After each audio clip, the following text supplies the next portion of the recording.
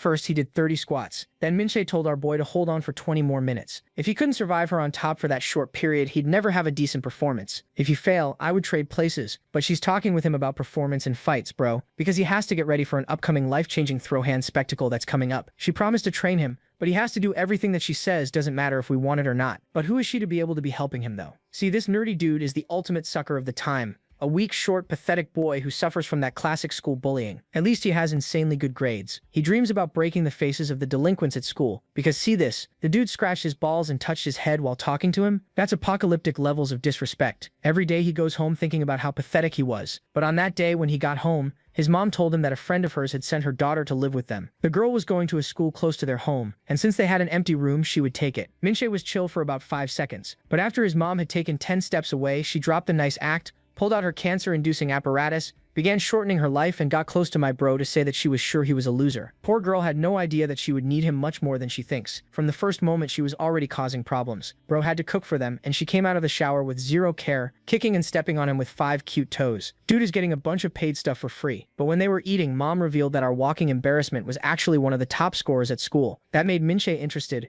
and she told him she wanted to talk about something. Later outside, she admitted that school grades weren't her biggest strength and asked if he could teach her. But my bro ain't no beta, so he just said no way and walked out. Minche started screaming about how she could help him with girls when suddenly some thugs surrounded her asking for her number and some company. She just replied, "I don't do animal care, pig." Our bro knew those guys wouldn't let that slide, so he instantly went to call the police. But suddenly he heard a loud thud. Minche had kneed one dude in the jaw, and in 2 seconds the night was perfect. Everyone was sleeping on the ground. Bro couldn't understand how that happened, but Minche explained that she was actually an MMA prodigy. That's how she got into his school. He was confused. Normally only guys tend to be that good at fighting. Where exactly did she come from? But she just walked away. He followed her, and they went to sleep. Still, he couldn't stop thinking about her movements.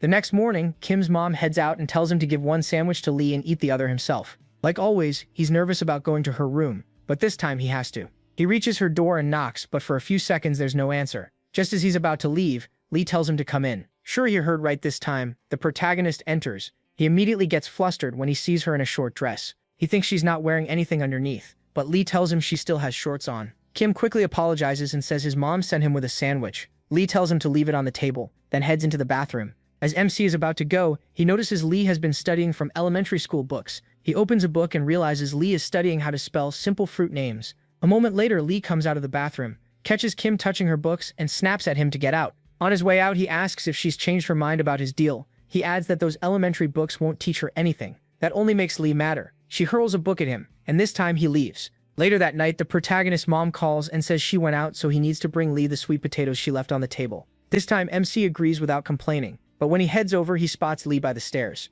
She accuses him of lurking around, and he quickly says his mom told him to bring her sweet potatoes. Lee tells him to wait. She wants to talk. Then she admits 3 academies turned her down after the placement tests. She did so badly that all 3 rejected her. Kim now understands she really is at an elementary level, and remembers warning her that her study method wouldn't get her anywhere. So Lee finally accepts his offer. She'll teach him to fight and he'll help her study. Then their first tutoring session begins. The protagonist starts with simple English words and names for basic things. Out of all of them, the only word Lee knows is cigarettes. That's when Kim realizes she knows almost no basic English, so he moves on to teaching her the 26 English letters. When study time ends, fight training begins. Lee tells MC the first step is figuring out what kind of person he's fighting before he throws a punch. He had no idea that mattered, so he's left confused. The two head to school, and Lee climbs up with the protagonist's help to peek over a wall and get a read on Joe Sangbom. Soon, Sangbom comes out with his friends and lights a cigarette. Meanwhile, Kim struggles to keep holding Lee up because she's too heavy for him. Then Lee learns Sangbom has a fight set for after school in a parking lot. She decides they should go watch and study how he fights. MC finally gives out, dropping Lee from his shoulders, and she smacks him in anger. Later, Kim asks why they need to watch Sangbom fight at all. Lee explains that it's the best way to learn his style. At the parking lot, a girl recognizes Lee as the new student. She also knows Lee used to be a bully at her old school and offers her a cigarette. Lee turns it down, saying she already smoked before coming. Behind her, he stands there looking suspicious with his hoodie pulled low over his face. He knows it'll be bad if anyone sees him there. Guys like him aren't supposed to hang around fight spots. Meanwhile, Sangbom faces a boy who's furious because Sangbom broke his friend's finger. Sangbom acts like that's a stupid reason to challenge him. The boy just asks for an apology. Instead, Sangbom grabs and squeezes his eyeball to show who's in control. Then he starts brutally beating him down. The others only watch, and some of the girls even seem into it. Lee studies every move carefully. By then, the other boy is completely wrecked and begs Sangbom to stop. But Sangbom still isn't finished. He smashes the guy's finger with a fire extinguisher, just like he did to the friends. That night, Kim sits there with his head down. He thinks there's no way he can ever beat Sangbom. Tired of his whining, Lee tells him to stop and says she can get him ready to fight Sangbom in 1 month. Of course, the protagonist's confidence is so low that he can't believe her. So Lee tells him to trust her. She asks if he wants to keep going or quit, and Kim starts thinking hard. He knows beating Sangbom alone is almost impossible, but he also knows he can't stay a victim forever, so he agrees. 1 month later, midterms begin. MC meets Lee and admits he's scared of running into Sangbom, but she tells him to leave it to her. Right before the test starts, Lee folds up a piece of paper and tosses it onto Sangbom's desk. At first he thinks she's helping him cheat, but when he opens it, he sees that Kim is challenging him to a fight. The teacher warns everyone not to cheat, and starts the exam. As Sangbom reads the note, he gets furious that someone he used to bully is daring to stand up to him. Then the story jumps back a month. Lee has him carrying her up the stairs. Completely drained, the protagonist asks how any of this is supposed to help him fight Sangbom. Lee gets annoyed and tells him to stop asking questions and just do what she says. She spots a good place and tells Kim to take her there. Once they arrive, he's so tired he drops to all fours. Then Lee admits she only used him as a chair because he forgot her slippers downstairs and didn't bring them up. MC gets really mad, but he can't do much about it. He points out that her butt is twitching, and Lee jumps off his back at once, calling him a creep and blaming him again for something he didn't mean. Soon after, they go to a nearby restaurant where Lee tells him to eat as much as he wants. Easy for her to say when she isn't the one paying. She tells him to gain 10 kilos so he'll have enough power to overpower Sangbom. Kim has no idea how he could do that so fast, and Lee gives the obvious answer: eat a lot. After lunch, the protagonist is carrying Lee again. This time he asks if she'll finally start teaching him real fighting moves, hoping she won't keep using him as a chair forever. Lee says they'll start once her delivery gets there. On the way home, she spots it and tells MC to carry it to the roof and change clothes, because real training is about to begin.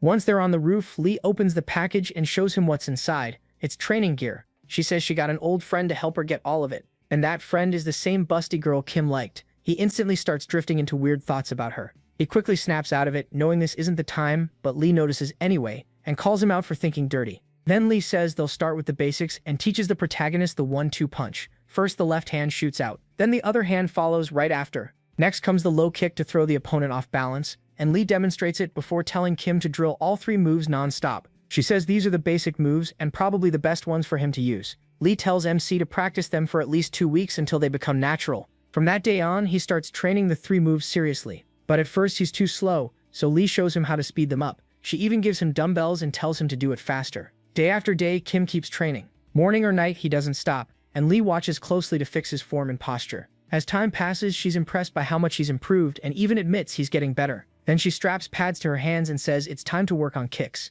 Just like that, 2 brutal weeks fly by. The protagonist finally gets the right form on the 1-2 punch and the low kick, and Lee is glad her effort wasn't wasted, even though she definitely thought about quitting at one point. Now that the attack moves are done, Lee moves on to teaching MC how to tackle. But the idiot thinks she means a football tackle. Lee explains that a tackle means taking his opponent down to gain control, and since Kim is still a beginner, striking alone won't be enough. Him or he'll just get crushed. That's why Lee says tackling could be his best weapon and tells him to try taking her down. The protagonist still doesn't get it, so Lee keeps it simple and tells him to just rush in and tackle her. Right away, MC figures that if he shoves with all his strength, he should be able to knock Lee over. But when he actually tries, all that confidence disappears. Lee doesn't move at all. She just looks at him, confused by whatever that was. Then she drives her knee right into his face. That, she tells him, is exactly what happens when he tackles like that. Next, Lee decides to show him the right way by tackling him herself. She reminds Kim that Jo Sang-bom is bigger and stronger, so a normal tackle would get him flattened. That's why she's teaching him a special one that might give him a real shot against Sang-bom. The next 2 weeks are the hardest training he has ever done.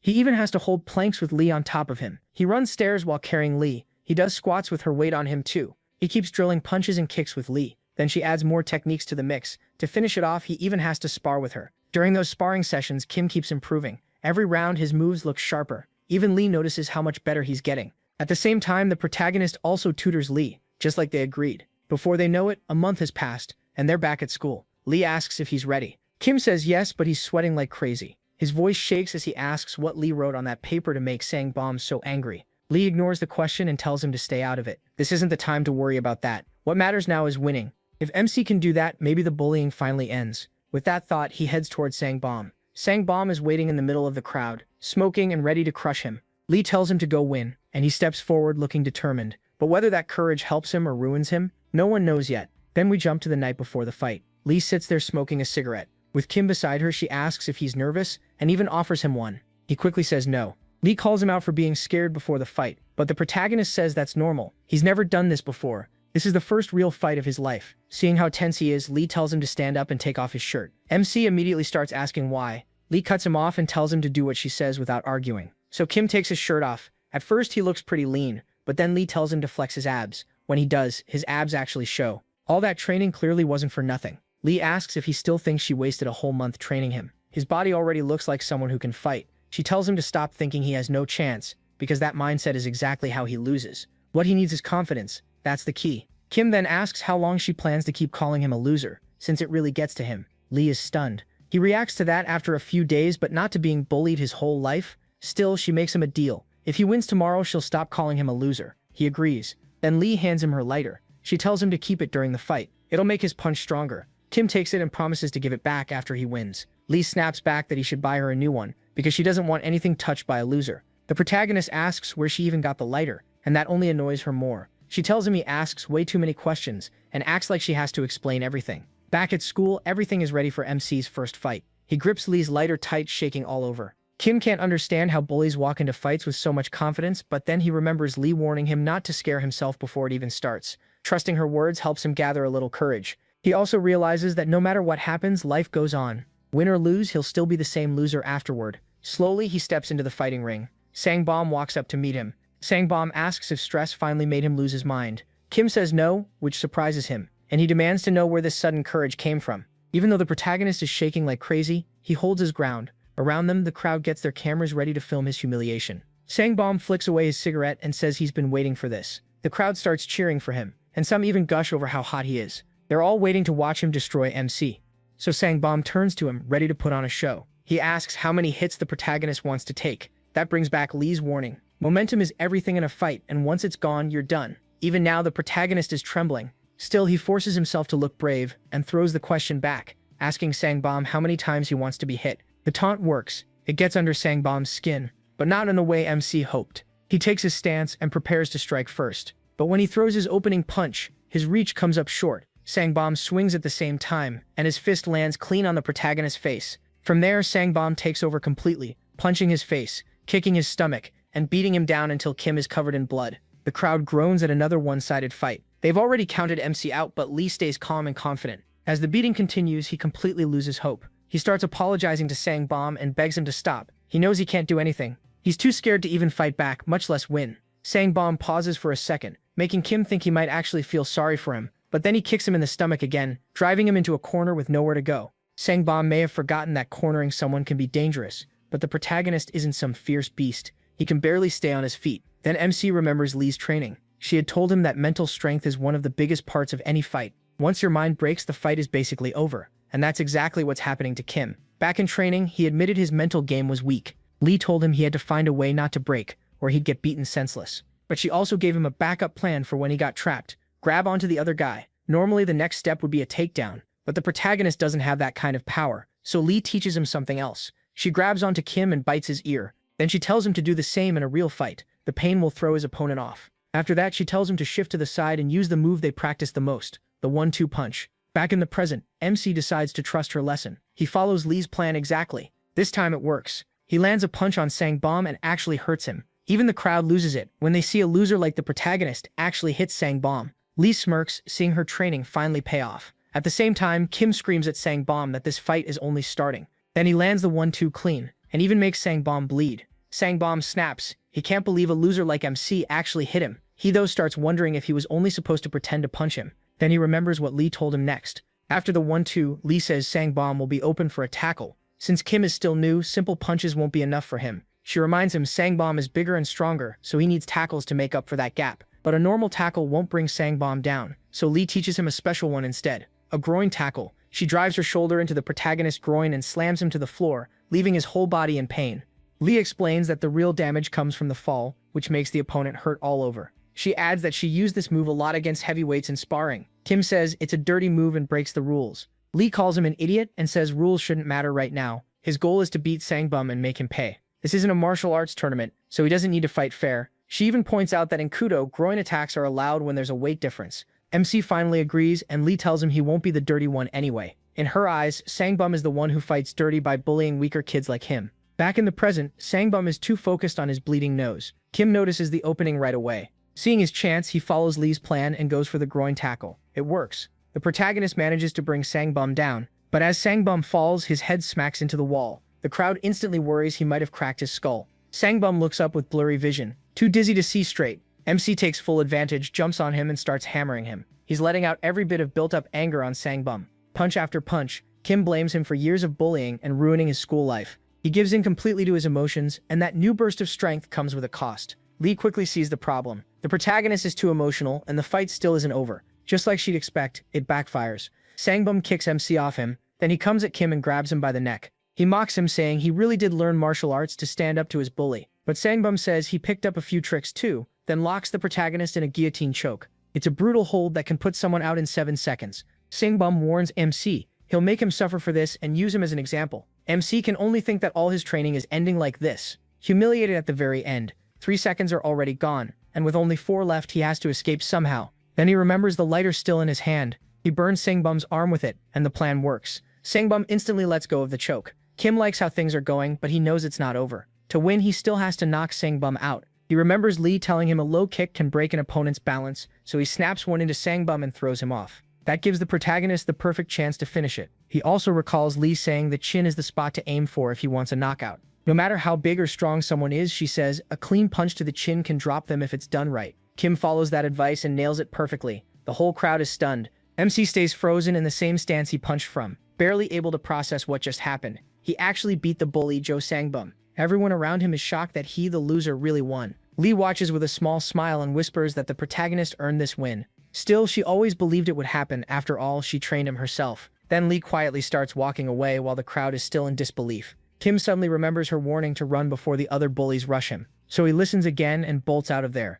One bully asks if they should chase MC, but another tells him not to, and says to wake Sangbum first. Meanwhile, MC runs home, thrilled by his win. He's over the moon. News that Kim beat Youngmin High School's strongest guy, Sangbum, spreads through the whole school fast. He starts thinking his bullying days are over, but he's way too hopeful. He has no idea this is only the start, and he hasn't thought about what comes with becoming famous overnight. Then the story shifts to a strong boy hearing that Joe Sangbum lost a fight to a loser named the protagonist. He figures if he beats MC, that means he basically beats Sangbum too. This is Hong Dae-bong, a 17-year-old from Busan, who weighs a huge 110 kilograms. Poor, he has no clue that another monster from Youngmin High is about to come after him. After that, Joe Sangbum takes a few days off and comes back 3 days later. The students think he's embarrassed, especially with how down he looks. He won't even look at Lee when he enters the classroom. Lee had expected him to come back looking for revenge right away. Instead, he sits down quietly, without talking to anyone. A foot taps Kim from behind, and he turns to see Lee. She tosses him a piece of paper and tells him to buy her some bread. Kim refuses, saying he's not her errand boy and she can't boss him around. But one look from Lee is enough. When she asks again, he gets up and leaves the room. On the way, the protagonist tells himself Lee deserves at least this much for helping him beat Sangbum. Then a thought hits him. He's still following someone's orders. But he quickly flips that idea around and decides this is his choice, so it's freedom. As he walks, a guy recognizes him as the one who beat Sangbum. A little farther on, someone else recognizes him too. Then even a group of girls notices him and starts taking pictures. All this attention makes Kim nervous. Now the whole school knows him, and people act like they're already close to him. He even passes Daebong in the hallway. Daebong tells him that win came easy. Soon the whole corridor knows MC as the guy who beat Sangbum, and Kim can't tell if this fame is good or dangerous. He heads to the cafeteria for Lee's bread, and after he comes out, his head starts spinning. Then a group of boys surrounds him. They introduce themselves as outsiders from other classes, in other words, losers like him. Their leader says he heard the protagonist was a loser who still managed to beat Sangbum, and that news made them proud. He says no loser in Youngmin High has ever stood up to the bullies before, so MC is the first. Then 2 older-looking guys walk straight into the middle of the group and tell them to move. The outsider's leader leans closer to Kim and tells him what he overheard in the bathroom. In a flashback, the outsider leader says he overheard Daebong in the bathroom. Daebong was telling his friends he'd go after him, the guy who beat Sangbum, to show the whole school he's still the one in control. After that warning, the outsider leader tells the protagonist to be careful and heads off. Kim is left standing there shaken. Now he knows he's in real trouble. Later, Lee is calmly eating dinner while sitting on MC's back as he does planks. He's clearly annoyed. Lee brushes it off, acting like she's only helping with his workout. Then he tells her a bully is planning to come after him. Lee barely reacts. That bothers Kim. She's supposed to be teaching him, but Lee says this was bound to happen. Once you beat one of the toughest guys in school, others will come test you. She adds that if he can't handle that, he should quit and go back to being bullied. The protagonist hates hearing it, but he knows she's right. Then Lee says she's leaving since exams are over, so there's no lesson today. Kim reminds her of their deal and says the study session is still on, which makes Lee glare at him. That night, they start studying, and MC asks to see Lee's exam scores. She tries not to show him, but he insists he needs to know how she did so he can help her. That's when the protagonist finds out Lee got her worst scores ever, even after copying his answers. When he points out how badly she failed, Lee blames him. She says getting her better grades is his job, just like she kept her side of the deal by helping him beat Sang Bum. Kim admits she helped him, but says he can't magically make her pass if she won't try. Lee takes that the wrong way, and snaps, asking if he's saying she doesn't study at all. MC says if passing means losing sleep, then she has to do that too. Lee immediately shoots back, asking if he wants her dead. Right then, his mom opens the door with sliced apples for them. Lee instantly jumps up and changes her whole attitude, sweetly saying the protagonist's mom didn't need to cut the apples herself. The protagonist can't believe how angelic Lee acts around his mom when she treats him like the exact opposite. MC's mom leaves after telling him to focus on studying. Once she's gone, he turns to Lee and asks if she even knows how to peel an apple. Lee simply says no. Then they get back to studying, and the night keeps going. It quickly becomes clear the protagonist has a huge job ahead of him if he wants to raise Lee's grades, because she struggles with even basic stuff and blames him every time she gets something wrong. By midnight, Kim calls the session over. Then Lee tells him to come with her for a minute. The two head back to the same alley as before. From the stairs, MC asks why she always drags him along when she goes there to smoke. Lee says she spotted a cop there last time, so now she brings him to keep watch. Kim then reminds her about their deal, not calling him a loser if he won the fight with Sang Bum. Lee flat out refuses to say anything like that. Still, after the protagonist keeps pushing, she finally agrees to call him by his real name. Then she congratulates him while getting his name wrong and calling him Jae Young instead of Jae Hyuk. MC gets annoyed that she still doesn't know his name. Lee of course responds by telling him to just change it. As usual, she acts like none of it is her fault, and they end the night irritated with each other. The next day, Kim walks into class thinking about how to help Lee improve her grades. Then he notices Daebong sitting in his seat and walks up to him, telling him to move. Daebong stands up and looms over him, making the size gap impossible to ignore. He taps the protagonist's head, mocks how awful he looks, and asks if beating the protagonist would count as beating Sang Bum too. MC has no clue what Daebong is talking about until Daebong finally makes it clear he wants a fight. He says there's no reason for them to fight, but Daebong answers with a hard punch straight to his face. He says reasons can be made up any time, calls the protagonist trash, slaps him around, then lifts him and slams him onto the floor. MC realizes he has no idea how to deal with someone built like Daebong. Daebong repeats that beating Kim means beating Sang Bum. Satisfied, he says easy wins are fun and walks away smiling. He stays on the floor wondering if that was the end of it, and even feels relieved at the thought. Lee sees everything and says nothing. But by the next day, it's obvious Daebong was just getting started. Now he's strutting through the hall, telling people to move while carrying Kim upside down by the neck. Daebong has decided the protagonist is his lackey for the day, and the whole school watches as he is paraded around like a joke. Everyone recognizes him as the guy who beat Sang Bum, and now they're watching him get humiliated. At this school, if you look strong, someone stronger will always come for you. Then Daebong pulls out a spider and says he caught it because it looked at him funny in the restroom. He shoves it toward MC's mouth and orders him to eat it. The MC panics and admits he's terrified of spiders, but Daebong just slaps him for resisting. After that, Daebong makes sure he understands exactly who he is. He boasts that he runs Busan, tells Kim to obey, and punches him again. Then he has one of his guys force the protagonist's mouth open and drops the spider inside, making the protagonist swallow it. While the bullies laugh, MC is crushed. No matter what he does to escape being bullied, it keeps happening. He even fought Sang Bum to get free of it. And now another bully is tormenting him, mocking him as Spider-Man after forcing him to swallow a real spider. In tears and completely broken, Kim asks Daebong why he's doing this. Daebong says it's simple, because it's fun. He also says he wants to keep Sang Bum in check, and messing with him is the best way to do that. On top of that, Daebong says the protagonist's reactions are funny, so he plans to keep bullying him until everyone gets the message. He tells MC that losers are meant to be treated like this, and says he should just accept it as his fate. Then Daebong orders him to come to his class the next day and keeps serving him before leaving with his crew. He is left there thinking about all the work he did to rise above his bullies, only to end up right back where he started. The bully changed, but nothing else did. That night, the protagonist tells Lee it's time to study, but he can barely focus after everything Daebong put him through. Lee tells him to wait because she's busy chatting with a friend. Kim starts wondering if this is just how his life will always be. He's sure there's no way he can do anything against someone as huge as Daebong. MC could face Sang Bum because Sang Bum wasn't that big, but Daebong is on another level, so he asks Lee if it's true he can't beat that pig. Lee immediately agrees. Someone his size shouldn't be able to beat someone built like Daebong, but she says he still can win. That instantly grabs Kim's attention, and he asks Lee how he can actually beat Daebong. Lee says this isn't something just anybody can do. To make it work, they'll need some gear, so she calls the same friend she was texting earlier. The moment the protagonist hears it's Lee's friend, his mind starts drifting again, especially since he knows she's into guys like him. But he quickly snaps out of it. This is no time for that. Her friend is named Sarah. When she answers, Lee asks if she can talk and finds out she's at a bar. Sarah is out drinking with a bunch of cute guys, and Lee says she wishes she were there too. Kim, meanwhile, can only think that Lee is supposed to be studying. Then they get to the point. Sarah asks why Lee called, and Lee says she needs more stuff for that loser MC. Lee adds that she'll text the list later. Then she suddenly hands him the phone so he can talk to Sarah, even though he's way too shy for this. Still, he forces himself to take the phone. Sarah tells him she hears about him from Lee all the time. She even sums him up as glasses, a nerdy face, and total loser vibes. That only makes Kim freeze up more. Then the protagonist hears Sarah say she's about to throw up, and one of her friends rushes to help. He hangs up right away. When Lee asks what they talked about, MC just says, not much. Later, the package Sarah sent finally arrives. The box is huge, and he has no clue what's inside. Lee tells him to open it. Once he does, he just stares, wondering if this is really supposed to help him beat Daebong. 3 weeks later, Kim stands in front of Daebong, ready to fight. Daebong puts a cigarette in his mouth. He mocks the protagonist for acting brave and asks if he's gone crazy. Then he notices what the protagonist brought and can't believe the protagonist thinks that will win. Inside that package was a giant pair of gloves. Now MC faces Daebong in the middle of a crowd wearing them. Everyone thinks it's a joke. To them, he looks stupid bringing gloves against someone as huge as Daebong. Daebong laughs too and asks if Kim thinks this is some kind of comedy show.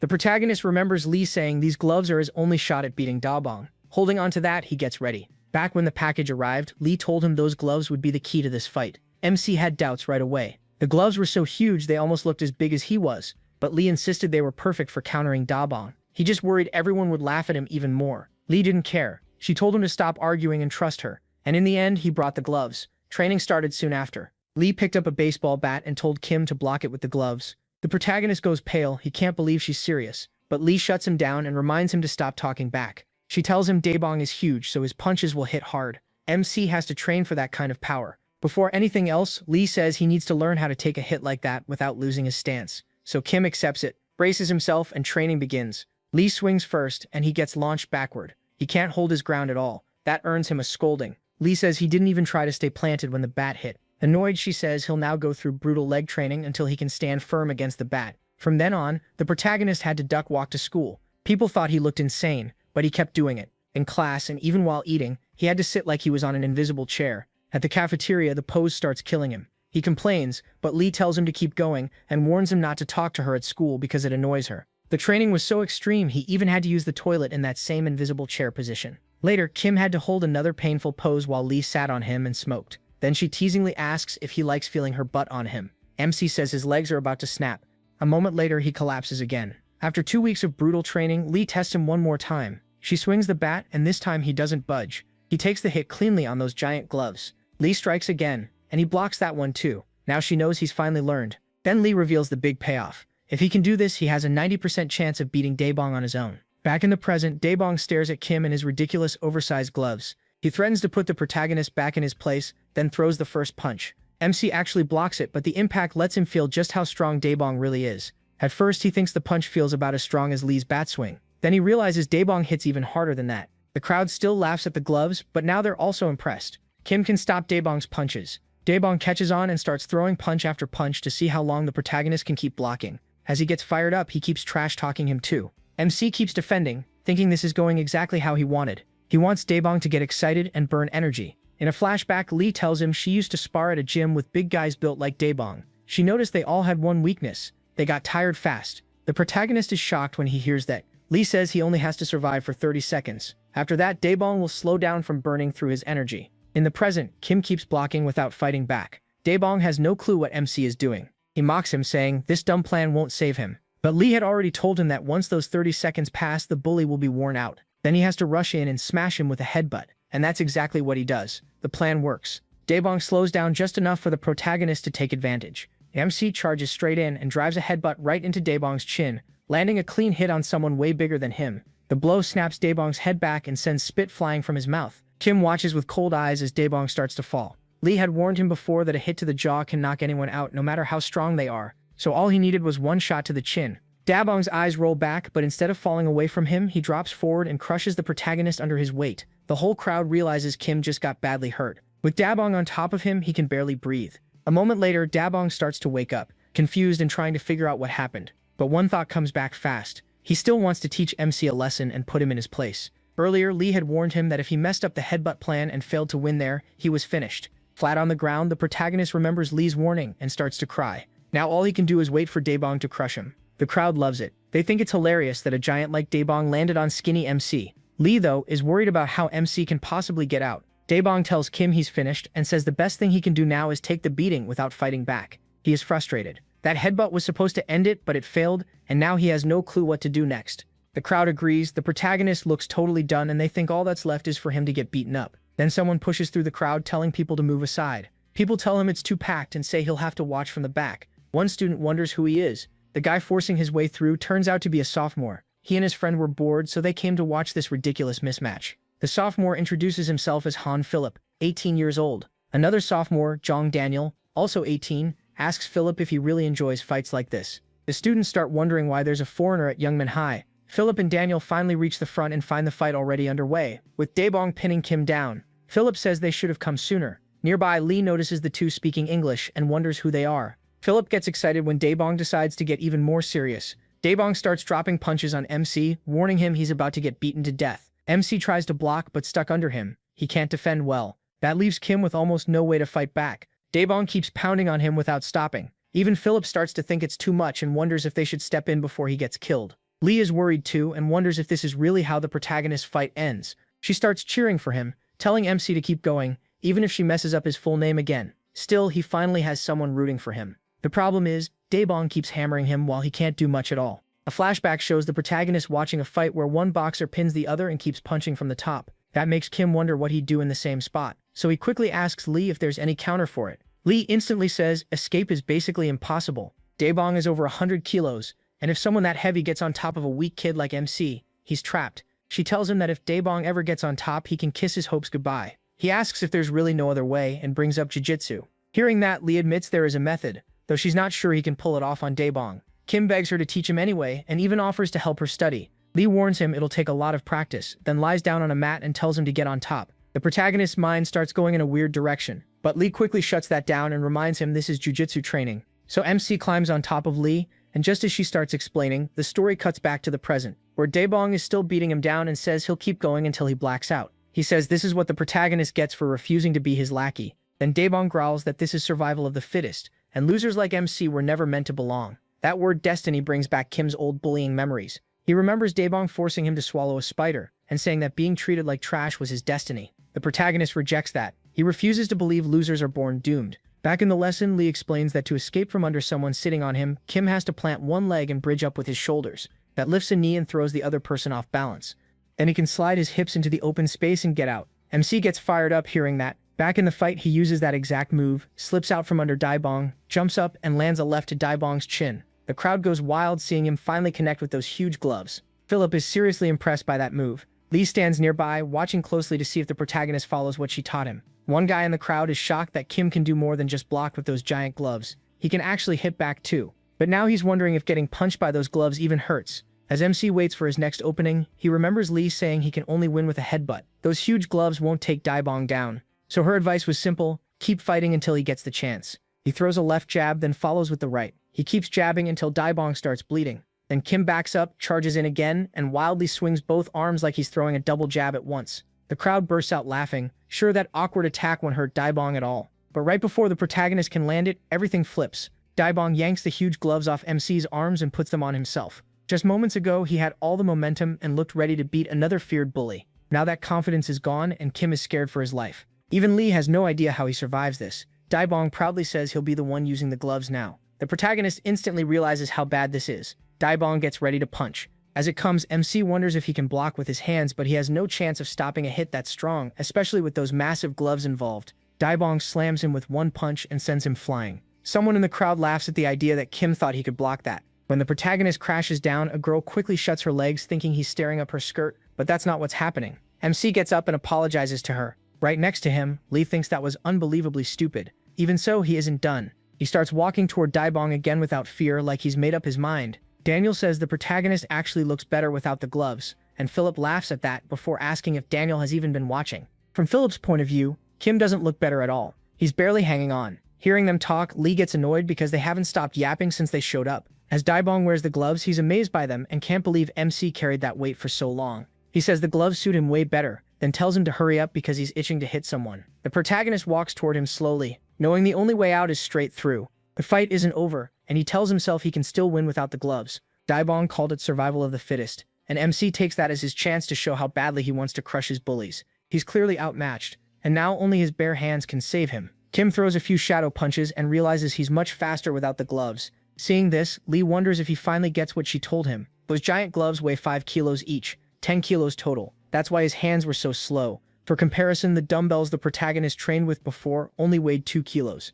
So this whole time MC was basically fighting with 10 extra kilos on him. If he could do that well under that kind of weight, he should be way better now. Now Lee is ready to see Kim's real fight with Daebong. Suddenly, he notices Daebong throwing another crushing punch at his head. He knows he can't block it, so his only choice is to dodge somehow. Right before it lands, the protagonist ducks under it with ease. The punch feels surprisingly slow to him. He takes advantage of that and fires back with a quick 1-2. It works. Daebong starts bleeding from the combo. Philip gets excited when he sees Kim has gotten faster. Still, even with that smart move, the hits don't really hurt Daebong. Daebong throws another punch, but MC slips past that one too. This time he lands a double hook cleanly, but it still does no real damage. Daebong barely reacts. To him, the protagonist's punches are like mosquito bites. Even Philip admits Kim may be faster now, but his attacks still aren't doing much. Daniel says the real problem is the weight difference. He explains that if MC wants to beat Daebong, he has to find a way around that gap. It turns out he and Lee already talked about this. Earlier, Lee asked what he'd do if the gloves became useless. She told him he might have to fight barehanded, and warned that Daebong's body is covered in fat. If the protagonist starts punching him normally, it'll just feel soft and useless. The fat will block most of the damage. So once the gloves stop helping, Kim has to fight smarter. Lee tells him to target places on Daebong with little or no fat. The spot she means is his knee. Back in the present, Daebong attacks again, but MC dodges and slams a low kick into his knee with a nasty crack. That sound alone makes it clear Kim is finally doing real damage. Philip quickly realizes he is targeting Daebong's joints now. Once Daebong notices the protagonist has added kicks, he gets even angrier and starts throwing punches wildly. He's trying to land anything now, more mad than smart. MC dodges the first swing easily. Then he notices Daebong is getting more tired with every attack and his punches keep slowing down. At this pace, he feels like he can avoid anything Daebong throws. So he uses that opening to wear him down more, landing a double jab and another kick to the knee. Daebong keeps doing the same thing. Wild, random punches. Kim avoids them all and keeps fighting smart. Thanks to Lee, the protagonist understands he can't beat Daebong with size or strength. So he sticks to the plan, dodging every punch and kicking Daebong's knees again and again. After a while, Daebong's left knee is badly bruised. Someone in the crowd wonders if Daebong's knee has popped out yet. Daebong, now exhausted, has no idea how to stop MC. He's tried everything, but MC keeps getting back up and fighting even better. He's burned so much energy that now he can barely move toward him. On top of that, he's limping from all the kicks. At first, Daebong saw the protagonist as just another loser. Now he's getting a taste of his own medicine. Then MC remembers Lee saying Daebong would flinch even from a fake kick. After taking so many shots to the knees, he's become scared of them. Lee had already turned that into a plan to weaken him even more. She told him to feint low, then hit a thinner spot, his solar plexus. In the present, Kim follows that advice and drives a punch straight into Daebong's solar plexus with perfect aim. The hit echoes through the area, and Daebong lets out a painful scream. The damage is so bad that he doubles over trying to bear it. The protagonist immediately comes up with the next step, the jaw, the spot that can knock someone out if hit right. He remembers how Lee once dropped the fat guy with a strike to the chin and decides to use that same idea here. Without wasting time, Kim rushes in and drives a knee into Daebong's chin. The blow is brutal and knocks Daebong out cold. Lee was right. A perfect hit to the chin can end it instantly. As Daebong drops face first, MC can only wonder if he really won. It feels so unreal, like a loser somehow getting a perfect score. The crowd starts asking the same thing, and one student blurts out that he really knocked Daebong out. The others are impressed by how far the protagonist has come, but Lee isn't. As far as she's concerned, he almost lost again. And she's right. Just like before, Kim was on the verge of losing until the very end. In her eyes, he still has a long way to go. Meanwhile, Philip laughs at the sight of MC winning. To him, it's absurd that a skinny loser beats someone built like a bulldozer. He pats Daniel on the back and asks if he thought it was funny too, adding that skipping class was worth it for a fight this entertaining. Daniel doesn't answer. He starts walking off and calls Philip too carefree. When Philip asks where he's going, Daniel says he's heading to the meeting. Even after the fight, things stay chaotic. A student named Kwa Console calls Daebong pathetic and says Kim only won by luck. He meanwhile remembers the one thing he should do after a fight, run. So he does, knowing the other bullies will jump him if he stays. Nearby, the loser group watches from behind a wall and celebrates the protagonist's win. They're clearly cheering for him every time he faces a bully. They even call him the Knight of the Loser Kingdom and say watching him fight feels like an anime, until one of them tells the others to shut up before the bullies hear. Elsewhere, a freshman girl from Yangmin High watches in shock that a bullied kid just beat a bully one-on-one. Meanwhile, a bunch of students are gathered in the gym storage room, smoking and messing around. One asks if another sold his stuff yet, but hears he backed off because the cops have been too active lately. Nearby, someone offers whiskey, and the other guy accepts right away. This group is actually Yang Min-hai's bully union, Invincible. After that, they start wondering where their president is since he still hasn't shown up. Then the door suddenly opens. Someone walks in and reveals himself. It's Philip, and he's the president of the union. The second in command is Daniel. Philip says he got delayed on the way because he stopped to watch something fun. The fight between Kim and Daebong. One bully says he heard a freshman was getting famous for fighting. He means Daebong, but Philip cuts in and says Daebong got wrecked. Then we learn Philip went there to scout someone for their union. One of the guys asks who actually won the match. Philip says the winner was this funny-looking kid, but he still can't tell how strong MC really is. The bully suggests they should try recruiting new members for the union. Philip stops him and says not yet. For now, they should just watch Kim and see if he grows into someone worth bringing in. A few days later, he is tutoring Lee while she works through problems. The protagonist looks uneasy. He calls out to Lee and says he needs her advice about something. She asks what it is, and says it's been 3 days since the fight with Daebong. Someone filmed it and posted it online. Since then, everybody knows who he is, and that he's been standing up to bullies. It's not just Youngmin students either. Even people from outside the school are showing up just to see him.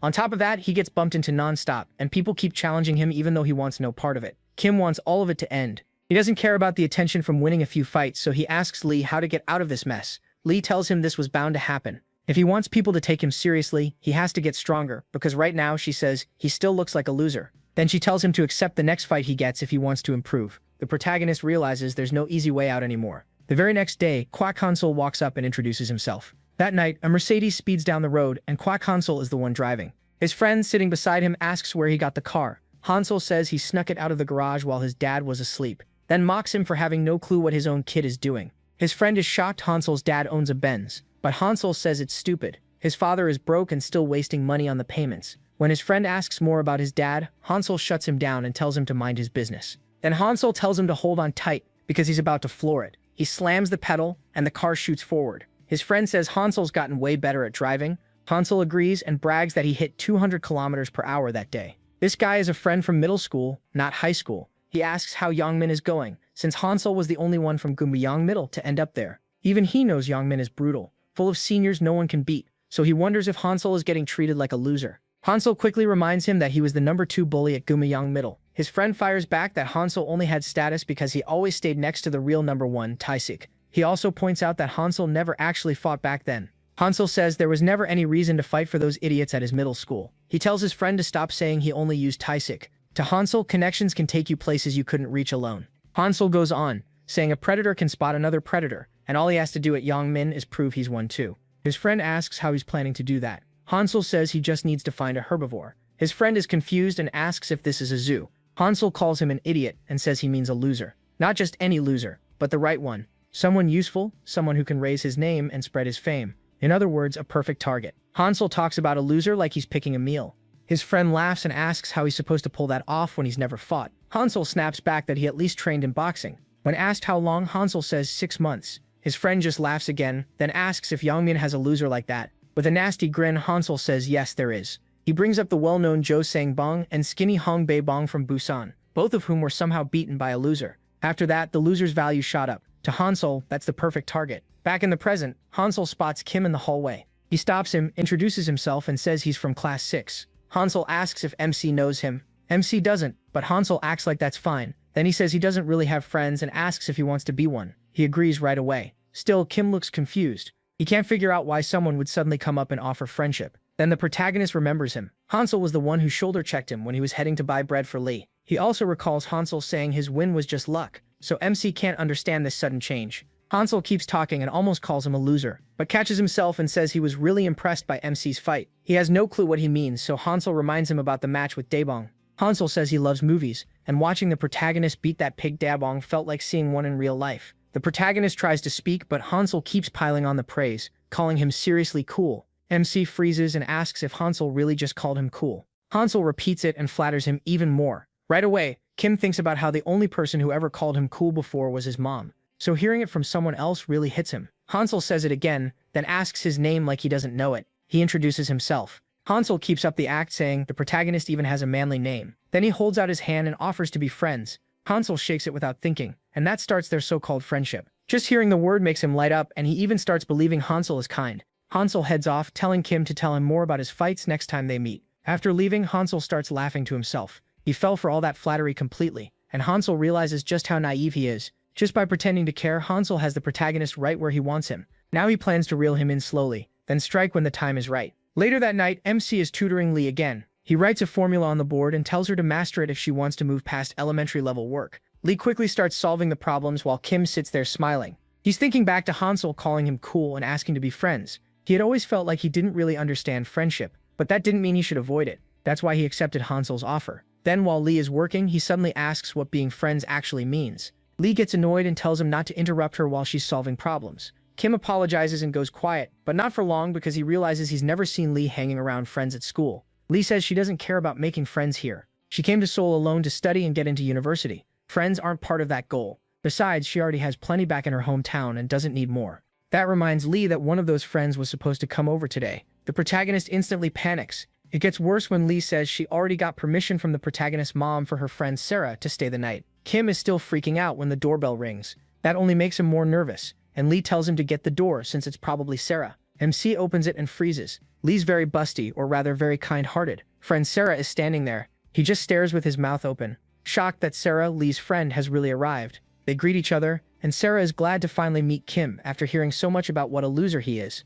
One look is enough for Sarah to see why Lee talks about him so much. She taps his head, walks inside, and calls him a loser to his face. He is instantly annoyed. It's their first meeting, and that's her opening line. Her voice is so loud it makes his ears hurt too. Then Lee calls out from behind, "Happy Sarah is finally here." Sarah yells back, calls Lee stir-fry, and pulls her into a hug. When they separate, Sarah stares at Lee's chest and asks if her breasts got bigger. She even asks if Lee has a boyfriend now. Lee has no idea what that has to do with anything. Sarah claims girls' breasts grow when they're in love, but Lee says that's nonsense. Behind them, the protagonist can only stand there in shock. He looks ready to cover his ears at any second. Then Lee suggests ordering boneless chicken feet, and Sarah lights up the second she hears there's food. Kim can't believe Sarah has been here less than half a minute, and the house is already a mess. Once they settle down, Lee points at MC and introduces him as the loser she always talks about. Sarah says she already took care of that. Then Lee tells Sarah that he loves girls with huge breasts and always blushes when the topic comes up. He knows she's making it up, but his face turns red anyway.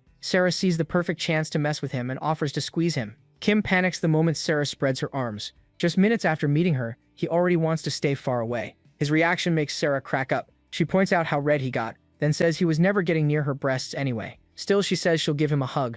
A second later, Sarah rushes him, slams him down, and locks him in a triangle choke with a grin. She's clearly having fun. The protagonist definitely isn't. He's desperately trying to escape. Sarah asks if he can break out. Shaking, MC admits he hasn't learned a counter for that move yet. That's when he remembers. Sarah does martial arts too. Soon he can barely breathe, and even when he says so, she keeps playing around. Before long, Kim blacks out. Later, Lee wakes him by nudging him with her foot while he lies on the floor. As soon as he comes to, he asks why he's on the ground. Lee simply tells him he passed out. Then she tells him to order boneless chicken feet with his card. The protagonist refuses right away, but Lee promises she'll pay him back when she gets her allowance. Later, the food arrives, and the three eat together. While they're eating, MC asks when his mom is coming back. Lee tells him she went to a 2-night, 3-day workshop.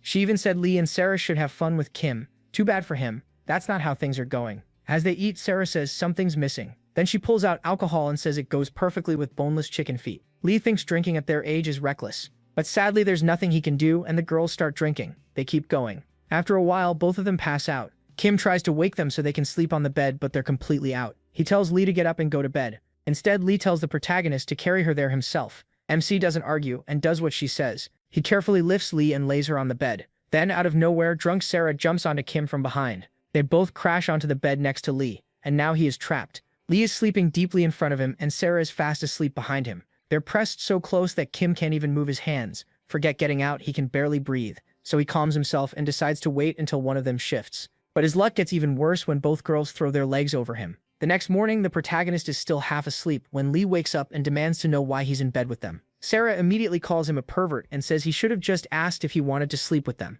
This time, MC defends himself and says she was the one who trapped him there. A little later, the three eat ramen for breakfast, and Sarah says it tastes great. Then she remembers he has been training too and asks him to do a friendly spar. Kim thinks that sounds good. Besides Lee, he hasn't really sparred with anyone else, so he might learn something new. He agrees. Before long, the spar starts. The protagonist gets into position, but Sarah leaves herself open. He's confused why she isn't guarding at all. Then Sarah puts on a cute, innocent face and asks if he's really going to hit her. Kim loses focus for a second, and Sarah nails him in the face. She tells him to stay sharp, this is still a spar. Laughing, Sarah tells MC to keep his guard up at all times. Still on the floor, he thinks it's unfair. She distracted him with something totally unrelated. Sarah doesn't care during a spar, losing focus is his fault. Even Lee gets annoyed and says he should take it seriously. The protagonist thinks Sarah is the one fooling around, but she cuts that off and tells him to come at her. This time, Sarah holds her arms out in front of her, a real defensive stance. Kim charges in anyway and throws a jab, but she blocks it easily. MC tries again, and once more Sarah stops the jab with that extended arm.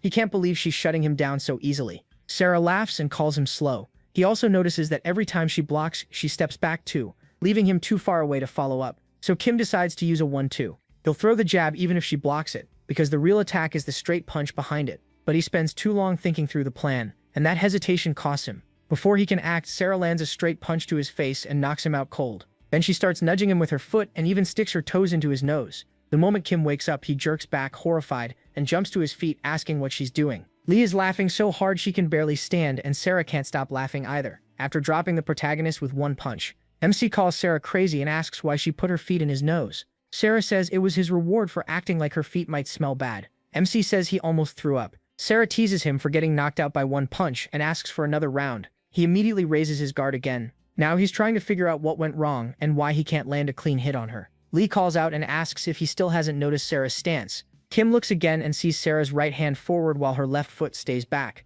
Lee explains that fighters usually keep their dominant side in the rear, which means Sarah is left-handed. Lee also reminds the protagonist that Sarah keeps controlling the distance. Lee explains that against another right-handed fighter, the lead feet line up opposite ways, so both boxers can step in easier, and the punching range feels shorter. But against a left-hander, both lead feet point the same way. That makes it harder to step inside, so the distance feels longer. Then Lee tells Kim he needs to fight for the lead foot position if he wants to close that gap. MC still looks lost, so Lee puts it simply. Left-handed fighters use that extra space to control right-handers. That's why Sarah's lead hand kept shutting him down while she moved back and made him feel farther away. So the protagonist got annoyed, rushed in, and got tagged first. Lee adds that left-handers are also famous for countering. They often wait for one clean opening and try to end things with a big shot. She also says sparring with Sarah will help Kim a lot, since left-handers are rare. MC gets that right away. He's only trained with Lee, who fights right-handed, so this feels much trickier. The spar starts again. He blocks Sarah's punch, but her strong hand still lands, and he blurts out why she hit him so suddenly. But that's a dumb question. In a spar, of course, punches come out of nowhere. Sarah tells him to do better next time. The protagonist quietly hopes there won't be a next time. The next day, Hansel spots the protagonist in the hall and throws a basketball at him from behind. MC turns around and Hansel quickly apologizes. He claims he thought he was another kid from his class. Recognizing Hansel, the protagonist just smiles and says it's fine. Hansel thinks MC is way too easy to fool, but he keeps pretending to be friendly. Then he offers him a candy bar, saying he still feels bad. Kim hesitates, but Hansel talks him into taking it. Next, Hansel asks if he likes PC games, and invites him to a PC cafe after school, saying he'll pay. Then they split up. As Hansel walks off, he notices 3 bullies talking nearby. He heads over, wanting to keep up his fake image. Once he reaches them, Hansel introduces himself and says he's from the class next door. Then he asks if they're done eating because he's got something good for them to smoke. The 3 agree right away and follow him toward the recycling area. Walking behind them, Hansel smirks, proud of how smoothly he worked them. One of the bullies asks if he knows the guy who beat up Daebong. Hansel realizes they mean Kim, so he asks if they're interested in the protagonist, and they fire back asking if he knows him. Keeping the act going, Hansel says they're not really friends, and C is more like his errand boy. He adds that he felt sorry for him, so he even taught him how to fight. But now that Kim's gotten a little attention, Hansel says he started acting full of himself, so he's going to put him back in his place. Hansel repeats that the protagonist isn't really his friend, just his errand boy. He says he only helped the protagonist because he felt bad for him. But according to Hansel, MC got cocky after getting a little popular, so now he plans to humble him. Later, the bell rings and lunchtime starts. Hansel sits with the 3 bullies, and one quietly asks another if he hooked up with his girl. The bully says yes. Then they notice him eating alone. One of them asks Hansel if he is really his errand boy, since people now know him as a good fighter. Hansel doesn't like being doubted, so to prove it, he tells them to watch and walks straight over to the protagonist. Hansel flips MC's whole lunch tray onto him, then instantly acts like it was another accident, and once again, MC forgives him right away. He says mistakes happen, and Hansel even offers to wash his clothes while apologizing. To push the act further, Hansel says he'll also treat him to a PC cafe trip. The 3 bullies watch in shock, amazed he could dump a whole tray on Kim like that. When Hansel returns, he asks if they saw how the protagonist couldn't even say anything after getting humiliated. Around them, other students start wondering if MC somehow spilled his own food. Lee sees all of this and still doesn't step in. Later, Kim is down to his undershirt trying to clean himself up after the basketball hit, and the food mess ruined his clothes. He remembers how Hansel acted nice and praised him earlier, so he lets it slide, thinking friends can make mistakes. After a while, they head to the PC cafe. Hansel tells the protagonist to sit down and says he'll cover the seat fee. MC says he can pay for himself, but Hansel insists, again blaming his earlier mistake. Then he says he's going to the bathroom and tells MC to start first. Once Hansel leaves, he gets excited. He thinks he's about to game with a new friend. Then Lee and Sarah suddenly show up. They're just as surprised to see the protagonist there, and by chance they all ended up at the same PC cafe. MC remembers Lee texted him to delay their study session, and now he gets why. He's a little annoyed that Lee ditched studying to come here, though it also gave him the chance to come too. With only a few seats left, Lee takes the spot at the end of the row. Kim asks Sarah if her break still isn't over, and she says she extended it by calling her homeroom teacher. That shocks him. He didn't know you could just do that. Sarah adds that she's staying with a friend. Their talk gets cut off when Lee tells the protagonist to act like they don't know each other because lots of students from Yongmin High are there. She clearly doesn't want to be linked to him. MC thinks she's taking it too far. He remembers she still calls him a loser when she should have dropped that a long time ago. Soon Hansel returns and notices he still hasn't logged in. They start playing with Hansel telling Kim where to go and what to do, but they lose the first match. Hansel gets mad fast and blames the protagonist for not pulling his weight. He doesn't stop there. He slams the table hard enough to make a scene. MC thinks the loss is his fault and apologizes, but Hansel keeps raging. Then another customer tells him to keep it down. Hansel mutters to him that the guy should stay home if he wants silence, but he says they should just calm down and not bother anyone. As Hansel turns back, he notices Lee and Sarah nearby. At first glance, he thinks both girls are really hot. He says the short-haired one, Lee, is his type. He's so worked up by her looks that he says his blood is boiling. Kim doesn't know what to do. If this gets worse, he may have to step in and expose that he knows Lee. But if he stays quiet, she'll never know how disgusting Hansel is being. Meanwhile, Hansel keeps staring at Lee and even grabs his crotch like a total creep. A moment later, Lee gets up and heads for the bathroom. Seeing that, Hansel decides this is his chance to peek under her skirt. He quickly pulls out his phone and opens the camera, positioning it so it'll catch a shot when Lee walks past. But right before he can take the picture, Kim grabs his hand. Hansel is stunned, wondering what the protagonist is doing. The protagonist glares at him, squeezes his arm tighter, and warns him not to do it. Hansel asks if he knows that girl, and MC answers in a cold voice. She's his friend. Angry now, he tightens his grip on Hansel's arm and tells him to stop. Hansel stares at him and asks what his problem is. Does he know that girl? Kim answers that Lee is his friend. Then the protagonist squeezes even harder, warning Hansel to quit it or he'll call the police. Hansel smacks MC's hand away and pulls free. As he leaves, he snaps that the MC is really getting on his nerves and promises they'll deal with this again. He barely had time to recover from his fight with Daebong, and now Hansel is after him too. The next day, Hansel suddenly barges into the cafeteria where he is sitting. He walks straight over and tells the protagonist to go buy him some bread. Two girls came with him just to watch MC get embarrassed. Confused, MC asks what Hansel is talking about. He can't figure out why Hansel is suddenly ordering him to buy bread. One girl asks Hansel if he's lost it since he was supposed to buy the bread himself. The other asks what his deal is, but Hansel shuts them both down and says he just wants the bread. Then he turns back to him and brings up the sweet and sour candies from before, saying payback goes both ways. Really, Hansel just wants to push Kim around. The protagonist remembers what Hansel said about Lee at the PC cafe. Still angry over that, he refuses to do it. He tells Hansel he's not his errand boy. That catches Hansel off guard. Even the girls start mocking him, saying he's all talk if MC can reject him like that. Hansel instantly loses his temper. He kicks Kim hard in the chest, knocking him off the chair. Then he crouches down and tells him to just do him this one favor, acting like that's what friends do, when really, he's just trying to prove he's in control. The noise draws Lee's attention. She notices the crowd, then spots him on the floor after Hansel's kick. Hansel keeps talking, saying he's only asking because he's busy. Kim says nothing. He just glares at him with his jaw clenched. Hansel waits for an answer, but when the protagonist still stays silent, he takes it as disrespect. He asks if the protagonist is deaf, and even insults the way he was raised. The protagonist gets even angrier, but he still doesn't hit back. Then Hansel pulls out his slapper and smacks MC with it. He warns him to listen next time, because this is the last time he's going easy on him. Hansel even tells him to ask the students from Gummyang Middle what kind of person he is. He goes on bragging that he's gotten soft lately, and if this were the old him, the protagonist would already be dead. After hyping himself up forever, Hansel ends up impressed by his own trash talk. Then he tells Kim to come at him if he's got a problem, and openly challenges him to fight, acting tough for picking on someone way smaller. MC starts shaking after hearing the challenge. His mind flashes back to the PC cafe, to the gross things Hansel said about Lee. Hansel had talked like Lee would obviously say yes if he asked her out. Back in the present, Kim steps closer, grits his teeth, and accepts the fight. Even Hansel is shocked by how firm he sounds. Later, the three bullies from before ask Hansel if he's really fighting, and whether he's sure he'll win. Hansel laughs and says it won't even be close, he's going to destroy him. The others get excited hearing that, but deep down, Hansel isn't that sure. The protagonist's fearless answer caught him completely off guard, and now he's wondering if the protagonist really means it. Even so, Hansel decides he has to beat MC no matter what and put him back in his place. When one of the bullies asks what he'll use in the fight, Hansel says he's been training in boxing for 6 months, and that's what he'll bring against him. Still, he keeps thinking about the protagonist's eyes earlier. He didn't like that look at all, and he starts wondering if the protagonist has some kind of plan or backup. Hansel tells himself Kim only won his last 2 fights by luck, but he's still scared of losing to someone he looks down on.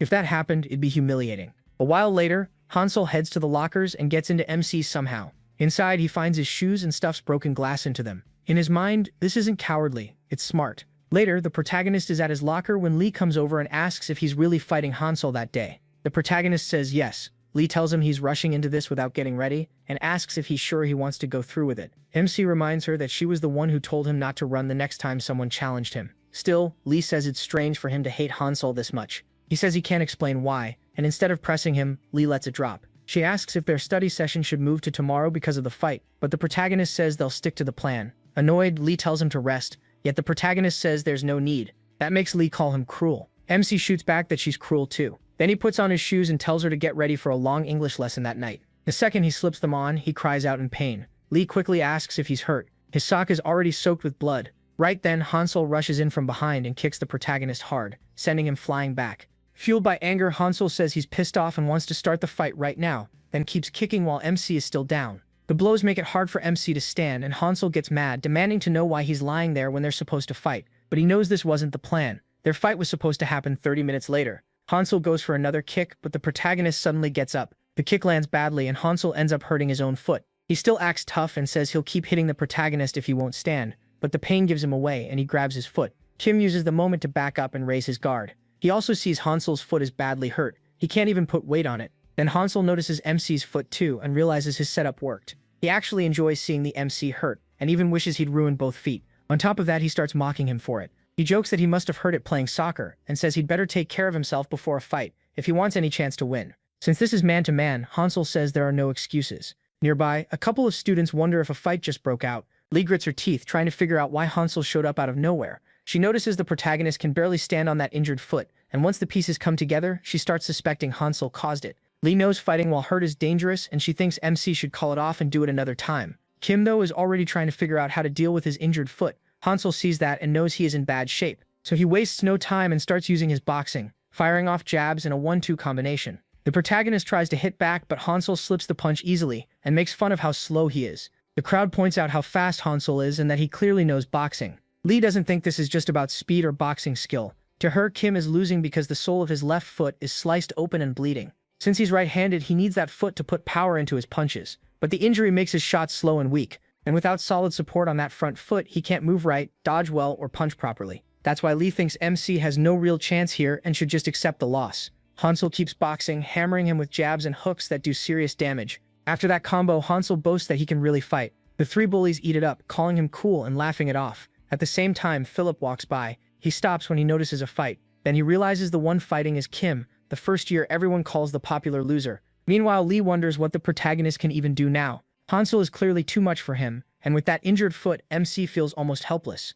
For a second, he thinks about giving up, then remembers Hansel insulting Lee, and that kills the idea right away. Still, the beating continues, and Hansel drives a straight punch into his solar plexus. The hit lands hard, and Hansel makes it clear he's talking about himself. He says Jo Sangbum and Daebong were nothing compared to him. Then Hansel hits the protagonist again and knocks him out. Even that isn't enough. He grabs the protagonist by the hair, drags him along, and tells him to open his eyes.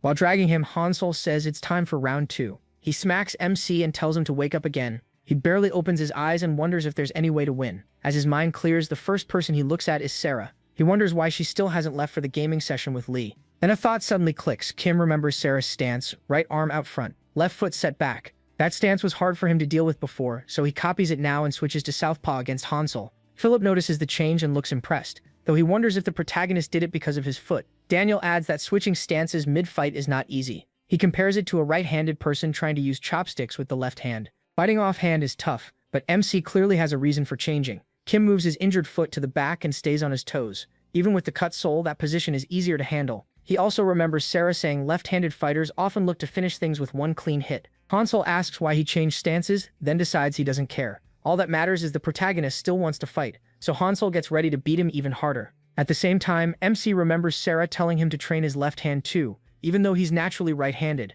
She warned that one day he might need to switch stances if a leg got hurt, and that wasn't something he could learn in a couple tries. He had to train like crazy and got beaten up by Sarah plenty of times while learning. After that, they sparred over and over. Now Kim knows what to do. Back in the fight, he starts reaching for Hansel's lead hand with his right arm, and Hansel gets confused by it. Earlier, Sarah had told him that grabbing at an opponent's hand would annoy them, but the real opening comes once they lose their cool. That's exactly what happens. Hansel says grabbing one hand is pointless because his other hand is free, then throws a punch, but the protagonist fires back even faster. With a left-handed counter, MC lands a brutal shot on Hansel. Sarah had taught him to answer that kind of reaction with a quicker punch, and that's what he does. A sharp straight left that connects cleanly with Hansel. After the fight, Sarah says she's heading out and that hanging out with Lee and him was fun. She also praises him, clearly noticing he used the same tricks she taught him. The protagonist gives her all the credit for teaching him so well. Lee then brings up the thing Sarah promised to do if MC won and asks when she plans to do it. Sarah admits she did say that, while he is left totally confused about what they mean. Then the story cuts back to the fight, where the protagonist lands another punch, this time with his right hand. Lee is watching when Sarah suddenly speaks up beside her, saying Kim's left hand looks really good. Startled, Lee asks why she's there, and Sarah reminds her they were supposed to go to the PC cafe. But Sarah got pulled in by the fight, and she's impressed by how much MC improved after only a week of left-hand practice. Lee quickly points out that Sarah trained him insanely hard and now it's paying off. Then Sarah cheers him on and says she'll give him a chance if he wins. But the protagonist is too busy fighting Hansel to hear any of that. Meanwhile, Hansel can't believe the protagonist's sudden burst of energy and briefly feels like he might be in trouble. He quickly backs away to make space, knowing Kim can't chase well with that injured foot. Even after getting out of range, Hansel knows his image is already taking a hit. If not for his pride, he could have finished this earlier. But now MC has tagged him more than once, and there's no undoing that. So the only thing left is to beat him badly enough to save some face. Desperate, Hansel looks around for something to use. Then he spots a bicycle. He grabs it and slams it into the protagonist. Everyone is shocked that Hansel would go that far just to win. Kim tries to block the bike, but he's too worn down to stop it. Hansel says street fights have no rules, showing he'll do anything to win. The blow is so hard it even bends one of the tires. Right after that, he rushes in with another flurry of punches, using his boxing to press the advantage. Even so, MC keeps staring him down while blocking every shot. Then we get a flashback where Sarah explains the weakness of left-handed fighters. She says they struggle most when trapped against a wall, because they need room to move back and punch. Getting pinned leaves them open to non-stop hits. Kim asks if there's any way out of that situation, and Sarah says there is. Since that style depends on counters, she explains the only answer there is to counter at the right time. First, he has to keep his guard up and block until the opening comes. She also tells him to fake being hurt so the other guy gets excited, throws bigger punches, and leaves wider gaps. Back in the present, the protagonist does exactly that, and pretends he's breaking down. Hansel falls for it and starts swinging bigger, leaving more space between attacks. Kim follows Sarah's lesson to the end. He plants his back foot on the wall, pushes off it, spots an opening, and fires a brutal straight counter. The punch smashes into Hansel's face and drops him to the ground. Sarah had also told MC that if the counter still didn't finish the job, he needed to get on top and start pounding his opponent. Back in the fight, he uses that same plan perfectly. He ends up on top of Hansel and starts pounding him. Hansel can't even figure out how he got on the floor. He barely remembers the protagonist dropping him with that counter. Kim goes wild, yelling at Hansel to answer his question while the punches keep coming. All you hear now is one hard hit after another, landing on Hansel's face. MC is fully committed now. He's furious over what Hansel said about Lee. As the beating goes on, Hansel glances at the three bullies through blurry eyes and begs them to help him. But one of them shuts him down, saying he's not Hansel's servant and this is a one-on-one fight. At that point, Hansel knows it's over. He realizes he lost, and Kim keeps hammering him with punch after punch. With no other move left, Hansel takes the coward's route. He starts apologizing and begs him to stop hitting him. But while he says all that, Hansel secretly grabs a sharp shard and tries to stab the protagonist with it. The protagonist notices the trick just in time. Before the attack can land, MC catches his arm. Fed up with Hansel's dirty moves, he unloads even harder punches, each one nastier than the last.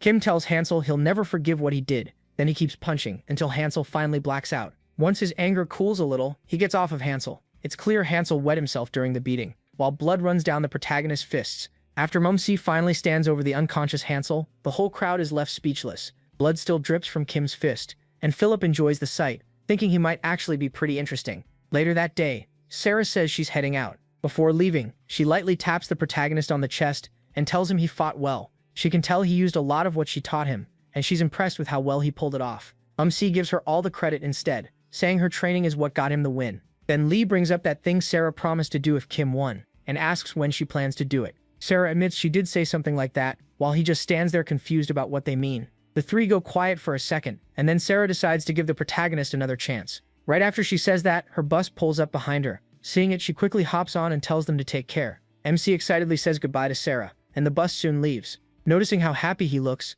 Lee teases him a little. Kim quickly says he was not thinking anything weird about Sarah. Meanwhile, Lee tells Sarah she had a lot of fun with her and asks her to come back again sometime. At the same time, he thinks about how Sarah's training helped him beat that crazy bully Hansel. He knows he never would have won without her, because anger alone only gets you so far. With that in mind, the protagonist says goodbye to Lee's kind-hearted friend. Sarah sends them off with a flying kiss, and then Lee and MC get on a bus to head home. They sit close to each other when Lee breaks the silence and asks why he got so worked up during the fight. Kim stutters, asking if she really means him, because he can't admit it was because of her. Lee repeats that he really lost control against Hansel. She's talking about the moment he snapped and started beating Hansel without holding back, staying on top of him while blood dripped from his fists. It shocked Lee, since she had never seen the protagonist act like that before. Avoiding her eyes, MC says he got angry because Hansel messed with his friend, but Lee points out that MC doesn't really have any friends. In a shaky voice, Kim says he does, or at least there's someone he wants to be friends with. He's too shy to just ask Lee directly, and he already thinks he knows the answer. Lee stays confused but tells him not to get that worked up again or he might go too far. He agrees, but deep down he feels no one could blame him after what Hansel said about Lee, his maybe friend.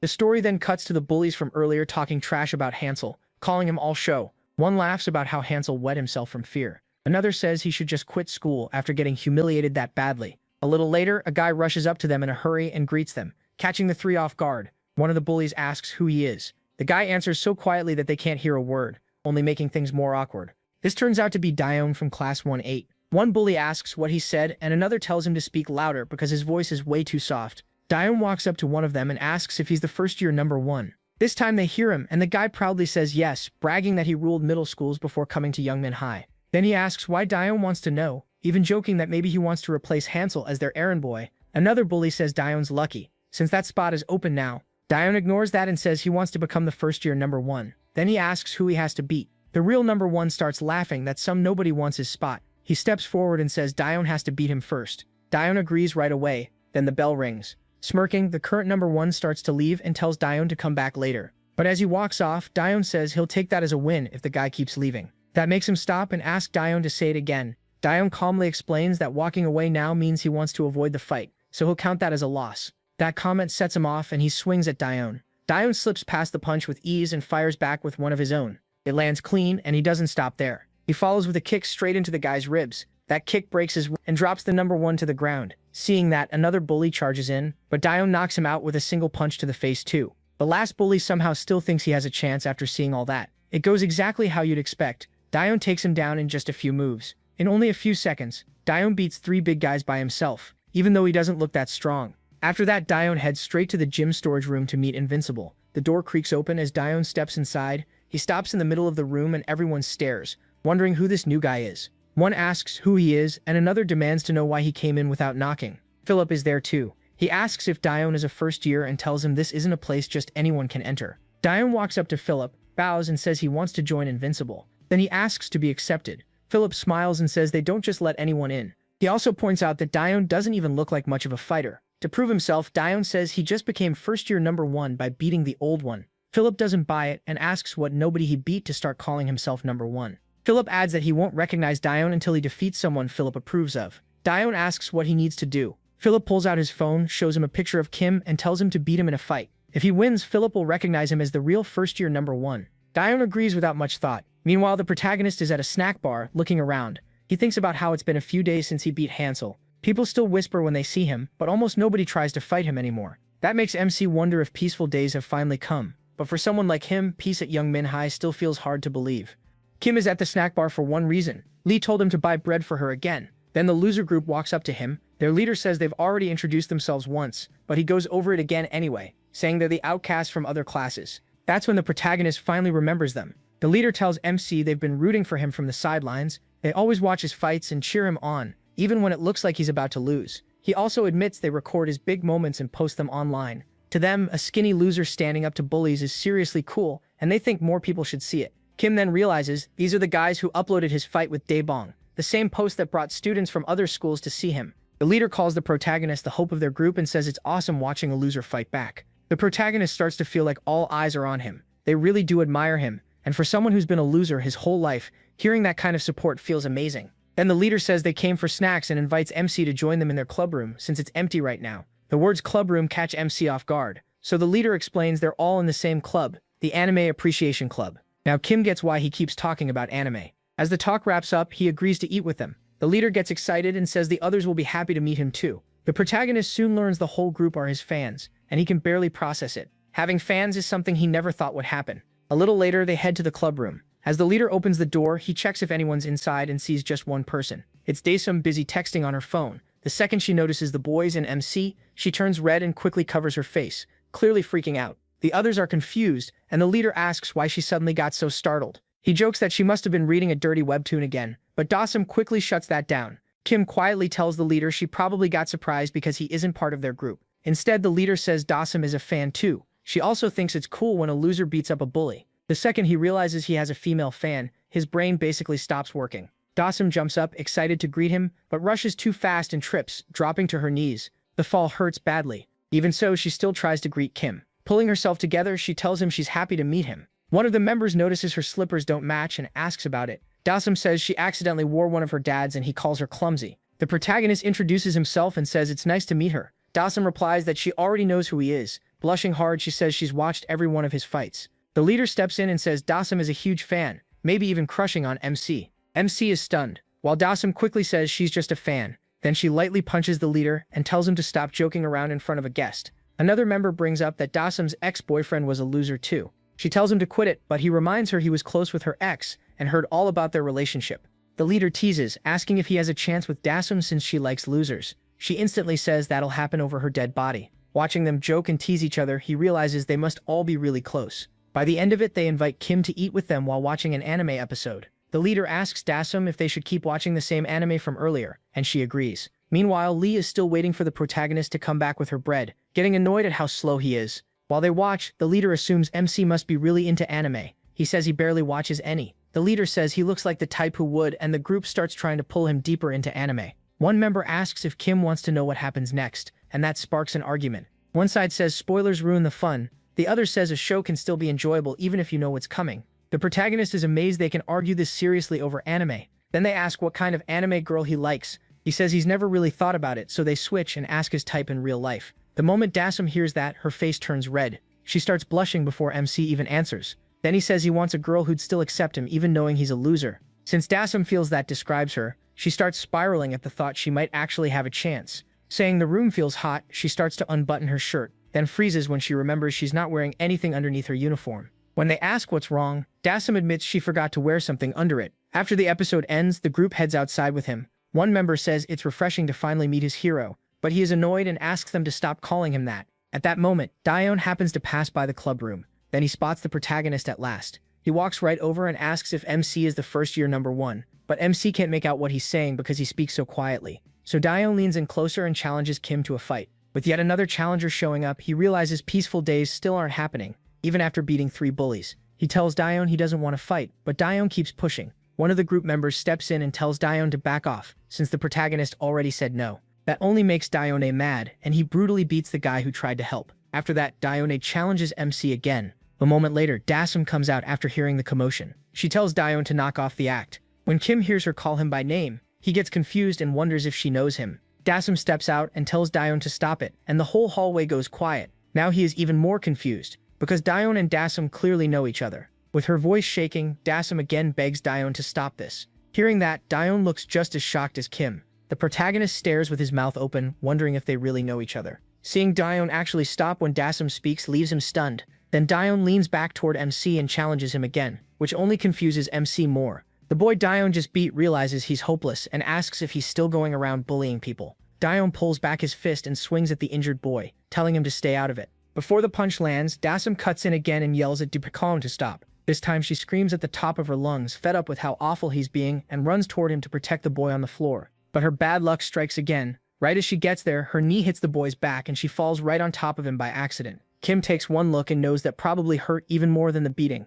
The boy looks worse off than he did a second ago. Daesum hurts her elbow too. After getting off Gwangtae, she quickly asks if he's okay, but he's already out cold. Panicking, she tells Gwangtae to wake up and starts shaking him so hard that the leader tells her she's going to break his bones at this rate. Strangely, Dupicante Evan looks a little worried about Gwangtae. Still, that's as far as it goes. He mutters something to his group, then walks off. The second he leaves, Gwangtae tells Daesum to quit shaking him because he's awake. Kim just stands there confused that Dupicon is really leaving. He's also trying to figure out who Dupicon is and how he knows Dasam. In the middle of all that, he remembers he was supposed to buy bread for Lee, so he rushes to the cafeteria. Later on the rooftop, the protagonist tells Lee everything that happened near the club room. She barely cares about his problems and makes that clear right away. Then Lee warns him not to keep her waiting again. Kim quickly apologizes for being stupid. While they talk, Lee eats her bread while sitting on MC like he's a chair. Before long, the weight starts getting to him. To him, this feels even worse than when Sangbom used to bully him. He's hit his limit. And then it happens. He collapses and Lee drops on top of him too. She instantly calls him a pervert. Sure, he did it on purpose to touch her. No matter what the protagonist does, he gets blamed. After that, MC thinks about everything that's happened since school started. Ever since Lee taught him how to fight, he's gone up against Sangbom, Daebong, and Hansol, and somehow beat all three. After beating Hansol, Kim thought people would stop picking fights with him. What he didn't get was that winning would bring more trouble. That's exactly what's happening now. Instead of backing off, more and more people challenge him every day and he has no way to stop it. He can ignore them or fight back. Those are basically his only choices. Later, one bully even challenges him just to protect his unbeaten record. So Kim isn't just getting flooded with fights. People still see him as some weak loser, even after he beat 3 guys way bigger than him. He can't understand why they're all so set on taking him down. So he runs off and says he doesn't want to fight. But running doesn't really solve anything when he has to see the same people again the next day. Back home, the protagonist wonders if everyone still messes with him because he's weak, or because beating Hansol didn't impress anyone. Lee tells him to stop thinking so much, he just needs to get stronger. She knows MC can't avoid these fights forever, so the only answer is to make him strong enough to win them. Kim sees her point and agrees, so Lee decides today's lesson is how to power up the move he learned before. It combines a front kick with a side kick. Lee tells him to strike from the middle angle and use the base of the foot, not the top. That's why it's called the instep kick. She also tells him to aim for a weak spot, the liver, if he's kicking with his left foot. So the move is called the liver instep kick. Lee throws a shadow kick to show him. Her foot stops right in front of Kim's face, and he notices it doesn't smell bad at all. In fact, there's barely any smell. Lee asks why he suddenly went quiet. Then she realizes he is actually sniffing her foot. That gets him hit with the liver instep kick for real, and the protagonist drops to the ground. Lee glares at him and asks if he has some kind of foot fetish. Kim lies there in pain, unable to move, but at least now he knows exactly how much the liver instep kick hurts. Lee even says this one move can end a fight in a single hit if it lands right. Then she tells him to get up because training isn't over. But MC looks completely done. The next morning, he sneaks into class, clearly trying not to draw attention from any bullies. He heads to his desk when someone pokes him from behind. The protagonist turns and sees Daebos. She says she needs to talk to him and gets straight to it. MC instantly starts panicking, wondering what she wants to say. Then his mind starts racing. She came to class early just to find him, and she says there's something important to tell him. On top of that, she looks nervous. Kim becomes totally convinced she's about to confess. But then Daebos shocks him. She wants him to fight Seo Do-hyun for her. The request leaves him frozen. Once the shock wears off a little, the protagonist asks what she means by wanting him to fight Do-hyun. Daesum says she means exactly that. MC asks if Do-hyun is the guy who showed up outside the club room and beat up Gwangtae. She confirms it and says she overheard classmates talking about how Do-hyun wants to fight MC. One of them even asked if Do-hyun was going after him because he's gotten famous. Daesum kept listening in on the whole conversation. That's how she found out about a group called Invincible that just started taking new members. Their entry test is simple. Beat the protagonist in a one-on-one fight. The bullies laugh about it because they still think MC is weak. To them, that test sounds easy. So from what Daesum heard, Do-hyun is dead set on beating him so he can get into Invincible. Another guy says he wants to join too, explaining that Invincible is an elite group for gangsters. That's why he's interested. It's tied to real gangs, and after graduation, members get put to work right away. He even says the news once reported that young gangsters made millions fast. Hearing all this leaves Daesum stunned. That's everything she learned from overhearing her classmates. Kim is terrified. He's somehow become the target people have to beat to join a dangerous gang. Then Daesum reveals that Do-hyun is her childhood friend. The wild part is, Do-hyun used to be a good kid. Then he started fighting, and things kept getting worse. Now that he's older, he's mixed up in even shadier stuff. Daesum doesn't believe that's who Do-hyun really is, and she's scared he'll sink even deeper if this keeps going. That's why she came to Kim. She wants him to beat Do-hyun and make him realize this path isn't for him. But the protagonist feels completely trapped. To him, all of this is way too much. The fact that he's become some gang entrance exam target sounds insane. He never wanted any of this, and now he wants no part of it. With a shaky voice, MC admits he's not confident about fighting again. More than that, he doesn't think he can win.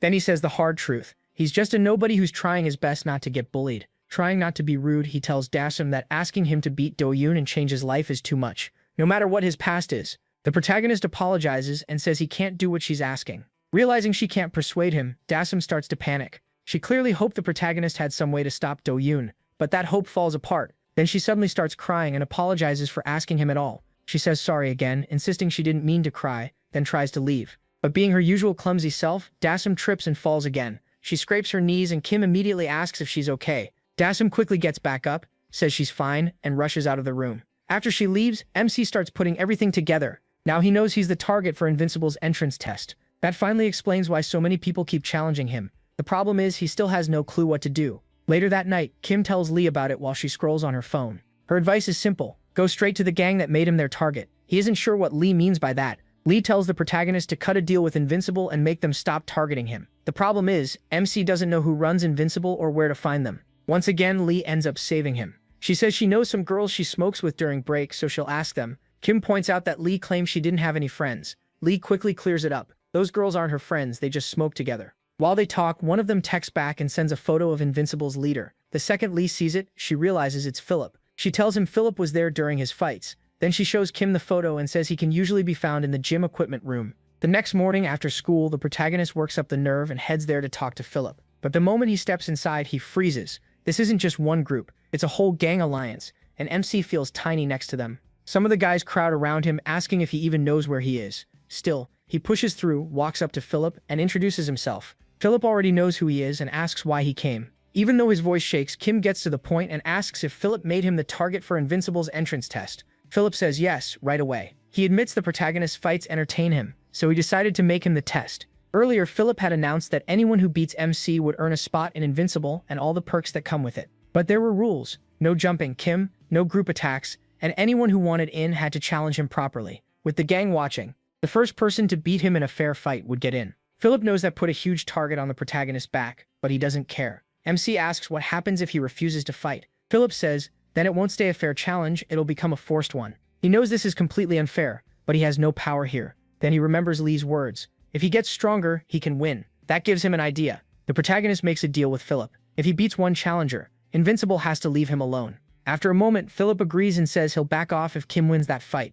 MC makes him promise to keep his word. A few weeks later, he stands in the middle of a crowd, face to face with Doyeon. This time, he's fighting to win for real. Usually Kim is the one getting talked down to, but now he answers back. He tells Doyeon he's heard he's great at striking, and says he'll beat him at that very thing. A crowd gathers to watch the protagonist and Doyeon fight. MC stares Doyeon down and says he'll beat him using only strikes. Since Doyeon is known for his powerful hits, MC is challenging him in his own specialty. Doyeon looks thrown off, unsure how to react. 4 weeks earlier, in the gym equipment room, he had asked Philip what happens if he wins. Before Philip could answer, he said that if he won, all the guys targeting him had to back off. Laughing, Philip agreed and said he'd stop bothering the protagonist if he could beat one of them. Kim took the word of a major gang leader as good enough and decided to fight Doyeon. Later that day, he stands watch while Lee smokes. MC, worried about her health, asks why she keeps smoking when she knows it's bad for her. Annoyed that he keeps butting in, Lee snaps at him and tells him to stay out of her business. Then she asks if Invincible will really leave him alone if he wins, and he says yes. After finishing her cigarette, Lee says those guys clearly have nothing better to do. For a second, it sounds like she's on Kim's side,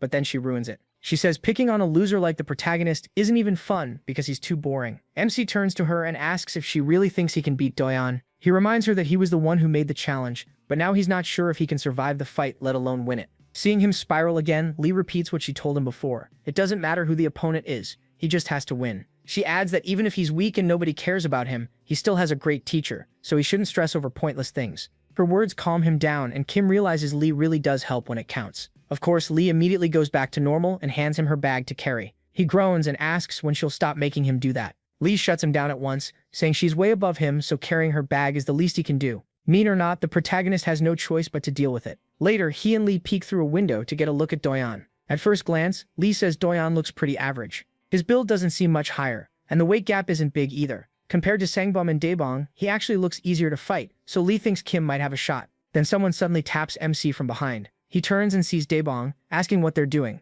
As soon as MC recognizes her, Lee asks if he knows her. He explains that Dasum is Doyeon's childhood friend and says he was thinking about asking for her help too. Lee agrees, that could help them learn more about Doyeon. Meanwhile, Dasum is so stunned by Lee's looks that she can barely speak. She's so distracted by Lee that she hardly hears the conversation. Lee, confused by how weird Dasum is acting, just stares. Then Doyeon asks Kim what kind of relationship he has with Lee, and whether she's his girlfriend. The second she says that, Lee explodes. She steps in close and warns Doyeon she can beat her up even if they just met. Realizing Lee is dead serious, Doyeon quickly apologizes.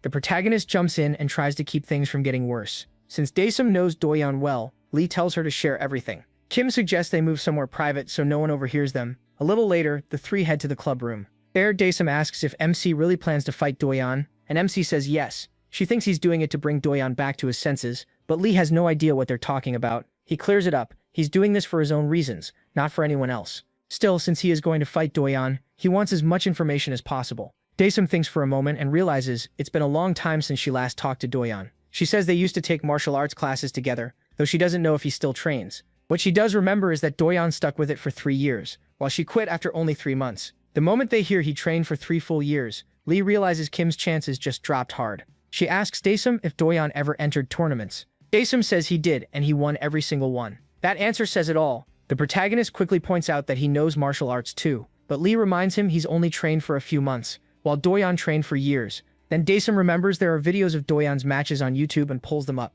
She plays his debut fight, where his skill is obvious right away. His dodging, his movement, and his strikes are all sharp. He wins by knockout in just 15 seconds. As the clip ends, Lee grabs her head in shock. She can already tell beating Doyeon won't be easy. Kim tells her not to give up on him. She's his teacher after all. That's when Daesum finds out Lee is a fighter too. She stares in surprise and Lee asks what her problem is. MC pulls Daesum back on track and asks if she knows anything else about Doyeon that could help him win. After thinking for a moment, Daesum brings up one thing about Doyeon, though she isn't sure it counts as a weakness. Once she explains it, Lee is convinced they can use it, and that Kim might actually have a chance. He tells Daesum to stay focused and asks for any weakness Doyeon might have, since they used to spar a lot. After thinking, she says one thing does come to mind, but she's not sure it matters here. Lee says she'll decide that herself and tells Daesum to just say it. After hearing her out, Lee realizes this flaw could work against Doyeon. Later that day, Lee gets the protagonist ready for training. This session is built around one goal, finding a way for him to beat Doyeon. Daesum comes along too. Lee asks why she's here when nobody invited her. Daesum says she's a martial artist too and might be useful. Lee accepts that, but warns her not to get in the way or she's out. Kim gets excited for the session and wonders if Daesum can really help. Lee notices Daesum is wearing too many layers and figures she must be hot. Daesum starts unzipping her outer clothes and takes them off. Underneath, she's already dressed in tight training gear. Lee instantly freaks out and asks what kind of outfit that is. With a cute look, Daesum reminds her they said today would be wrestling practice. We cut back to the day before, when Kim and Lee asked Daesum about Doyeon's weak point. The only thing she could think of was that he focused almost only on striking at the gym and barely practiced grappling, even though that's a huge part of MMA. The second Lee hears that, something clicks in her head. MC asks what that means, and Lee checks again with Daesum to make sure Doyeon really learned striking but ignored grappling. Daesum confirms it right away and adds that Doyeon hates close physical contact, so he never wanted to learn grappling. Lee sees he still doesn't get it, so she breaks it down for him here. Grappling means things like wrestling and jiu-jitsu. Then she explains MMA has 2 main parts, striking and grappling. Striking covers stuff like boxing, kickboxing, and Muay Thai. Grappling includes moves like throws and chokes. In MMA, you really need both, though some fighters only focus on the side they enjoy more. That also explains why Lee was so hesitant when Kim first asked her to train him. Teaching this kind of fighting meant getting very close, way too close for her comfort. Still, she changed her mind because she really wanted to get into the University of Seoul. The protagonist finally gets it. Doyeon is strong at striking but weak at grappling. Lee says that means they may actually have a shot. No matter how good Doyeon is at striking, it won't save him if he gets caught in a submission. So Lee decides that starting the next day, they're going all in on grappling practice. Back in the present, it's wrestling day, and Lee tells Daesum she doesn't need to dress up this much for MMA. Then she gets the lesson started and says today they'll learn the underhook and armpit digging. Being just as clueless as Kim, Daesum lifts her arm, sticks a hand into her armpit, and asks if that's what armpit digging means. Lee blows up at that and warns her again not to mess around or she'll be kicked out. Then she calls MC over to show the move properly. She slides her arm under his armpit, almost like she's hugging him. From behind, Daesum jokes that armpit digging just means hugging nicely. That sets Lee off all over again, and she snaps at Daesum for butting in. Calming down, Lee continues the lesson and says the move she just showed is called a headlock. Next, she demonstrates how that headlock leads into a two-handed grip. Once the grip is locked in, the fighter has to lift the opponent and throw them across. That technique is called a body lock takedown. Lee tells Kim that after the takedown, he has to finish with a choke. She says they'll drill wrestling non-stop from now on. Her plan is for the protagonist to use everything he's learned, add this takedown, and somehow drag Doyeon to the ground. Once Doyeon is down, MC has to end it with a submission. Lee even picks Daesum to be the practice dummy. She asks Daesum's weight and finds out she's around 50 kilos. Then Lee tells Kim to practice the moves on her. On his first try, he leaves Daesum stuck in a weird position. He's mostly just turning his body during the takedown instead of using his hips the right way. After a long session, Lee notices he is already worn out, so she decides they also need to build his stamina. She starts him off with belly crawls to strengthen his upper body. After that, she has him do pull-ups to work his back. Then comes battle rope training. By the end of the exhausting day, the three sit down to eat dinner, and Kim brings ramen for everyone. While they eat, Lee asks Daesum why she doesn't just talk to Doyeon herself and try to set him straight. Since they were childhood friends, Daesum says they haven't really talked in a long time. They used to be close, but things got awkward and they drifted apart. Back when they trained martial arts together, Daesum started turning into a bully, and that's when Daesum pulled away from him. Lee asks what their relationship was like before that. After a short pause, Daesum says they used to visit each other's homes all the time. In the mornings, Daesum would even come pick her up so they could walk to school together. He also helped her with homework, and if her academy ended late, he waited and walked her home. After hearing all that, Lee says it sounds like Daesum liked her. Daesum completely loses it and can't believe what she just heard. Elsewhere, a bunch of students are hanging out together. While everyone else chats, Daesum sits off by himself, sketching on a sheet of paper, and it turns out he's drawing Daesum. The hangout keeps going, and everyone seems to be having fun, except Daesum. He just keeps drawing Daesum over and over. One guy says he dropped out of school too. When asked why, he says his homeroom teacher kept nagging him for not greeting him properly, so he punched the teacher in the face and quit. The others actually praise him for acting tough, and Daesum is nothing seeking to fatage his pleasure. And then Yuan is sitting right there with them.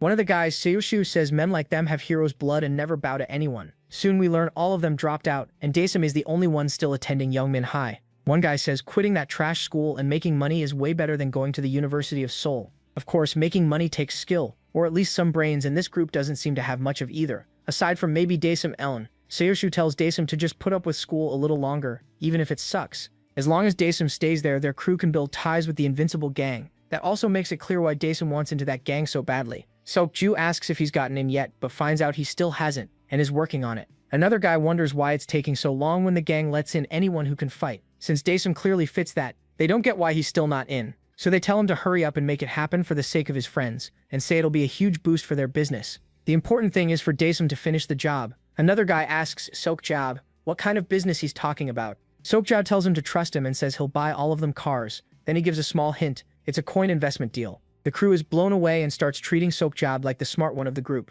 He doubles down, saying this business is way better than going to Seoul University. So Seokjab tells Daesum again to hurry up. Invincible runs a lot of businesses, and getting close to them would help their crew a lot. Daesum quietly says he gets it. Then Sekshu pulls out a watch box and gives it to him, saying he got it while closing a deal with someone. One of the others notices the watch looks pricey and asks why he didn't get one too. Sekshu says he already has a watch. It's a Galaxy watch, and it's known for being expensive. Sekshu puts the watch on Daesum's wrist and says there's nothing weird about one friend giving another a watch.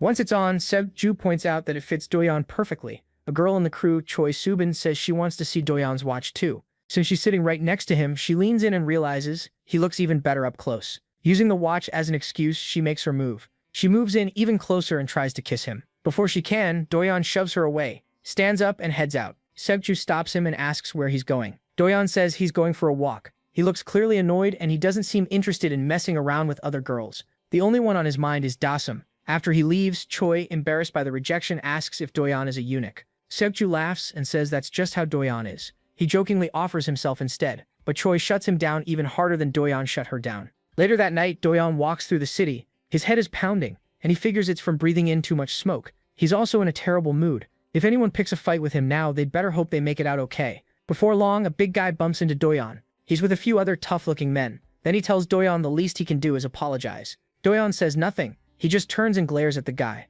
The man notices how young he looks and asks if he's in high school. Then he mocks him for staying quiet. A second later, he starts grilling Doyeon about what school he goes to, naming schools all over Seoul. That's when Doyeon finally answers, but not with words. He spins into a kick and slams it straight into the guy's face, saying he's from Youngmin High School. Doyeon wanted a quiet day, but people keep pushing him. Some only learn after getting beaten down, and Doyeon is ready to teach them. Shocked by the sudden kick, the man orders his guys not just to grab Doyeon, but kill him. The men close in and rush him, but Doyeon doesn't even flinch. He's sure he can take all of them without much effort. The first attacker comes in from behind with a punch, but Doyeon dodges it without even looking. Then he drives a knee into the guy's chin. After that, the whole group attacks from every side, and Doyeon beats them down one by one. He slips past their swings so easily, it almost looks like they're moving in slow motion. Then he hits each one in the spots that hurt most, so they won't get back up to fight again. One of them, fed up with the humiliation, snaps that now he's really going to kill Doyeon. Doyeon stays calm. If they want to kill him, they'll have to be faster than him, and they clearly aren't. Before the guy can even grab him, Doyeon throws a punch and knocks him out just like that. In no time, he's taken down the whole group by himself. People nearby start calling the police after seeing the fight, but they're too late. Doyeon is already finished with them. He walks off thinking this wasn't interesting at all. Then the protagonist comes to mind, along with Philip's promise that beating the protagonist would make him number one. Do-yeon starts wondering if MC will actually be tough or just another easy win. Meanwhile, he keeps training with Lee. The training is brutal. Lee even steps on his stomach while he does pull-ups, and she teaches him grappling, one of the most important parts of MMA.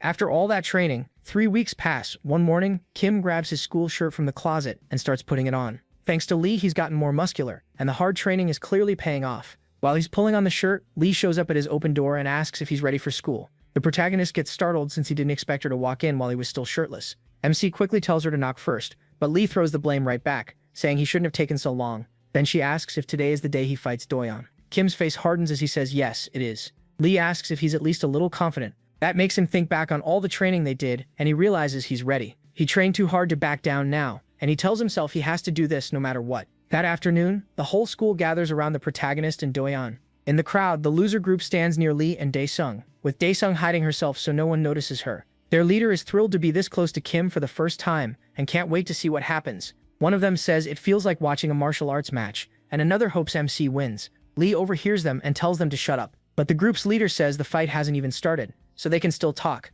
Lee snaps back that this isn't a game. Meanwhile, Dae-sung is hoping Do-yeon loses. Philip is there too, along with Daniel and their men, to oversee the match. Do-yeon's crew also shows up expecting him to beat Kim. They're counting on that win to help them get close to invincible, and use that connection for themselves. At the same time, he and Dronzer stare each other down, both trying to read the other. Lee hopes the protagonist still remembers their plan. The protagonist tells Dronzer he'll beat him at his own game, then motions for him to come. The crowd notices MC is trying to get under Dronzer's skin and finds it funny, though they're even more eager to see what happens next. Dronzer, though, is confused by his sudden confidence and asks where it's coming from. He reminds Kim that he's never lost. In reply, the protagonist says he's never lost either. Now it's a clash between two fighters who both think they're unbeatable. They square up, and Do-yeon moves first with a straight punch. MC barely leans back in time to avoid it. The attack comes so fast he almost gets caught. Even so, his nose still seems to take some damage. Just like he expected, Do-yeon is insanely fast, and he knows one clean hit could cause real trouble. Even Philip looks impressed that Kim dodged Do-yeon's first strike.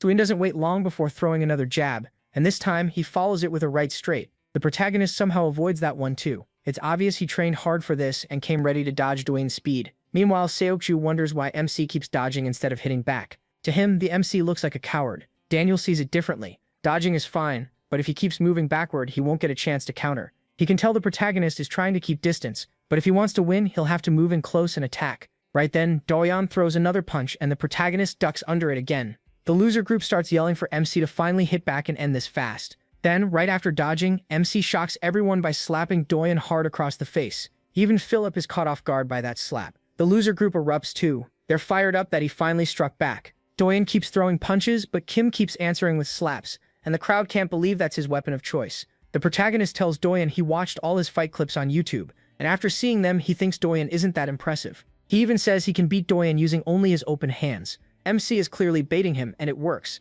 In a flashback, Lee warns him that Do-yeon's striking is on another level. If he fights him normally, he'll lose for sure. So they come up with a plan. First, make Do-yeon mad enough to lose focus. The real move comes after that. Back in the present, Kim notices Do-yeon's swings getting wider. The taunting is doing its job. Do-yeon throws another punch and the protagonist slips away again. Then MC lands another slap. That only makes Do-yeon angrier. Do-yeon keeps attacking, sure he can still turn this around, but Kim avoids every shot. Philip notices he is very good at backing out of danger. The protagonist keeps slapping Do-yeon, and the crowd is stunned. Seokju can't understand why Do-yeon keeps falling for it, and thinks he looks ridiculous, getting smacked around by a loser. Do-yeon is furious now, and wants this over fast. His anger is taking over, exactly like MC wanted, and he throws another attack. This punch comes with even more power. Do-yeon thinks he can crush him right here, but he isn't going down that easily. The protagonist realizes Do-yeon will swing again as soon as he steps in, so he prepares for it. Just like expected, Do-yeon attacks, but the protagonist slips inside and catches him with an underhook.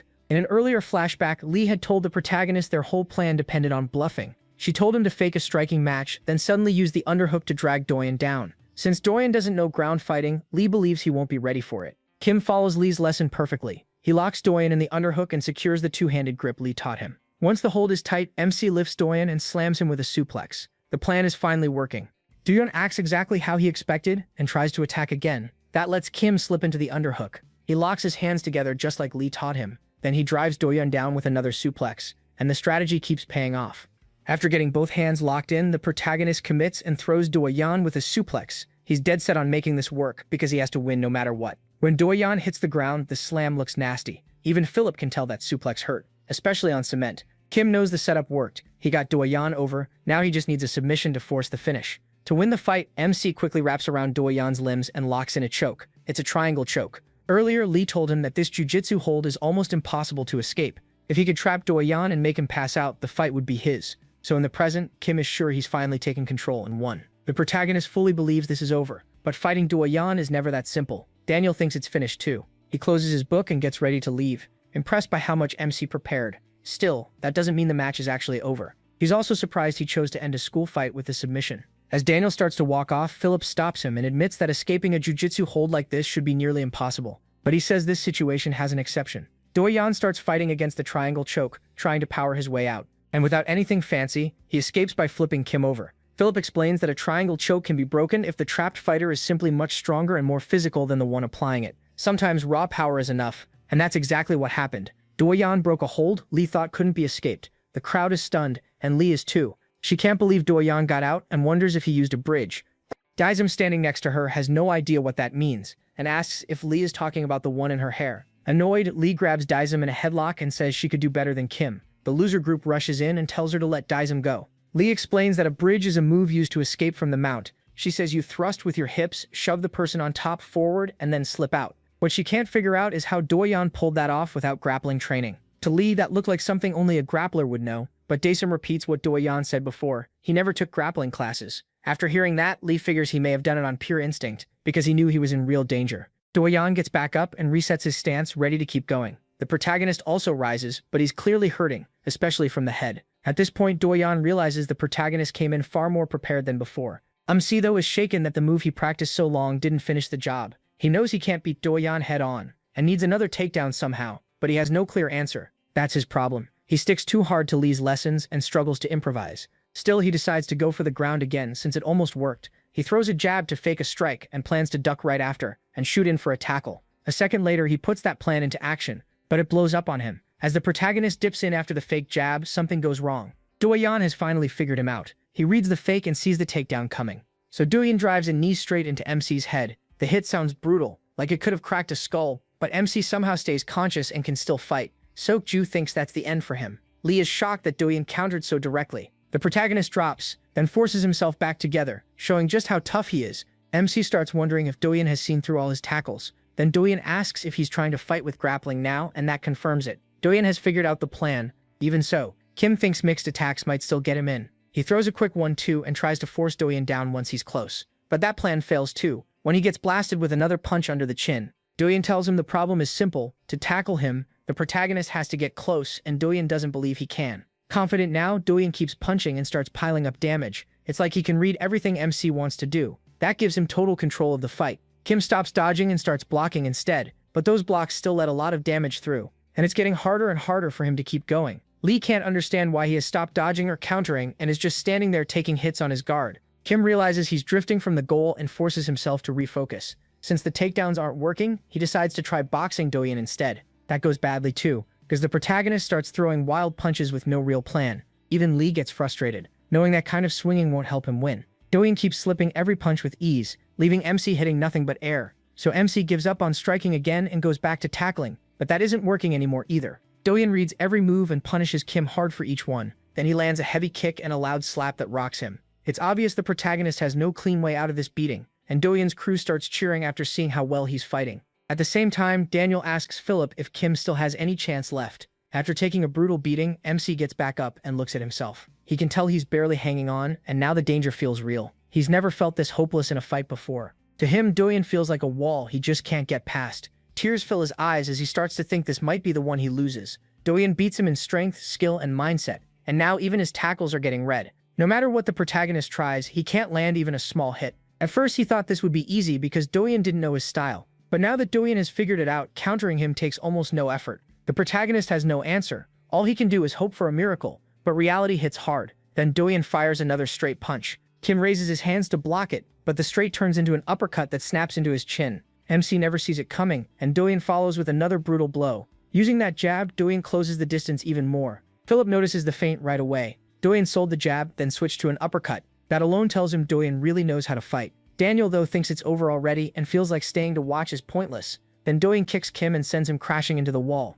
He rushes in right after and unleashes a non-stop barrage. He can't do much except keep his guard up and block what he can. Now he's trapped in a corner again, just like before against Hansel, and that memory doesn't help. As the punches keep coming, Kim wonders what he's supposed to do. Is this really how he's going to lose? Then he remembers the bullies who challenged him one-on-one just because they wanted to join Invincible, something the protagonist hadn't even known. He finally snaps and tells himself he doesn't want to be other people's toy anymore. He wants to live as his own person and build his own name. You can see in his eyes that he's sick of being pushed around. Fueled by that anger, MC breaks through Doyen's flurry and yells at him to leave him alone, to let him live in peace, then starts swinging wildly again. Seeing Kim explode like that, the crowd finds it pathetic. Doyen tells him those amateur punches will never land, then shows him what a real punch looks like and drives one in. He follows it with a brutal kick to Kim's leg. The pain is so bad he screams out. Even so, Doyen can tell he's still standing after all this, and that toughness actually impresses him. Still, Doyen doesn't stop. He keeps hammering the protagonist while he's pinned against the wall. With nowhere to go, MC just stays there and blocks,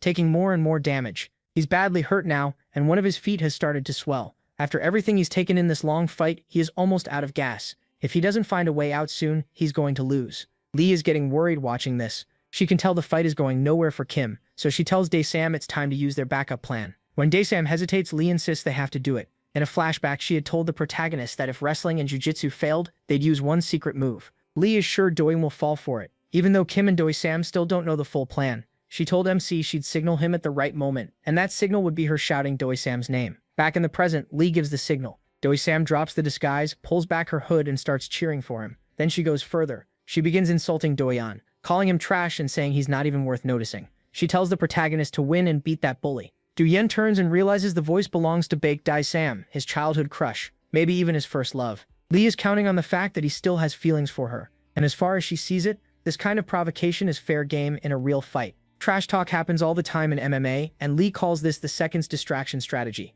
Dae-sam keeps going, throwing even more insults at Doyen. Hearing that from her, Doyen almost wishes he were deaf. He can't handle those words coming out of Dae-sam's mouth. The crowd is stunned and confused, but one thing is clear, Doyen is deeply humiliated. Behind him, Kim stays still and watches, wondering if the provocation worked. Since Lee told him to keep going if it started working, MC asks Doyen if he's crying like a baby. Doyen turns around and he sees real tears on his face. Now he knows the taunting worked, but that also means he has to face an enraged Doyen.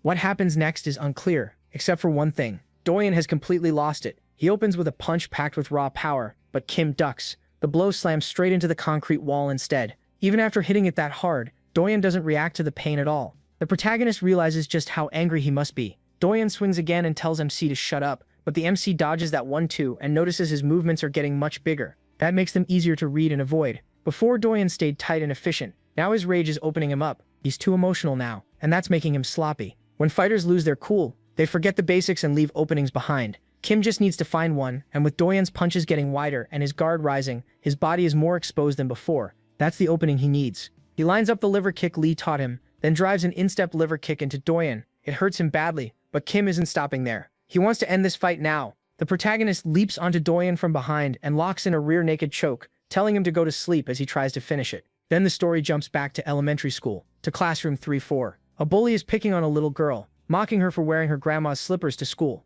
She tries to resist and begs him to stop. He only gets worse, snatching off the slippers and throwing them out the window, saying he's returning them to her grandma. When she pleads for them back, he tells her to quit begging, and she starts crying. Next, he grabs her by the hair and yanks it. This bully is revealed to be a younger Baek Dae-sam, who was 11 at the time. Nearby, 11-year-old Doyen watches it happen, but he doesn't step in. He turns away instead. Later, Dae-sam sits next to him with her head down, crying, and Doyen still ignores her. Later, those same bullies are in the hall showing off some gear one of them got from his mom. When Doyen walks by, they notice the sweat stain on his back and start mocking him, calling him a pig. The taunts get to him and Doyen turns around with a hard glare. One of the boys gets offended and snaps, asking what Doyen is staring at. Then he kicks Doyen in the back and demands to know if he's glaring at him. Doyen drops to the floor and the bully steps over him. The other kids nearby are too scared to do anything. The bully asks if Doyen wants to die for looking at him like that, then says he's making the whole class stink. In a quiet voice, Doyen tells him to stop. The bully pretends not to hear and uses it to embarrass him even more. Calling Doyen a pig wasn't enough, so he insults Doyen's mom too.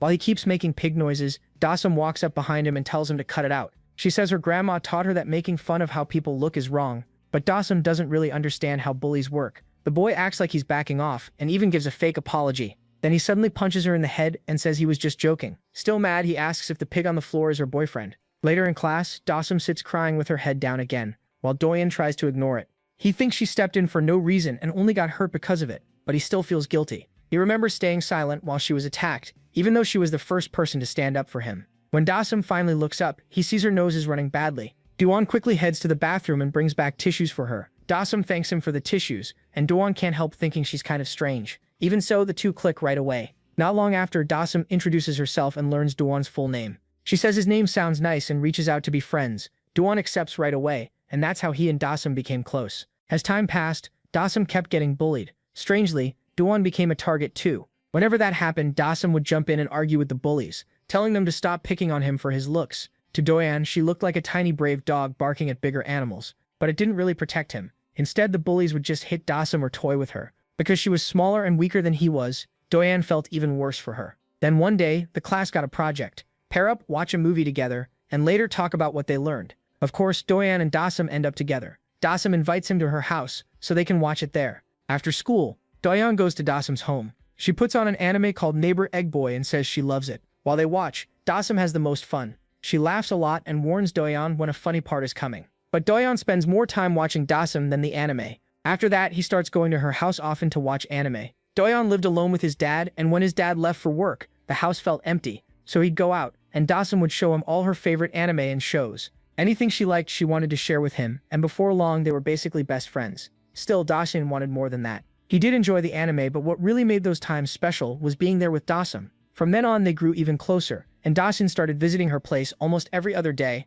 After school, they'd do homework together and draw characters side by side. For a while, life felt really happy. If Dawson's academy ended late, Dawson would wait so he could walk her home. Then time passed, and they entered middle school. Other than the height gap getting bigger, not much changed, including the bullying. The bullies treated Doyeon even worse, still calling him a pig, and now forcing him to sound like one too. If they asked him something and he answered normally, that wasn't enough for them. They wanted pig noises instead, so they told him every answer had to come with a pig sound. Doyeon could put up with them targeting him, but he couldn't handle seeing Dawson bullied right in front of him while he did nothing. By middle school, what Dawson faced wasn't just bullying anymore. It had turned into harassment, all because the bullies thought her reactions were funny. Doyeon wanted to step in, but fear stopped him. He was too scared to defend her, or even himself. Watching Dawson suffer made him feel so helpless that he even thought about ending his life. But that day, he chose a different path, one driven by anger and a plan to make the bullies pay. He decided to turn himself into someone people would fear. If no one else would punish them, he would. From then on, Doyeon threw himself into training at the gym like everything depended on it. Over time, he burned off a lot of fat and changed from a heavy kid into a fit one. He built muscle too, and before long, he entered the National MMA Amateur Tournament. There, Doyeon stands in the ring for his debut match. It's match 3 of the tournament, and once the announcer starts it, Doyeon shows how hard he's trained over the years. He attacks with sharp jabs and high kicks, so fast and hard that his opponent can't keep up. The fight ends in just 15 seconds with a knockout. After that first event, Doyeon stays undefeated and keeps winning tournament after tournament. In the next competitions, he wins every match in the first round by knockout. Later, his trainer tells him he's doing well, but his grappling still needs work. The trainer explains to Kim that MMA means mixed martial arts, so a fighter can't rely on just one style. He says Doyeon needs to be well-rounded, or a strong grappler will crush him. But Doyeon sticks to his own approach. He figures that if he knocks people out before they can grab him, that's enough. To him, striking is the most important part of MMA. His trainer tells him to quit being stubborn or he'll regret it. He also warns Doyeon to stop throwing his fists around carelessly. His hands are weapons. Doyeon is confused, but part of him understands what the trainer means. That night, he leaves the gym and runs into Dawson. She looks like she's been waiting for him and asks if he wants to walk home with her.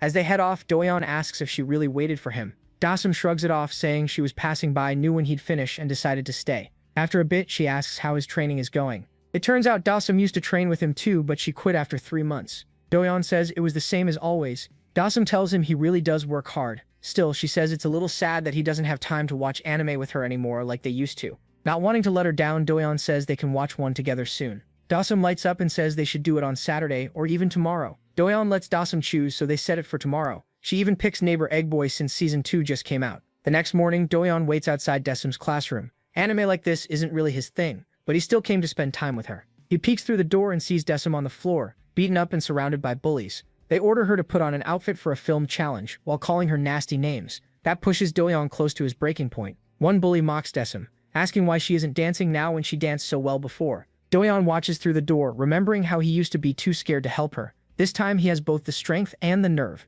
Dawson reminds them they promised this would be the last time. A moment later, Doyeon steps into the room and faces the bullies, without any sign of fear. The bully recognizes Doyeon and asks what he's doing there. Doyeon is standing on the clothes they wanted Dawson to wear. The bully growls at him to get off them.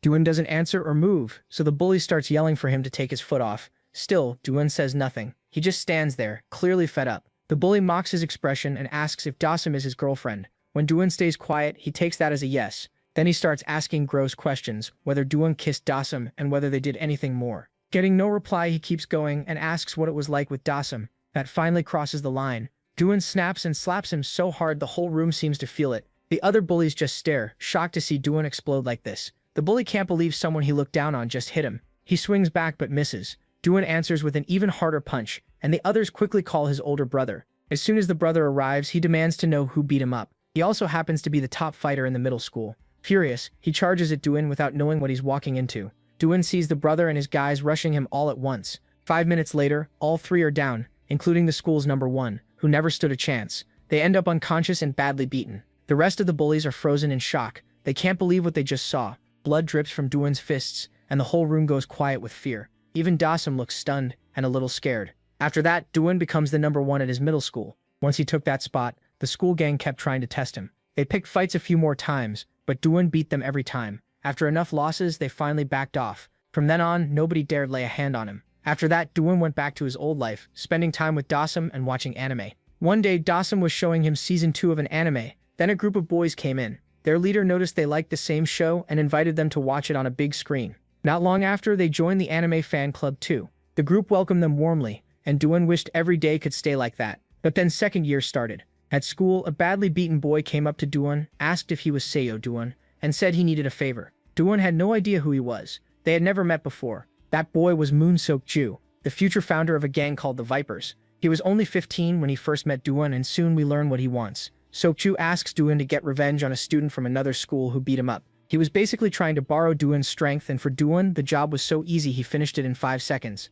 Afterwards, Seok-ju praises Doyeon's power. But Doyeon doesn't think he did anything special, even while Seok-ju keeps hyping him up. Later, Seok-ju gives Doyeon a wallet he got from an older student at another school. It looks expensive, so Doyeon hesitates. Seok-ju insists it's real and says it's just a gift for a friend. Doyeon finally accepts it and thanks him. From that day on, the two get closer and their friendship keeps growing. Doyeon knows Seok-ju is a bully, but in his mind, he's not like the ones from his childhood. Seok-ju and his crew keep praising Doyeon for his fighting and often ask him to take on students from other schools.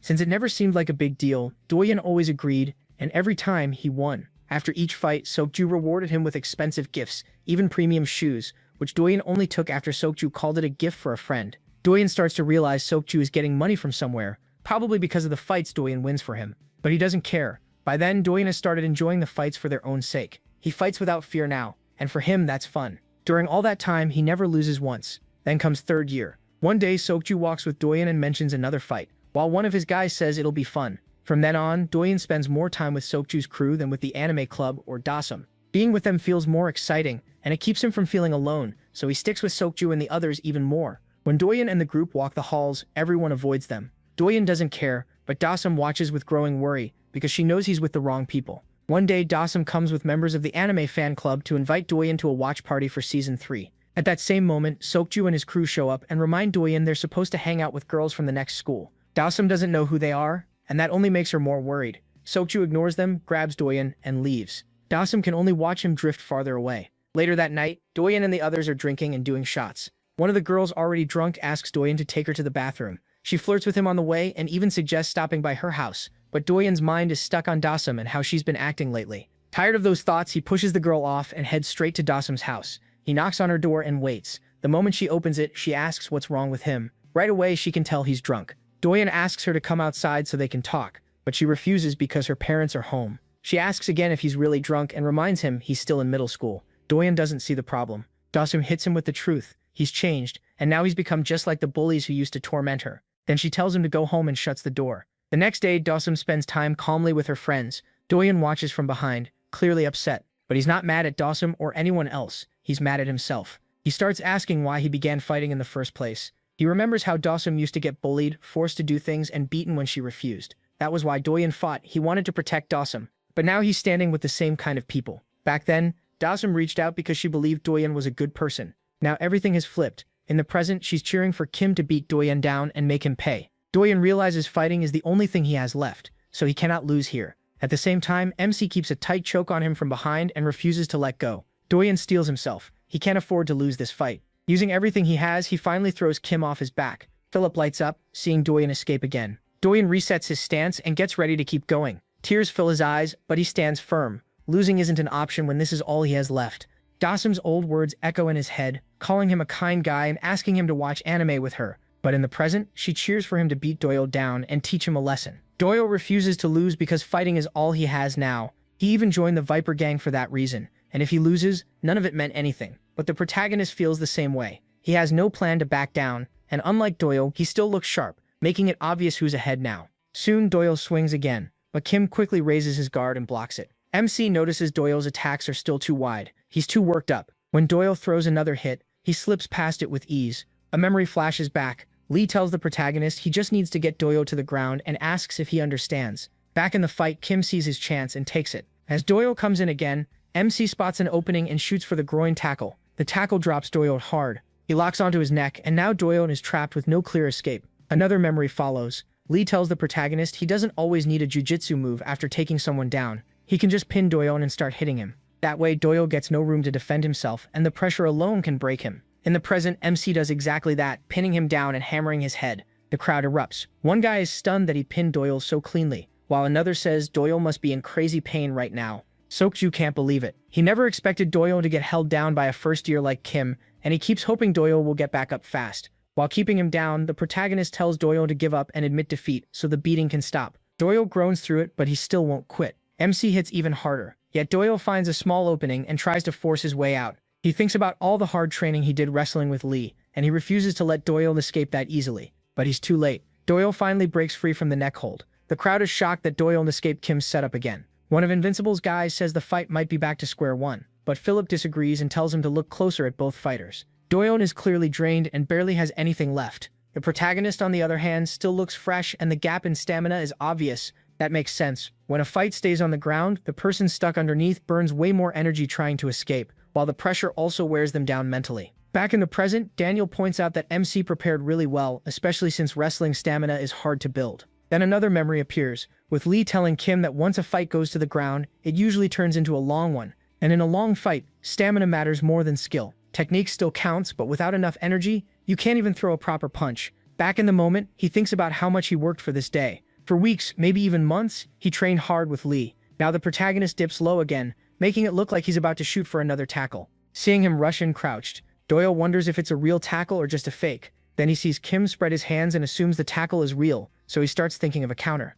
A knee would be too risky with how tired he is, and if he goes down again, he may not get up. So Doyen chooses the safe defense and lowers his body. What he doesn't know is that MC set him up. This time, he was never going for the tackle. The moment he gets close, he cracks Doyen right on the chin. It was a feint from the start. Seeing it, Lee remembers how people who learn how dangerous ground fighting is start fearing tackles, which makes them easy to fool with tackle feints. That punch does serious damage to Doyen. Lee can tell Doyen is half conscious already, so she wants Kim to finish it now. The protagonist follows up with a flying triangle choke, and it looks brutal. It turns out Lee had told MC to train his grappling like his life depended on it. She knew it would matter someday, and she also told him to end fights for sure with a choke, so Kim does just that, slowly choking Doyen unconscious. As Doyen's vision fades, the last person he sees is Dasam. His mind races. Why did he start fighting in the first place? Then everything goes dark, and Philip calls the match over. Another memory appears. A younger Doyen crawls on the ground crying. A pair of slippers stops in front of him. It's Dasam. In that old moment, she gently asks if someone picked on him again. He says nothing, and Dasam understands right away. She tells him to forget it and not let it get to him. Then she brightens up, saying a new anime just came out, and asks if he wants to watch it with her. Her voice seems to echo on and on. Then the story returns to the present, where Dasam walks over to the defeated Doyen, rests a hand on his shoulder, and repeats those same words. She invites him to watch anime with her. At the same time, young Doyen looks at her through tears, full of hope, and softly agrees. After Seo Doyen was defeated, life at school changed a lot. Later, Doyen steps into the club room and introduces himself to the Losers Club, saying he wants to join. Everyone welcomes him right away, and out of all of them, Dasam looks the happiest to have him there. One of the guys Doyen beat before tells him he doesn't need to talk so formally. They're all friends, and they're the same age, so he should relax. That makes Doyen remember beating him badly, so he gives a sincere apology. Even though he got hurt back then, the guy lets it go and says it's no big deal. Another member jokes that Doyeon looks more like an otaku than a thug, and Dasum quickly agrees, saying he really does have that vibe. Then the club leader suggests they all watch anime together, but suddenly remembers there's one more person to introduce. It's Kim. Scratching his head, he makes it obvious he doesn't really want to be there. He says he isn't planning to fully join, but after so many people asked, he'll be an honorary member and stop by sometimes. The leader tells him the club door is always open, so he can come whenever he wants. Then another member says the protagonist isn't just an honorary member, he's an honorary hero after beating Doyeon like that. MC gets annoyed by all the praise and tells them to stop, not realizing they're just teasing him. Dasum jokes that Kim's life should be made into an anime, and he threatens to leave the club if they keep it up. That makes Dasum burst out laughing. She's clearly having fun, and Doyeon feels happy too as he quietly watches her. Later that day, Doyeon and he go to a vending machine, and Doyeon buys him an apple drink. The protagonist takes it and thanks him, but he's confused by Doyeon suddenly being nice, so he asks what this is about, while Doyeon starts to apologize with a pun about the apple drink. Doyeon apologizes for causing all this and picking a fight with MC for no reason. He makes it clear that he truly means it. Kim quickly tells him it's fine, saying people their age sometimes grow through fights. Even if that felt like way more than a normal fight, he adds that Dasum told him some things about Doyeon. In a flashback, Dasum explains that Doyeon was bullied when he was younger, and that's why he started martial arts. She also fills the protagonist in on more of Doyeon's past. Back in the present, MC says he heard what Doyeon went through, and admits he was bullied too. Maybe he still is. That's why he understands why Doyeon pushed himself into that fight. Kim knows what it's like to want to run away and get stronger. He's felt that same desperation, so he gets why Doyeon did it. After a short pause, Doyeon admits that desperation probably made him act stupid. Still, he decides to move on, reaches out his hand and apologizes one more time. He shakes it, ending the grudge right there. Doyeon then says the protagonist was right. He'd been thinking only about getting stronger, and then he lost. And this wasn't some small loss. Doyeon had gone unbeaten for a long time, but losing cleared up a huge problem for him. It felt like a heavy weight came off his chest. Then Doyeon changes the subject and tells Kim he's the new #1 among the first years. That makes MC panic. He says not to call him that because he only won by luck, but Doyeon shuts that down. MC beat him with skill and stamina, so he's better. Doyeon also says he's done fighting. He wants no part of it anymore. As he turns away, he warns him not to become obsessed with strength, even if he gets stronger. He explains that chasing power too hard can make a person lose themselves, so he tells Kim to be careful. Doyeon leaves, and the protagonist stays there stunned, thinking over everything he just heard. MC has always told himself he trained just to protect himself, but then he remembers what he felt after beating Doyeon. While Doyeon lay on the ground, MC stood over him wanting even more strength, and that thought bothers him. Later, Doyeon goes to the Viper crew and tells them he's leaving. Seokju is confused and asks why this is coming out of nowhere. Doyeon says he wants to focus on school, but Seokju tells him he can do both. Then Doyeon drops the real shock. He's quitting fighting too. Seokju can barely believe it, since fighting used to be everything to him. Doyeon says it is what it is, and even tells them to hit him if they want. But Seokju's guys want worse than that. They talk about taking a finger or an eye, until Seokju tells them to calm down. As he smokes, Seokju remembers finding a drawing of Dasum on a receipt. He realizes Doyeon drew it, then thinks back to Doyeon's last fight, when he saw Dasum watching. Back in the present, Seokju says all of this looks suspicious, and asks if Doyeon is with Dasum, the girl he used to draw on receipts. He figures the school excuse is fake, and Doyeon really just wants to be with his girlfriend. Even so, Seokju decides not to dig any deeper. He turns away, tells Doyeon to go, and says he's fought enough already. Seokju adds that life always brings a choice between friends and love, and in his eyes, real men choose love. Then Seokju and his crew start to leave. Doyeon calls after him, saying he'll return the watch later, but Seokju tells him to keep it because it's fake. That leaves Doyeon wondering if he should just toss it. A few days later at the mall, Kim and Lee are in a fitting room area. Calling him a loser, Lee tells him to quit freezing up and tie her bra strap. He freaks out. What sounds like a dream to other guys feels like pure torture to him. Earlier that Saturday, the protagonist is at his computer. While checking Instagram, he notices that Dasum and Doyeon followed him. Now he wonders if he should follow them back. Looking through their pages, Kim sees they already went to the theater with the club to watch anime. He doesn't know Doyeon that well, but he's glad to see him smiling. Since their fight, Doyeon has also stopped fighting, and MC feels a little proud that he may have helped him change for the better. Then his body starts aching from all the grappling and rolling in that match, which makes him wonder if Doyeon is hurting too. Right after that, he notices Lee's Instagram. It hits him that even though they've lived together a long time, they still don't follow each other. Then again, they mostly talk about fighting and studying, so maybe that makes sense. Even so, Kim thinks maybe he should follow her just in case, but he can't decide and starts stressing out. He tells himself they've known each other for months, so it shouldn't be weird. Still, he imagines Lee calling him a pervert and roasting him just for sending a follow request. Even so, he tries to do it. He moves to click the button, but he just can't. He doesn't even know why he's this nervous. Then he remembers he still hasn't repaid Lee for everything she's done for him. She took someone who couldn't even face bullies and helped turn him into someone who could beat stronger, bigger fighters. Kim knows how much work Lee put into training him, even though he had no real talent, and he realizes he never properly thanked her. But saying that to her face feels impossible, so he wonders if he should send a DM instead. The protagonist starts pouring his heart out, and the message gets really long. Luckily, he notices that before he can finish, Lee suddenly walks into his room and asks what he's doing. Startled, MC instantly shuts off the monitor so she won't see the embarrassing message he wrote for her. Lee immediately gets suspicious and asks why he hid the screen so fast. She even accuses him of watching something dirty and calls him gross. Kim quickly denies it, then asks why she suddenly came into his room. Lee asks if he's free this weekend, and before he can answer, she tells him he's coming with her. Caught off guard, he asks where they're going. At the mall, Lee says she has a lot to buy today, so she brought the protagonist along to carry her stuff. Kim just frowns and accepts it. A little later, he decides being her porter isn't so bad since he had nothing else to do. Still, he asks why she suddenly went shopping and where she got the money. Lee excitedly says her mom gave her an allowance because her grades improved a lot. Grinning, she says even her brother started studying to inherit the building. But his grades still didn't go up, unlike hers. Since Lee was the only one who improved, she's the one who got the money. She also admits MC helped her a lot with studying. That answer reassures him. Kim remembers how hard Lee studied even while training him, but seeing her spend so freely now, he asks if she plans to blow it all. Annoyed, Lee turns and asks what's wrong with that. He says she'll have nothing left later if she spends everything now. Lee just says he can lend her money when that happens. That makes the protagonist wonder if she's planning to shake him down. After a long shopping trip, they're about to head back when Lee remembers she still needs a swimsuit. When Kim asks why, she says she promised Sarah they'd go to the beach, so now she's looking for a bikini. Once she finds one, Lee heads into the fitting room to try it on. Hoping the weight she gained won't be a problem,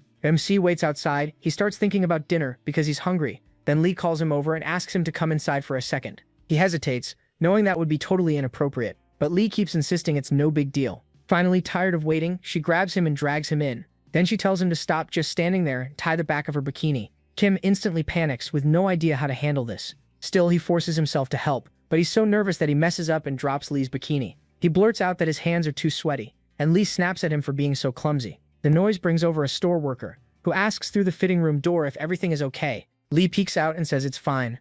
Then she goes back in, hands the bikini to Kim again and tells him to tie it properly. This time the protagonist gets it right. Lee turns around and asks if she looks good. MC goes bright red and can barely speak. He stammers that she looks really pretty, while his heart feels ready to burst. Satisfied, Lee decides to buy it and walks out of the fitting room. Later, Lee keeps shopping for more clothes and he can't believe she still has energy after all that. So he starts looking around for himself. He spots a cap he likes and tries it on. But Lee notices and says it fits his loser vibe perfectly. After a long time, they finally leave the mall, with Kim carrying a pile of bags. The protagonist says he's never seen anyone shop like Lee. Then he reminds her that after today, she won't even have enough left for lunch. Lee just says he'll buy it for her, making MC realize she really does plan to mooch off him. Then Lee tells him to check the bag on the left. Inside he finds a cap, the exact one he had been looking at earlier. Lee tells him to try it on. She says she bought it while he was in the bathroom. Still teasing him for being a loser, Lee says it's a gift for helping her study. Kim is stunned. He just stands there blushing, shocked that Lee actually bought him something.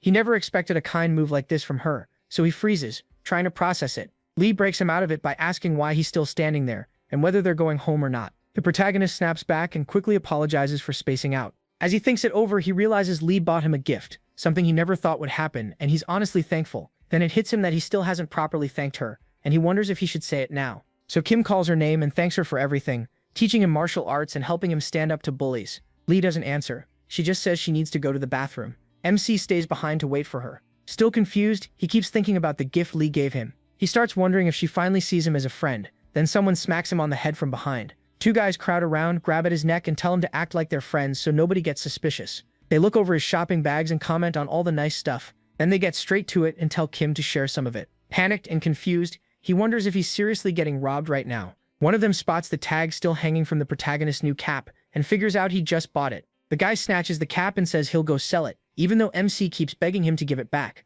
Then one of them starts pulling a shopping bag from his hands, but he resists and says he won't hand it over. That only makes one thug angry enough to slap him hard. The other warns the protagonist to stay still if he doesn't want more pain. Then he notices a pair of shoes in the bags and realizes they're women's shoes, which makes MC beg him to return them too. The thug mocks him and tells him to wake up to the situation. Then he orders him to pull out his wallet so they can take his card and buy cigarettes. Even then, Kim keeps resisting and says the things they're taking belong to his friend. Just then, Lee walks up from behind and asks the protagonist what he's doing. One of the thugs sees her and immediately makes a gross comment about how pretty his girlfriend is. Lee reads the scene right away and realizes her porter failed at the one job she gave him. Then the thugs say they'll return the stuff if she kisses them. Annoyed, Lee tells MC to beat them up and teach them a lesson. But he just stands there, stunned by what she said. That makes Lee even madder. She asks if he's really scared of these guys and if all her training meant nothing. She points out that one of them is so skinny he looks like he'd fold from a single low kick, and says the other is about Kim's size, basically nothing. The insults make the thugs furious, and they start yelling at Lee and calling her crazy. Lee ignores them and keeps talking to the protagonist. She reminds him he's the guy who beat Seo Doyeon, then asks what he's so afraid of. That makes MC remember he really did beat Doyeon with his own strength. Lee keeps pushing him, asking if these punks really look tougher than that. The thugs have no clue what she's talking about. One of them decides he's done, demands Kim's wallet again, and says he'll hit Lee next. When he still doesn't answer, the thug grabs his shoulder.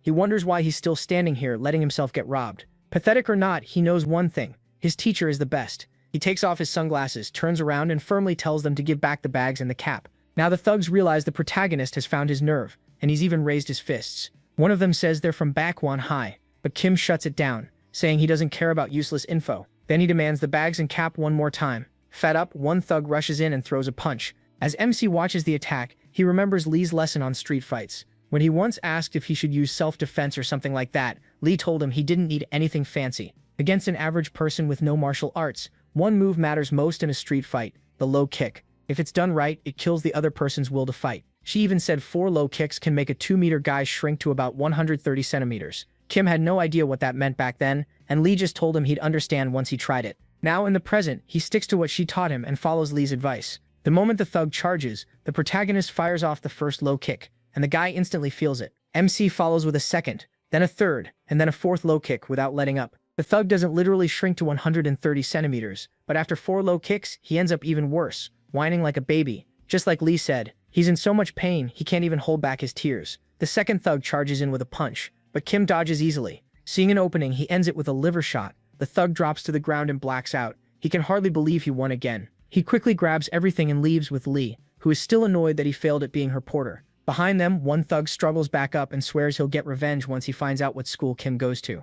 Then someone walks up behind him and asks if he wants that answer. The thug turns around, and the guy tells him the protagonist Jae-hyuk is a first year at Youngmin High. The thug asks who he is. It's Hansel, the same bully Kim beat before. On a bright day, the whole loser club is hanging out in the club room, watching an anime called My Favorite Girl. As it goes on, the club leader gets hyped, saying this should be a fun one, while another guy calls it a masterpiece. Then the leader asks MC if it's finally getting interesting. Smiling, MC says he's starting to get into it. Nearby, Do-hyun stays quiet, thinking to himself that the anime is pretty fun, but what he likes even more is watching Daesung while Daesung focuses on the show. Then the door suddenly opens behind them. The door opening makes everyone look over, and they freeze when Philip suddenly walks in. With a smug smile, Philip says he finally found what he was looking for. The club members quickly ask if he's the Sunbae from Invincible, but he tells them to just call him Philip Hyung. Kim asks why he came, while Do-hyun quietly wonders if Philip is here for him. Do-hyun cuts in and tells Philip to leave if this is about Do-hyun. Acting super protective, Philip clears it up right away. He didn't come for Do-hyun, he came for him. The protagonist is stunned hearing his own name, then awkwardly confirms that he's the one Philip wants. Philip brings Kim over to the window and tells him to look outside. MC is shocked to see students from Bakwon High. Philip explains they came here to catch him. They're the same guys he beat near the shopping mall, but he still doesn't get why they tracked him down. Then Philip points out a long-haired guy. The protagonist recognizes him at once as one of the mall guys he took down with Lee's low kicks. Philip says that long-haired kid is the little brother of Bakwon High's top bully, and they came to get payback. Stammering, MC says he only fought back to protect himself, then starts panicking about what to do. Philip can tell he still thinks reason matters here. He says him has 2 choices: get dragged off and beaten, or fight back. That makes the whole room go quiet. There are way too many guys waiting for Kim. Even Doyeon is left speechless. Then Philip tells the protagonist not to panic. He already handled part of it. In a flashback from 30 minutes earlier, the number 1 asks Byung-go who the protagonist is, and after hearing the name, orders his crew to grab anyone leaving the school. But his mood shifts fast when Philip shows up with the whole Invincible crew. The 2 groups square off, and Philip clearly has the stronger presence. Philip says he only came because of all the noise and asks what they're doing there. The Baekmon leader is Cha Byung-taek, head of a gang called Unrivaled. The only thing on his mind is that he might be older than Philip, as if that would save him. Philip asks why Cha brought so many people. Cha fires back that his little brother Byung-got got beaten in front of a shopping mall by a student from this school. He says his brother is limping now and his leg is wrecked. Then he makes it clear they came for one person only to get revenge. He tells Philip to stay out of it and calls him a rude prick.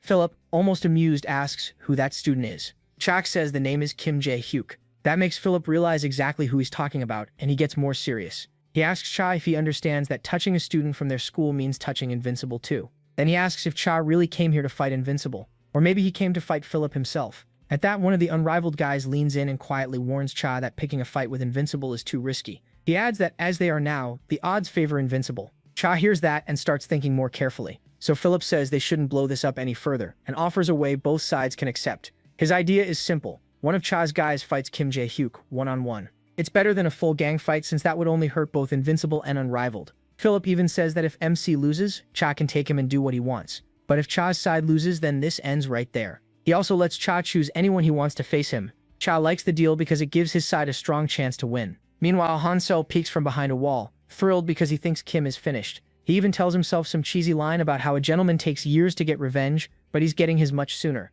Back in the present, Philip finishes telling the protagonist how everything happened. MC just stands there, shocked, not sure if Philip saved him or completely sold him out. He still thinks this is unfair since he only fought back in self-defense. Later, behind the school, Lee is surprised to hear Kim has to fight someone from another school. While smoking, Lee says he caused this, so he should handle it. He quickly reminds her that she was the one who told him to fight those guys. Lee says if he does nothing, he'll just get beaten anyway. Besides, she thinks he can actually win the duel. The protagonist keeps acting scared, saying he doesn't even know who they're sending against him. That starts getting on Lee's nerves, so she reminds him he's gotten a lot stronger. She tells him to stop being scared and trust himself a little. That night, both sides gather at an open spot, ready for the duel. Kim can only hope they send someone weak. Cha asks where his fighter is and complains that he's late again. Then one of the guys behind him says their fighter just arrived. A huge, muscular guy walks forward into view. Kim falls apart inside when he sees someone who looks 3 times stronger than him. The guy is Song Gyun-hoo, the top second year at Baekwon High. He's 18 and clearly tough. Cha is furious that Gyun-hoo showed up late, yelling that he told him to be there by 9.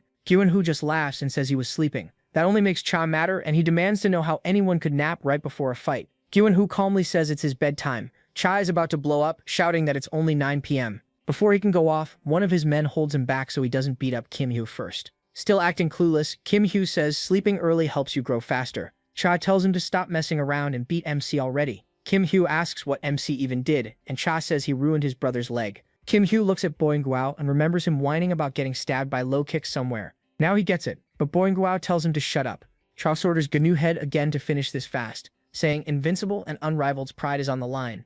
Gnu Head puts a hand on Cha's shoulder, promises to win, and asks if Cha remembers their deal. Cha just stares, having no clue. Then Gnu Head reminds him Cha said he'd introduce him to Juang, the goddess of sea young girls high. Annoyed, Cha tells him to win first, then they'll talk. While all this drags on, Kim and Lee watch from the back, getting annoyed that Gnu Head is taking forever. Finally, Gnu Head steps up, cracking his knuckles. He tells him there are no hard feelings, but he still has to lose. Then he gets a good look at him. His first thought is that the protagonist is tiny. He even asks if the protagonist is in elementary school. The protagonist nervously says he's in high school, and Gnu Head says he feels bad hitting a kid, but he'll still go through with it. He says he'll end it fast. Basically, he's acting like every bully right before getting humbled. That makes MC realize he has to win. If he loses, they'll all jump him. The problem is he has no clue how to beat this guy, especially since he had almost no time to prepare. Then we get a flashback. Kim asks Lee how to fight an opponent he's never seen before. Lee tells him he'll need to scout first if he wants to win, which confuses him. She explains that even real martial arts matches often use the first round to feel the other person out.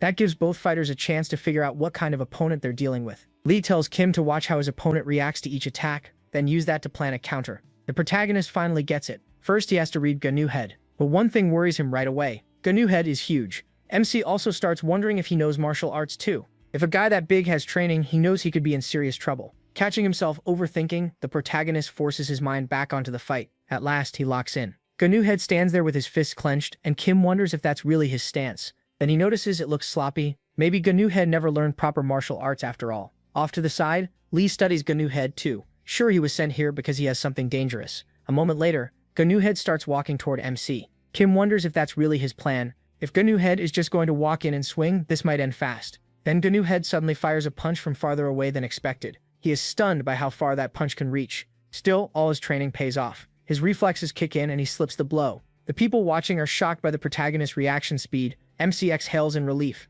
That strike came way closer than he expected, and Gnu Head's reach is no joke. He quickly backs away, knowing he needs space if he wants to avoid getting badly hurt. Gnu Head starts closing in again. The pressure builds on Kim. He can see openings, but if he guesses wrong, he's finished. so he starts thinking hard about how to win. Then he remembers Lee telling him to attack first. Lee had said to watch how the other guy reacts, then choose the next move. She trusted the protagonist to think during a fight, so Kim decides to start with a jab. The second it lands, Gunho knocks the hand aside with a parry. MC follows with a middle kick, then a low kick, but Gunho avoids both with ease. The crowd starts laughing at the way Gunho dodges. He sticks his butt out so much he almost looks like he's posing. Kim shuts it all out and refocuses. He goes in again, this time with a high kick. After that, he throws a 1-2 punch, but Gunho slips both attacks again. From the side, Philip notes that Gunho has sharp eyes. Lee notices something more important. Gunho isn't using martial arts at all. He's fighting on instinct alone. Meanwhile, Kim is getting rattled since none of his attacks are landing cleanly. To him, it's like trying to get through a giant shield. Chea then reveals Gunho's nickname, the Shield Bearer. Gunho's style is built on defense. He blocks or avoids everything, using quick reflexes and sharp eyesight to stay safe. It looks simple, but that style made him the top second year. And he doesn't only defend when the time is right, he pushes forward too. That pressure starts again as Gunho advances on Kim. The protagonist knows he has to think fast. Once Gunho starts marching in, most opponents get trapped, and that's exactly what happens here. MC ends up backed into a corner without even realizing when it happened.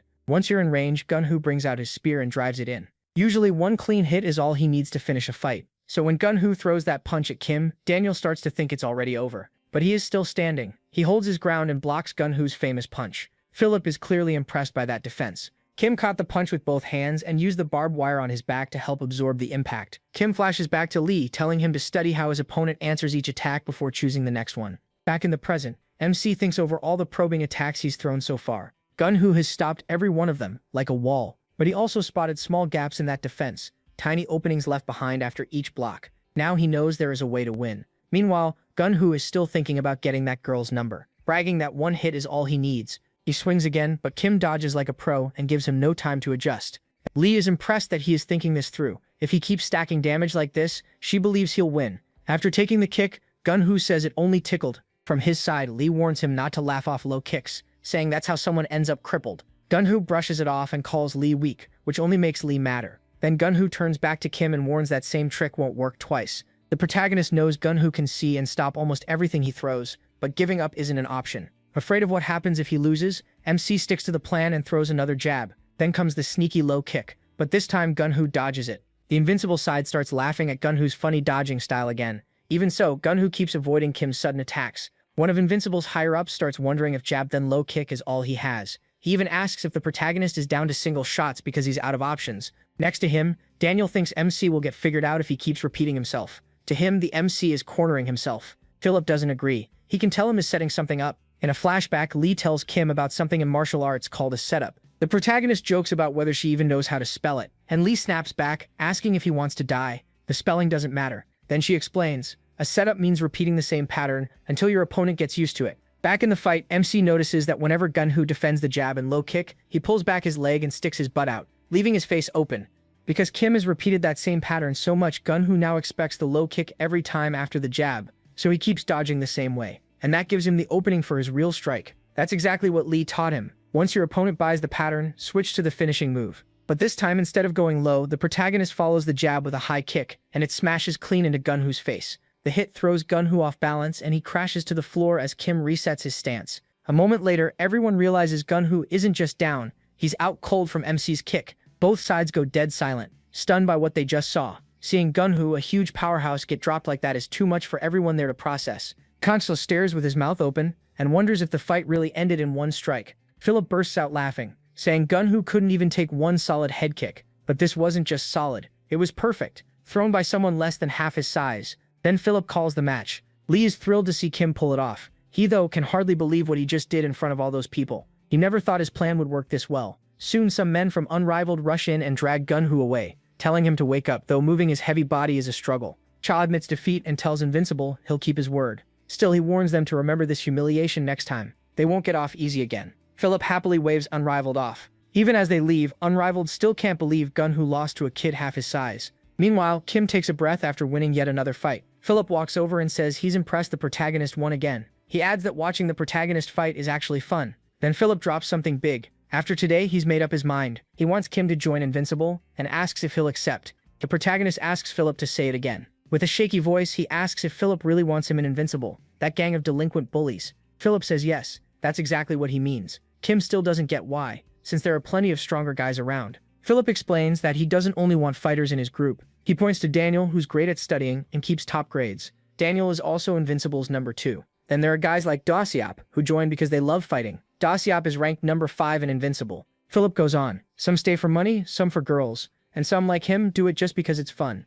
To sell the idea, Philip reminds Kim that if he joins Invincible, nobody will dare mess with him anymore. In other words, the bullying would stop. To Philip, that's reason enough to join. He also says fighting seems fun for MC now too. Hearing all this, MC is caught off guard. Philip steps closer, pats him on the shoulder, and says he wants to see how far he can grow, and that they can do it together. He keeps pushing, saying if Kim is going to fight, he should do it for something bigger. The protagonist is left speechless. He wants to answer, but no words come out, and he quietly wonders if Philip is right. Lee, meanwhile, looks worried and doesn't like where this is going. Philip tells MC to take his time and think it over, but adds that he doesn't make offers like this to just anyone. After that, Philip leaves with the rest of Invincible. He just stands there stunned, watching them go and wondering why they would offer him something like that. Later that night, back at Kim's house, he gets ready to study with Lee despite everything that happened. Lee thinks he should have taken the day off. The protagonist reminds her that getting into Seoul University is too important to lose even one day over. Not wanting to argue, Lee goes along with it. MC suggests they work on English. After studying for a while, time slips by before he notices, and it's already 11:20.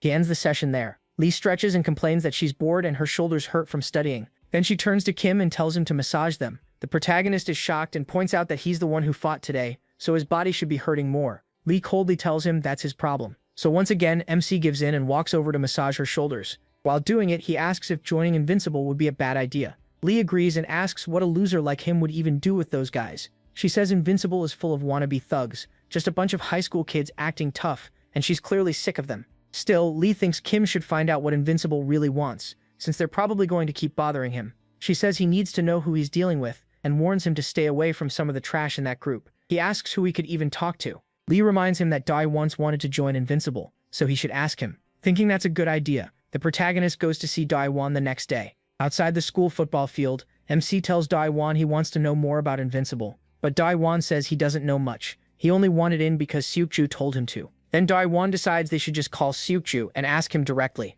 As soon as the call starts, Seokju teases Doyeon about how bad things have been between them lately, but Doyeon says they're not finished yet. He asks what Seokju knows about Invincible, but Seokju doesn't know much either. All he says is that Invincible has a lot of business going on and he only told Doyeon to join so he could learn more. Then Seokju remembers he knows a former member of Invincible and asks if Doyeon wants to be connected with him. Doyeon says yes, that would help a lot. Seokju quickly changes the subject to Doyeon's girl and offers advice, which annoys Doyeon enough to hang up. Later that night, Doyeon and Kim head out to meet the informant. He thanks Doyeon for making time, but Doyeon says it's fine. He's been curious about Invincible too. Then he asks why he suddenly cares so much. The protagonist explains that Invincible has been getting involved with him lately, and he doesn't know how dangerous they really are. Just then, their informant shows up. In a nervous voice, he asks if they're the ones looking into Invincible. When they say yes, he tells them they should talk somewhere else. Once they reach an alley, the informant asks if either of them smokes. Both say no. Then he asks MC why he wants to know about Invincible, and MC says they've been involving themselves in his life. Right away, the informant warns him not to get mixed up with them. He says that whole gang is trash, especially Philip. In fact, he calls Philip a devil. Kim is surprised by how scared he sounds and asks if he's really talking about Philip, then wants to know what's so bad about him. That's when the informant starts telling them what happened in the past. He takes them back a year to when Philip first approached him, Myung-suk. Philip asked if Myung-suk had good connections, then told him to sell something. One look was enough for Myung-suk to realize it was an adhesive hallucinogen. Confused, he asks why Philip would hand him something like that, and refuses on the spot. But Philip tells him selling it isn't a big deal. He reminds Myung-suk that he knows people with influence, and even his brother works at a club. Philip says Invincible's new empire needs money to grow, and that's why he's asking for the favor. Myung-suk apologizes again and turns Philip down. He says he can rough people up for money, but selling hallucinogens is too far for him. He even admits he's too scared to deal drugs. Still, he says he'll fight whenever needed. Trying to smooth things over, he offers to treat Philip to a PC bang and asks if they're still good. Philip tells him there are no hard feelings. That night, Philip, Myung-suk, and the others party hard. They decide to drink as much as they want with no holding back. Soon, Myung-suk brags that Invincible will be huge within a year. He says he used to be a beast in middle school, but the others remind him they all could fight back then. One of them notices Philip isn't drinking and asks if the leader gets a pass. Philip says one drink is enough to knock him out, so he'd rather stay sober. Still, he's happy watching them enjoy themselves. The rest keep drinking and having fun without him. After a while, everyone is passed out in a drunken mess. Only Philip is still awake, like he planned for this. He quietly stands up and walks over to the unconscious Myung-suk. Then he sticks a hallucinogen patch on Myung-suk's arm and leaves. The next morning, Myung-suk wakes up in total panic. His body feels out of control, and he has no clue what's happening. Then he spots the patch on his left arm and freaks out. Philip shows up and says things would have been easier if Myung-suk had just agreed to sell the adhesive hallucinogens. He tells Myung-suk one hit is enough to get someone hooked, then orders him to listen carefully. Philip gives him 1 week to sell everything he'll hand over. If he does, he'll get another dose. He even tells Myung-suk to accept what's already happened instead of wasting time feeling guilty. From that day on, Myung-suk keeps selling drugs for Philip. Addicted now, he has no choice if he wants more. Little by little, he falls apart. One day, Myung-suk uses the stash he was supposed to sell. When Philip finds out, he confronts him. Myung-suk starts begging right away. He apologizes, asks for more drugs, and swears he'll sell them properly this time. Philip doesn't buy it. He knows Myung-suk will just use them himself again. Since he's no longer useful, Philip kicks him out of Invincible and turns to leave.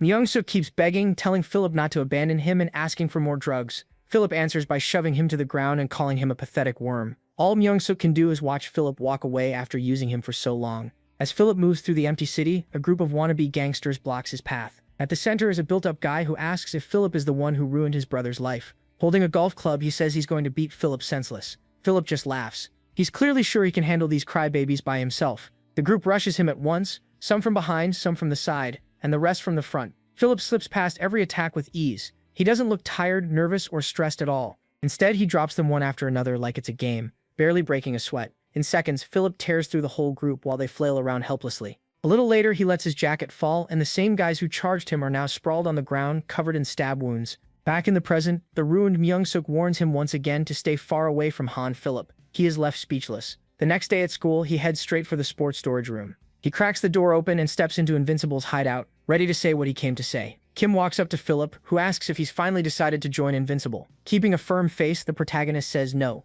He's rejecting the offer. Philip says that's a shame, but if MC has decided, there's not much to do about it. Then he reminds him what refusing him really means. Philip isn't used to being told no. Using that pressure, he asks whether the protagonist is ready to become his enemy and live with the fallout. The threat rattles MC. He has no idea how to escape this without ending up dead. Even so, he forces himself to say it again. He won't join Invincible. What Kim doesn't get is that refusing a drug boss to his face is dangerous. Just as expected, Philip takes offense. He repeats that no one turns him down and then asks if he really wants to stand against him instead of beside him. Stammering, he says he doesn't want to be enemies. He just still won't join. Philip demands to know why. The protagonist hesitates, unsure if he should say it, but finally admits he's heard Invincible isn't a gang anyone should join. People told him the members are trash and that they do terrible things. That's why he wants no part of it. After saying that, Kim bows and says he'll be leaving. As MC turns away, Philip tries to stop him, insisting those stories are all lies, and Invincible doesn't do any of that. He also gets angry that rumors like that are spreading. But is he really telling the truth?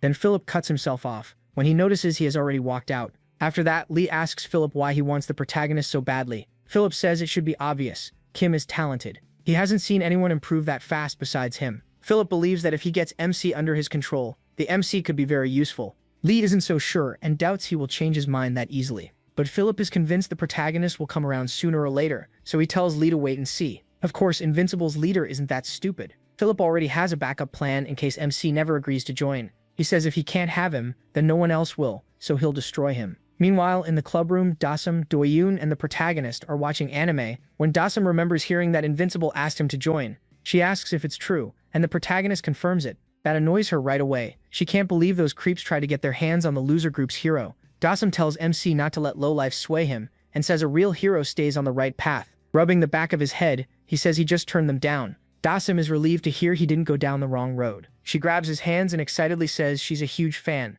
but the protagonist awkwardly asks her to stop calling herself that. Doyoon sits there quietly, watching it all. Hearing Dasum call herself Kim's fan really gets under his skin. Still, he tells himself it isn't all bad since MC is a genuinely good guy. The two keep chatting while Doyoon watches in silence. That's when it really hits him. Dasum and he are actually close, and seeing them like this makes him jealous. He starts regretting the bad path he took when he used to have such a good connection with Dasum. They're still close now, but Doyoon wishes he could have stayed by her side back then too. What matters most though is that he's beside her now. Then Dasum brings up a Korean fighter in a WFC match and asks if they want to watch the fight. The protagonist is surprised she even follows MMA. Dasum explains that she got into it around the time Doyoon started learning martial arts, and now she always watches when a Korean fighter is on the card. Once they play the match, one fighter is already far ahead, but the one on the ground stays calm, trusts his jujitsu, locks in a triangle, and wins. His name is Park Do. After the fight, Dasum is shocked that the guy on the bottom still pulled off the win. Kim explains it was a setup. The fighter used a trick to turn things around.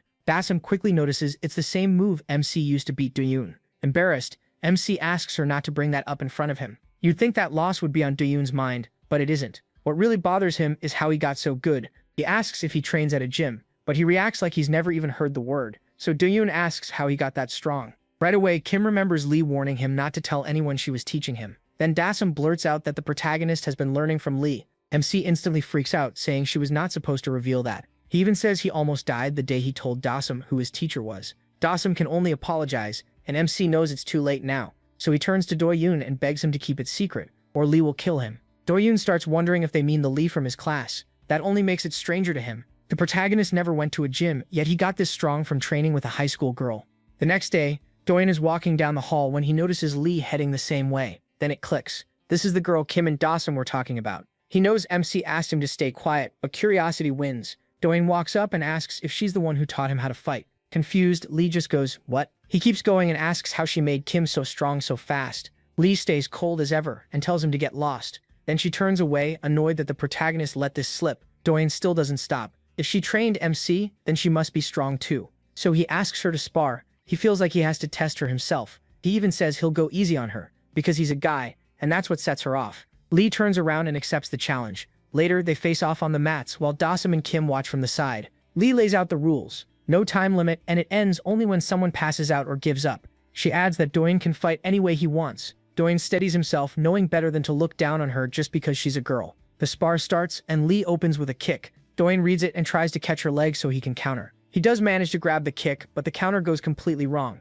While he's still holding her leg, Lee spins all the way around and smashes him in the face with her other foot. Before he can answer back, she jumps in and lands another kick right on his face. That hit looks brutal. Kim cheers for Lee from the sidelines, while Dasim worries about Doyoon. He can't believe Lee landed such a clean kick while her other leg was trapped. To him, she's amazing. Dasim doesn't feel the same at all. She's mad Lee opens so hard, and says it's unfair. Back on the mat, both of them reset their distance after Lee clearly wins the first exchange. Doyoon wipes the blood from his nose, shocked by that opening attack. He realizes he was almost knocked out right away, so he tells himself to focus and settles back into stance. Lee doesn't wait. She fires a straight punch, and Doyoon sees at once that he can dodge it. She throws a few more punches, but he slips past all of them with ease. Dasim is glad to see Doyoon still has his speed, but while he's settling in, Lee suddenly changes levels and lands a low kick cleanly. Watching closely, Kim notices just how fast Lee really is. Dasim gets annoyed and tells the protagonist he's cheering way too hard for Lee. The protagonist shoots back that Lee is his friend, then says Dasim is doing the exact same thing for Doyoon.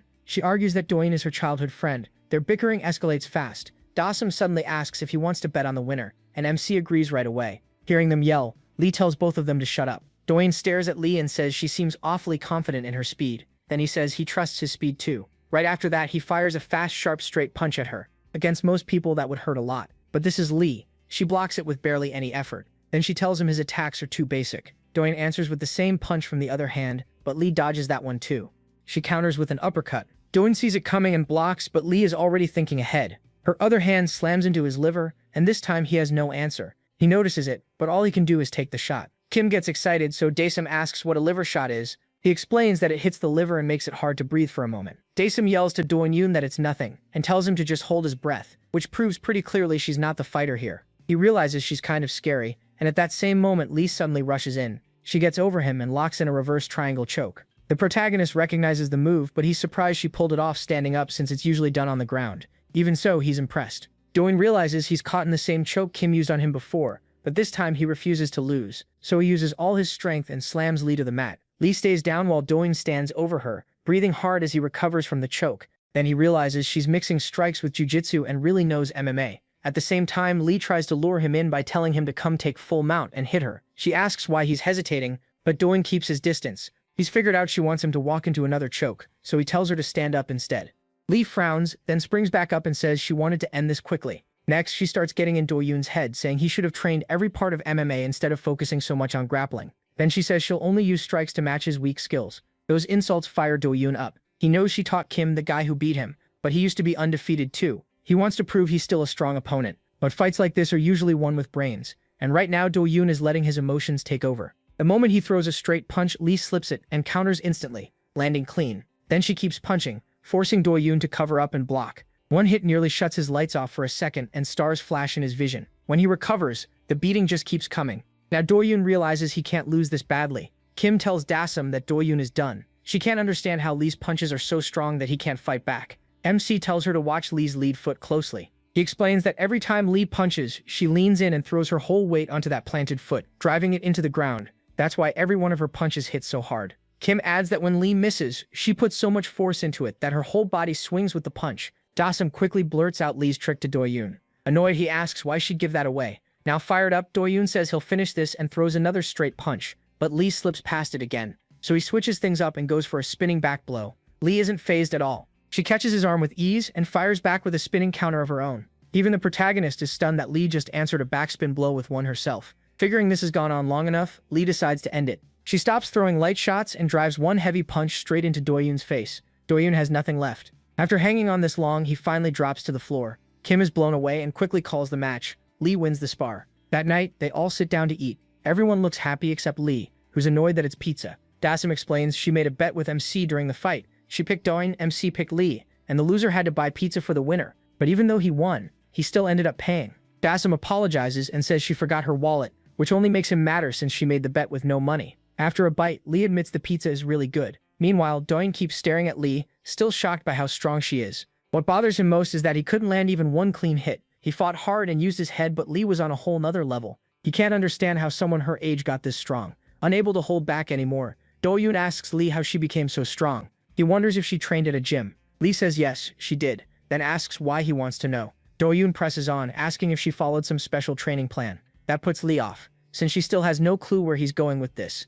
So she shrugs and says she just trained normally. Kim jumps in and calls her a genius if she thinks all of this was easy. Lee disagrees. If that's enough to make someone a genius, then anyone who goes to the gym counts. Doyoon then asks how long she's been training, and Lee says she started when she was 7, so it's been 9 years. That answer leaves everyone stunned. None of them expected her to have trained for that long. With that out, Lee explains more. Her older brother started martial arts first and used to bully her, so she got fed up and joined the gym herself, deciding the best way to deal with it was to get stronger. Doyoon tells her that with skills like that, she could easily become a successful martial artist. Lee stays cold and tells him he's being way too nosy and asking far too many questions. Still, she answers him. Lee says there are plenty of people as good as her, or better. Besides, she doesn't want her face getting messed up from fighting. She's saving her looks for the person she hopes to meet someday. Kim thinks that reason is pretty weird. Dasum, though, gets it right away. Lee treats her skin like priceless treasure. Then Doyoon asks the big question. Will Lee teach him martial arts too? Lee shuts that down instantly. The protagonist cuts in and reminds Doyoon that he said he was done with fighting. Head lowered, Doyoon says martial arts and street fighting aren't the same thing. After sparring with Lee, he started wanting to become even stronger than he is now. That, he says, is why he wants Lee to teach him. Dasum can tell he means it, so she decides to help. She tells Lee that MC already takes lessons from her in exchange for learning how to fight. Hearing that, Lee immediately blows up at MC for spilling their secret. She even moves like she's about to punch him, but he quickly apologizes for telling. Dasum brings the talk back on track and says she's really good at Korean. She's always near the top in mock exams. Doyoon takes note of that while the protagonist is totally caught off guard. Then Dasum makes an offer. She'll tutor Lee in Korean if Lee agrees to teach Doyoon martial arts. She even promises to help Lee stay at the top in Korean. It's a great deal, but no one knows if Lee will take it. Then again, Lee actually seems to be thinking it over. Before long, she agrees, though she tells Dasum to make sure she keeps every promise she just made. Doyoon is touched that Dasum would go this far for him. Dasum then turns to Doyoon and warns him not to go down a bad path. He should use this training only to get stronger and stay healthy. The next morning, Lee gathers everyone at their usual rooftop spot. She says martial arts lessons start today, though she doesn't get why Dasum came too. Dasum says she wants to use it as stamina training. She also says her own martial arts background will help. Lee lets her stay but warns her not to get in the way. Then Lee says today's lesson is kick catches. Right then, Dasum suggests giving their group a name, and Lee clearly hates the idea. Kim, though, thinks it's great, and Doyoon agrees. Outvoted 3-1, Lee lets Dasum choose the name. What Dasum comes up with is completely ridiculous. Lee and the Little Rascals. No surprise, Lee protests right away, but Dasum thinks it's fun. And just like that, Lee and the Little Rascals is born. MC thought these calm days would last longer, but trouble was already on its way. Elsewhere, Gunhoo lies on his bed when his brother comes in to check on him. Gunhoo tells him to leave him alone. He just wants to stay like this. Word about Gunhoo losing spread fast. What ruined him even more was getting knocked out in one hit by some scrawny kid. Gunhoo feels completely humiliated and worries girls won't like him anymore. His brother bluntly reminds him they didn't really like him before either. His brother is fed up seeing him like this. Gritting his teeth, he tells Gunhoo to just wait. Then he heads to Kim's school. He's there for one reason only, to get revenge for his brother. His name is Song Joon-woo. He's also 17, and he already dropped out of school. He walks into a classroom and asks which one of them is him. The students all turn in shock, wondering what's going on and if Junwoo is from another school. Then Kim shows up and says he's the one Junwoo is looking for. Seeing how skinny and nerdy the protagonist looks, Junwoo starts doubting Gunwoo really lost to him. The protagonist, meanwhile, doesn't get why this guy is acting so cocky when he's about the same size, so MC asks who he is. Junwoo answers with a grin and a hard kick to his face, saying he's Gunwoo's younger brother. At the same moment, Lee becomes alert as the situation turns ugly. Kim reels from the kick and shows he's clearly hurt, but Junwoo tells him not to act, saying he held back on purpose. The protagonist has no clue what this weirdo's problem is. This guy came into another school, entered a class that isn't his, asked for the protagonist, and kicked him the second he found him. The protagonist still doesn't understand what's happening, but before things can get worse, a teacher finally steps in and asks what's going on, reminding both of them that class is about to start. Junwoo leans in and tells Kim he'll see him after school. Then he politely bows and apologizes to the teacher for causing trouble. The sudden switch leaves MC even more confused about who this guy is. All the while, Lee watches the whole thing closely, not missing a single detail. Later, outside school, Daesum is shocked to hear what happened to him. Concerned, he asks if the protagonist got hurt, but the protagonist says he's okay. At the same time, Dongyu thinks that kick was insanely close, which means Junwoo must be really skilled. After hearing it, the loser group gets mad that someone messed with their hero. One of them says he won't let Junwoo slide, and the leader says they've got MC's back. MC tells them to relax.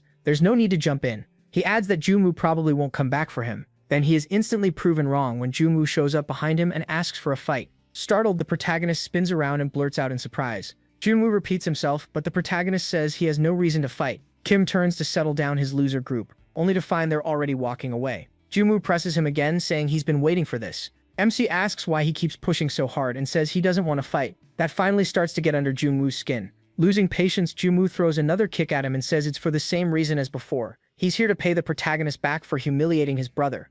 MC asks who he's even talking about. As he starts piecing it together, Junwoo spells it out. It's Gunwoo, the guy MC beat earlier, the long-haired muscular one. That makes him remember. Even so, he says no again. He didn't want to fight Gunwoo either. He only did it because he had no choice. Junwoo explains that loss crushed Gunwoo's pride so badly that he's been shut up in his room and won't even come out. To him, winning this fight is the only way to give his brother his pride back. He asks Kim if he gets it now, then says not to judge him by his size. Junwoo may look small, but he trusts his skills. To prove it, Junwoo plants his hands down and snaps a kick through the air. The force is enough to make the protagonist's hair move. Then Junwoo reveals he's a taekwondo specialist. He says beating MC will be easy, and even claims he's stronger than his brother. Kim starts wondering if that might actually be true. Then he notices people gathering around Junwoo. They're starting to treat this like a real fight, and even a teacher asks if that's what's going on. He knows that if too many people notice him, Invincible will be on him again. So he realizes he has to avoid fighting for a while and stay out of the spotlight. That leaves him with one option: run. And that's exactly what the protagonist does. He takes off right away. Watching him flee, Junwoo wonders if Kim really thinks this is over. The next day, MC finds Junwoo sitting in a seat waiting for him. He asks for a fight again, but MC shuts him down. Junwoo calmly says he won't give up that easily. At lunch, Junwoo even follows him into the cafeteria. He asks if he doesn't go to school and how he has so much free time. Junwoo says he already dropped out. He doesn't stop there. Junwoo follows the protagonist into the bathroom too, still demanding a fight. Even in the locker room, he's there asking again, while Kim keeps dodging him. Later, MC tells Lee about all this while she eats lunch sitting on top of him. Stuck under her, he can barely stay still. Lee says she's only doing it for his own good. Then she brings the talk back to Junwoo and says he should just accept. Since Junwoo is about the same size, she asks what he's so afraid of. The protagonist explains that he doesn't want Invincible noticing him. Lee suggests an easy fix: fight Junwoo somewhere private and end it. Kim sees that she has a point. Besides, it's clear Junwoo isn't going to leave him alone. The guy has followed him almost everywhere, so MC decides it's better to finally accept. Right then, he hits his limit and collapses, making Lee fall on top of him. Later that day, the protagonist heads to school. Just as expected, Junwoo approaches him again and asks for a fight. He says he won't stop until his brother's honor is restored. That's when Kim realizes this whole thing is about pride. So later, he goes to Junwoo and apologizes for embarrassing him. MC says he only won by luck, and that Junwoo is still stronger than him. He tells him not to feel bad for losing to someone like him. But then everything gets worse. A group of students walks by and starts mocking Junwoo for losing to him, saying he lost to a nobody and a little kid. They keep piling on, joking that he isn't number 2 anymore, more like number 100 or 999. That hits Junwoo hard. Junwoo snaps, grabs Kim by the collar, and says they need to fight right now. The protagonist sees how obsessed he is and understands there's no escaping this. If he keeps refusing, Junwoo will just keep chasing him. So MC finally agrees to the duel. The next day, they face off in a parking lot. Only Lee and Junwoo are there to watch. Lee for him, Junwoo for Junwoo. Before it starts, Junwoo tells his brother he'll win back his honor, but Junwoo says he doesn't need to take it that far. As soon as the match begins, Jung-woo asks Kim what martial art he uses. With a confident grin, he answers his own question about himself, just like he said before. His base is Taekwondo. Then he makes the first move and fires off a kick. The protagonist blocks it with both arms, but even then he can feel how strong Jung-woo is. Mesig also realizes Jung-woo is fast. If he'd reacted even a little later, that kick could have done real damage. But Jung-woo doesn't stop there. He follows with a enro kick, striking in the air with both feet one after the other. Jung-woo proudly says that's his brother's specialty. Lee is clearly irritated by how loud he's being. Jung-woo glances at Lee and immediately starts wondering who she is. Before even speaking to her, he decides she's exactly his type. He leans over and quietly asks who she is and whether she came to cheer for Kim. Lee instantly tells him to back off. Instead of backing down, Jung-woo actually likes how cold she is. Then he wonders why each side only got one spectator. Since he's here for Jung-woo and Lee is here for him, he asks if she's his girlfriend. That really sets Lee off. In a sharp voice, she tells him to mind his own business and asks if he doesn't value his life. Jung-woo immediately apologizes, saying she's terrifying. But somehow that only makes him more interested. He decides this ice princess attitude is exactly what he likes. So he shoots his shot and asks for her number. This time Lee tells him to piss off. Jung-woo notices and tells his brother to stop flirting and watch the fight. Jung-woo raises the pressure and starts throwing even stronger kicks at the protagonist. The protagonist dodges one, but before he can react, another kick lands and hurts him badly. From the side, Jung-woo starts cheering loudly for his brother again, which annoys Lee even more. Meanwhile, Jung-woo keeps attacking at full force. He mixes up his kicks so well that MC can't predict what's coming next.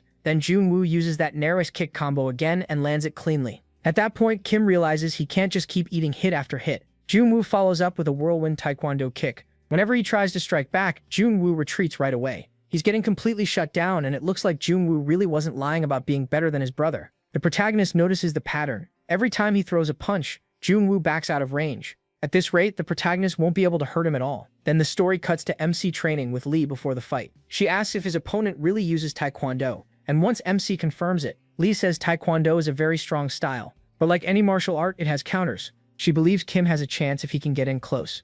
She explains that taekwondo has very fast in and out movement, which makes it hard to land a punch. He asks what he's supposed to do, and Lee tells him he needs to break his opponent's footing if he wants an opening. Her plan is simple. Catch Jung-woo off guard and keep hammering his legs with low kicks until his footing weakens. Back in the present, the protagonist decides to follow Lee's plan. He starts by throwing a jab to block Jung-woo's sight, then snaps in a low kick. In the flashback, Lee reminds Kim that low kicks are fouls in taekwondo. That means Jung-woo probably isn't used to dealing with them. Back in the fight, MC lands another low kick. Jung-woo gets annoyed and asks if his whole plan is just spamming low kicks. The protagonist says nothing, but that's clearly a yes. Right now, it's all he's got. Then he throws another jab to block Jung-woo's sight and goes for one more low kick. This time Jung-woo reads it and hops away. Smirking, Jung-woo tells him that trick won't keep working. Right after that, he fires a straight kick at MC's head. The counter catches MC off guard, but he keeps going. He decides to stick with the low kicks anyway. But now the plan is failing, because Jung-woo dodges again and answers with another front kick, this time to the protagonist's collarbone. It hurts badly. Jung-woo keeps the pressure on with non-stop kicks. Kim avoids some, but the ones that land do real damage. Gun-hoo gets fired up watching his brother go all out, but he's also impressed that MC still refuses to quit. Lee starts worrying that he is just standing there and eating hits. She wants him to focus. The protagonist realizes the low kicks aren't enough anymore, and he has no clue what to try next. Then he remembers Lee mentioning another weak point in taekwondo. She once knew a guy at her old gym who practiced it, and that's where she noticed a pattern. Taekwondo fighters love the backspin kick. It's strong, but the move is big and leaves their back open. In taekwondo, if someone falls, the ref lets them get back up, so people throw that kick without much fear. MMA doesn't work like that. So Lee tells Kim to attack the moment Jung-woo turns around for a backspin kick. Back in the present, MC decides to use that second tip. Just like Lee predicted, Jung-woo moves in for a backspin kick. He sees it instantly and times his move just right. He rushes in, grabs Jung-woo from behind, and tries to drag him down. Jung-woo fights hard to stay upright while Kim gives everything he has to force him to the floor. A few seconds later, the protagonist finally throws Jung-woo down, and then everything gets weird. During the struggle, Jung-woo's clothes rip, revealing that Jung-woo is actually a girl. MC and Lee just stare in shock, frozen as they process what they just learned. He can't believe the person he was fighting was a girl. Still on the ground, she yells at him, asking why that should matter, then calls him a bastard too. Kim awkwardly covers his eyes and says he thought she was a guy because she kept calling her brother Hyung. Girls usually say appa, so that threw him off. More importantly, he begs her to put her clothes back on. She snaps that she's wearing leggings and asks what kind of pervert he is. Red-faced, the protagonist apologizes, but admits it's hard to keep fighting now that he knows she's a girl. She explodes again, asking what's wrong with being a girl, tells him to shut up, and says the fight isn't over. She still has to avenge her brother. When she says Hyung again, Kim points out that's exactly why he got confused, but she fires back that she'll call her brother whatever she wants. Nearby, Lee is still stunned. Now that she knows the truth, Lee realizes the girl's voice did sound pretty high. Her brother, standing beside Lee, looks confused and asks how they could ever mistake his sister for a guy when she was obviously a girl, but Jiwoo's more upset about her ripped pants. She glares at Kim and asks what he's going to do about them. They were her favorite pair. Still embarrassed, MC apologizes again and promises to pay for them tomorrow. Then he suggests maybe they should stop fighting since things got awkward. Jiwoo shoots right back up and yells no. She tears off what's left of the pants and says it's better this way. They were just getting in the way. Then it starts raining and Lee, not wanting to get soaked, tells him to finish this already. Round 2 begins, and Jiwoo stares at Kim and warns him not to hold back just because she's a girl. She says she can fight better than most guys and she means it. Then she jumps up, spins hard, and throws a 540-degree taekwondo kick at the protagonist. He barely blocks it, but the force behind it is still insane. Jiwoo grins and says that's just the start, then speeds up even more. Every kick hits hard. Kim puts his arms up to block, but even then he's still taking damage. In a quick flashback, Lee tells MC Taekwondo has another weakness. Those kicks are powerful, but they burn a lot of stamina, so she tells him to endure them until his opponent runs out of gas. Back in the present, Kim does exactly that. He tells himself to hang on a little longer until a chance appears, so for now he backs off to make space. Jiwoo is caught off guard and gets annoyed. She calls him a bastard for running and asks if he's scared. He says of course she's scary. He asks her to imagine what it's like having those crazy fast kicks flying at his face. Then Kim suddenly stops. He knows he can't let her recover, so now it's his turn to attack. He throws jabs and crosses, and Jiwoo slips past all of them. But the real setup was the low kick, and that one lands clean. From her face, it definitely hurt. Without stopping, the protagonist lands another low kick, then another and another. From the side, Lee silently urges him to keep attacking the legs. If Jiwoo loses her legs, the heart of Taekwondo, she'll be stuck. Sure enough, her movement starts to slow. She throws out a desperate counter, but Kim ducks and pulls back in time. He's already done serious damage with those low kicks, and he can tell Jiwoo is hurting and almost out of energy. This is his opening, so he steps in with a jab, and it lands. Her footwork is breaking down from the damage, and she can't retreat fast enough. That's when Kim realizes her legs are basically done, and her stamina is almost gone. The fight is nearly finished. Seeing that, MC rushes in. As Jiwoo turns for a back kick, he catches her leg mid-spin and shoots for a double leg takedown. They crash down, and Kim quickly locks in an armbar.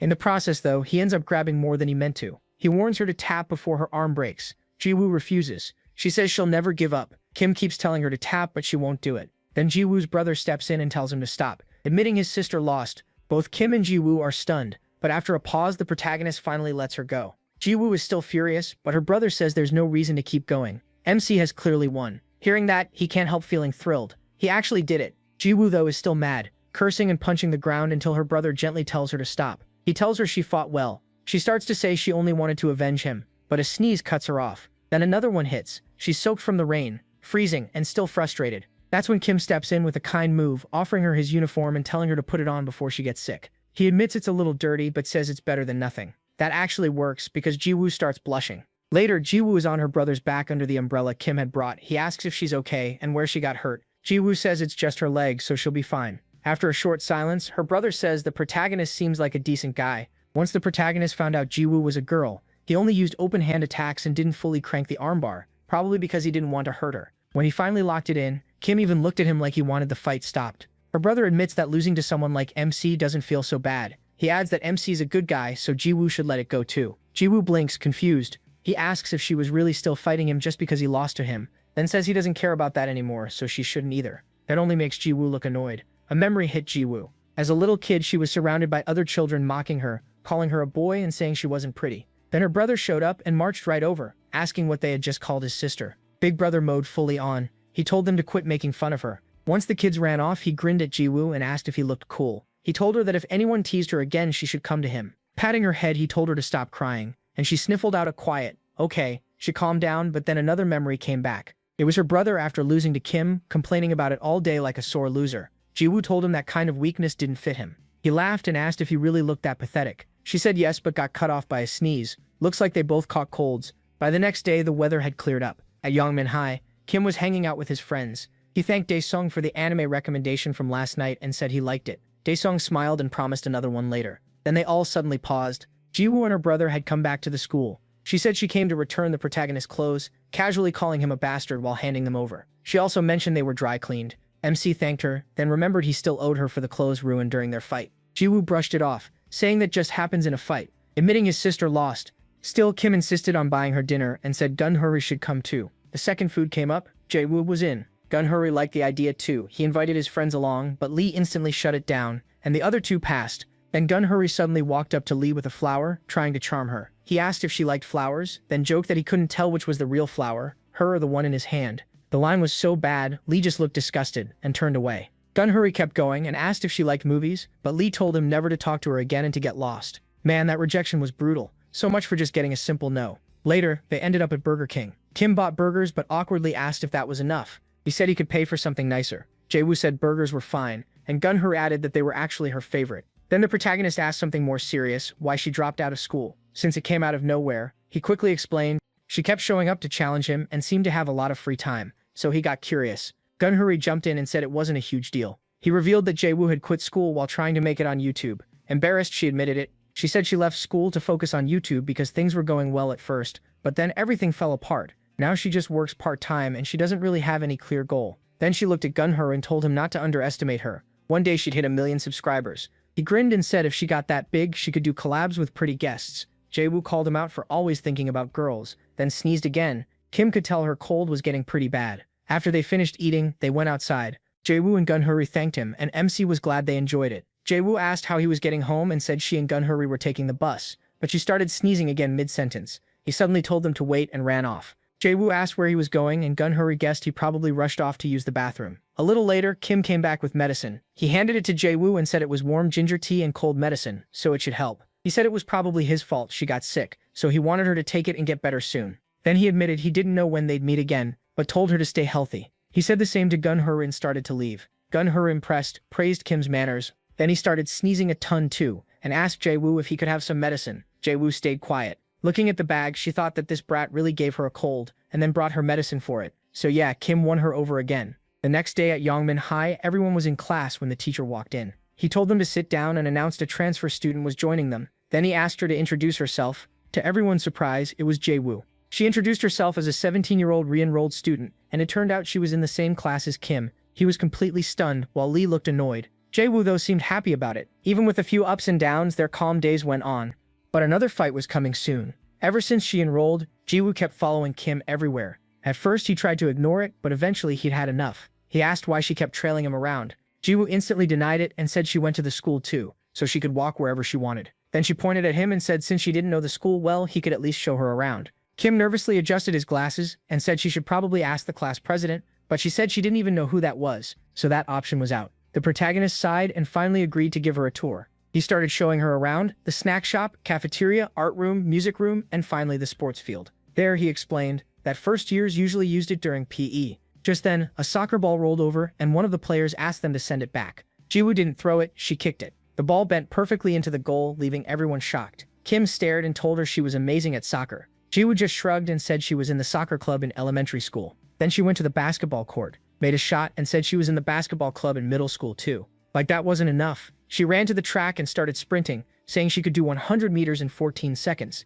MC was blown away. He asked if there was anything she couldn't do. She was seriously good at everything. Trying to understand her, he asked if doing all those sports meant she just loved sports or maybe got bored fast. Jae-woo shook her head and said it was the opposite. She was just really curious, so when something interested her, she went all in. That reminded her of something from a few days earlier, when Gunhoo asked if she was re-enrolling because of Kim. She instantly blushed and yelled, "What?" From her reaction alone, Gunhoo figured it out and asked if she liked Kim. She denied it, but he just laughed. He said that was nonsense. Everyone in their family falls in love way too easily. Him, their mom, their dad, all the same. Jae-woo quickly said it wasn't like that. She tried to explain, not very well, that she was only a little curious. That's all. She said she didn't know why, but she wanted to find out what kind of person he really was. Gunhoo told her he already knew she couldn't resist doing whatever she wanted, and going back to school wasn't a bad thing either. Then, still teasing, he said he hoped things went well with Kim. She insisted it wasn't like that, but her blushing gave her away. Back at school, class was still going on, and the protagonist thought that even if helping Lee mattered,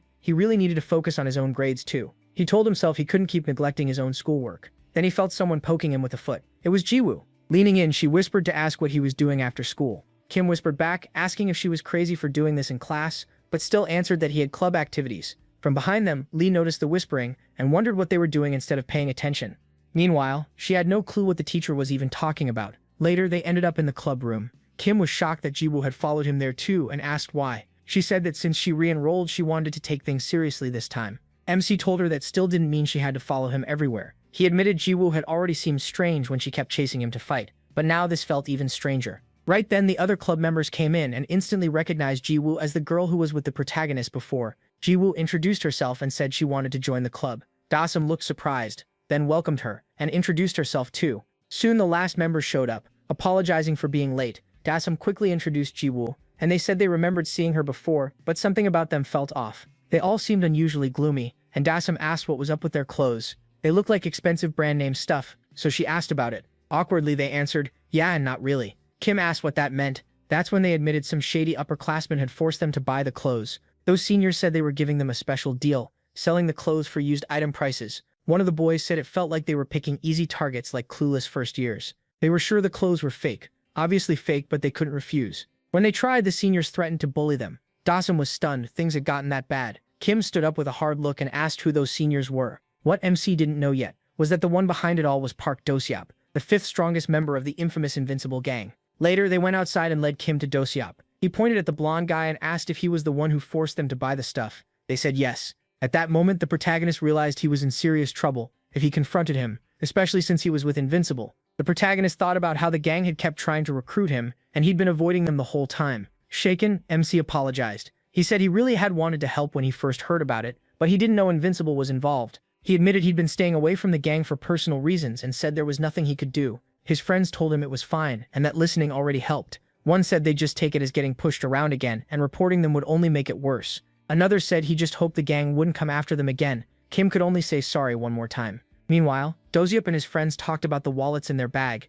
Dosyap said he bought them for 2,001 each from a guy he knew. One of them said if this kept up, they'd be rich soon, then asked if the wallets were all fake. Dosyap said they were. The guy then asked if Philip knew about this little side business. Dosyap said Philip didn't, and that this was just his own way to make extra cash. Then he told them to start selling, beginning with the first years. So they went around stopping students and claiming the wallets were real luxury brands. When some of the kids questioned them, Dosyap's crew got hostile, asking if they were being called scammers, and saying that if anyone touched a wallet, they had to buy it because they'd left fingerprints on it. If the students still refused, Dosyap's group used force, slapping the first years and insulting them until they finally paid. By the end, they'd made good money, and Dosyap bragged that making cash was easy. While they were walking, they spotted Kim's friends, the same boys they'd extorted earlier, eating lunch. Dosyap recognized them right away. One guy asked if they were going to sell to them again, and Dosyap laughed, saying repeat buyers were the easiest marks. After laughing it off, they walked over to the 3 first years and said they wanted a quick talk. They took them behind the school where no one would see. There, Dosyap asked if they'd used what they bought before. The boys nervously said they were just keeping it, and that made Dosyap and his crew crack up. Then Dosyap pulled out more wallets and claimed they were real, expensive, and definitely not fake. Smirking, he offered them a student discount 200,001 each. Skinny Glasses hesitantly said they'd already bought something before, hoping to get out of it. Dosyap just told them to buy again and give it to their girlfriends. Fat Glasses awkwardly replied that they obviously didn't have girlfriends. Trying to stay polite, Skinny Glasses said they didn't want to buy anything and asked him to let it go. Dosyap paused, then answered in a threatening voice, "Oh really?" Without warning, he slapped Skinny Glasses hard across the face. With a twisted grin, Dosyap said he was politely asking them to buy the wallets too. Flustered, Skinny Glasses repeated that they'd already bought from him and had no money left. Dosyap said they could pay little by little over a few months, like it was some amazing deal. But Fat Glasses spoke up again and asked if the wallets were even real. He said it was starting to feel like they were being forced to buy fakes. That set Dosyap off and he punched Fat Glasses in the stomach, then kept beating him while calling him a pig. When he was done, he walked over to Skinny Glasses and asked if he still wouldn't buy one after seeing all that. Then Dosyap grabbed the boy's bag of chips, scooped up dirt, and dumped it inside. He even flicked cigarette ash into the bag. After that, he gave Skinny Glasses a choice: eat everything in the bag and leave, or buy the wallet and leave. Skinny Glasses begged him to stop, but Dosyap didn't care. He grabbed the boy's face, forced his mouth open, and poured the filthy mess straight in. Then he shut his mouth and told him to chew. When the boy refused, Dosyap grabbed his head and started punching his jaw, screaming at him to chew. In the end, the boy opened his mouth, blood filling it. But Dosyap still kept going, slamming his head to the ground and punching him while demanding to know if he still wouldn't buy. Skinny Glasses got beaten so badly he wet himself. That's when the only boy who hadn't been hit yet stepped in and begged Dosyap to stop. He promised to send the money, and he did. Once it came through, Dosyap mocked them for not buying sooner, then started laughing like a maniac. He tossed them the wallet, told them to use it well, and said he'd see them again soon. The wallet landed right in the puddle of pee. The other two hurried over to help Skinny Glasses up. Meanwhile, nearby, Kim was walking around and checking his phone. When he looked up, he saw his 3 friends and asked what they were doing there, but then he noticed how awful they looked, and immediately asked what happened. After a pause, they told him everything. As soon as Kim heard it, rage hit him and he clenched his fist.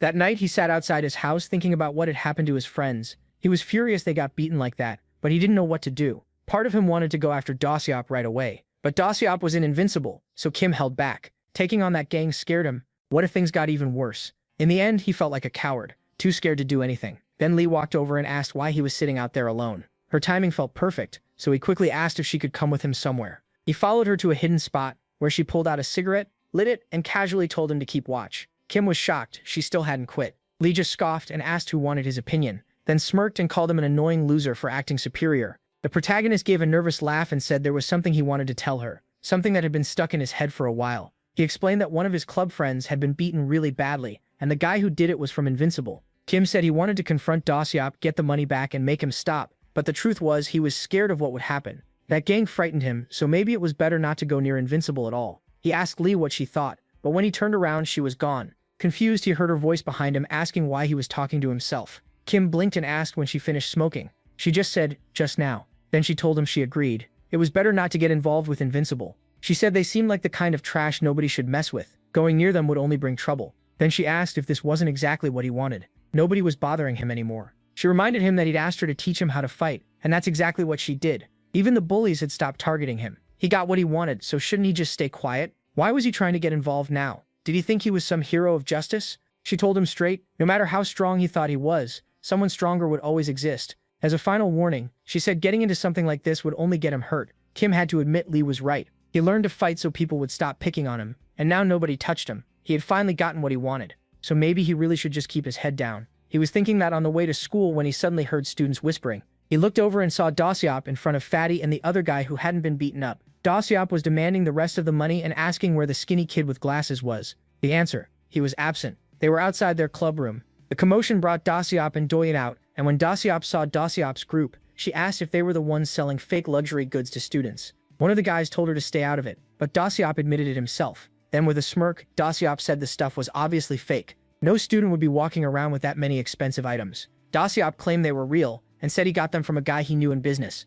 Then he stepped closer, told her she was pretty, and offered her $100 to spend the day with him. He added that most girls gave in for that much, and asked if she would too. His boys started laughing, but Doyen snapped. He grabbed Dosiop by the collar and yelled at him to take it back. Dosiop answered with a headbutt. Then he laughed. Right after that, he showed off with a few boxing moves and drove a punch into Doyen's stomach, blasting him back into the club room. The hit did real damage. Doyen was hurt so badly he couldn't stand. Dosiop cackled and mocked him, saying he acted tough, but was nothing but talk. On his way out, he warned everyone not to mess with Invincible if they knew what was good for them. Once Dosiop and his crew left, the students nearby started whispering that they were terrified. Kim felt the same. He was shaking. Later, MC headed to the gym storage room, the hidden base of Invincible. Carrying bags full of the stuff Dosiop sold, he walked in and asked for refunds for everything sold to the first years. Dosiop just laughed and said he wasn't in the mood. So Kim told him if he wouldn't pay back the money, they should fight. Dosiop looked surprised for a second, but he kept talking. If he lost, Dosiop could take his money and bully him however he wanted. But if the protagonist won, Dosiop had to stop bullying people. Dosiop burst out laughing. Then he gave Kim a nasty look and said he'd wanted to fight him anyway. He hated seeing trash like him hanging around, so he agreed. After hearing that, Philip called out to Dosiop and asked what MC meant about selling things to the first years. Dosiop turned and brushed it off, saying he was only making a little side cash from fake goods. That was enough for him to know the items really were fake. Philip raised an eyebrow and asked if Dosiop had really made money without telling him first. At that moment, the guy who was always reading quietly snapped his book shut. In English, he basically told Dosiop that Invincible only acts on Philip's word, yet he was out there selling to first years. Dosiop didn't look bothered at all. He laughed and told him to speak Korean, since he didn't understand English anyway. The book guy walked up, his tone turning cold. This time in Korean, he warned Dosiop not to do whatever he wanted. Dosiop just laughed again and said fine, but then he pushed back with the same menace. If the book guy didn't like it, they could fight too. Grinning, he asked if they should settle the rankings again. Just then, Philip stepped between them and casually hooked an arm around each of their necks.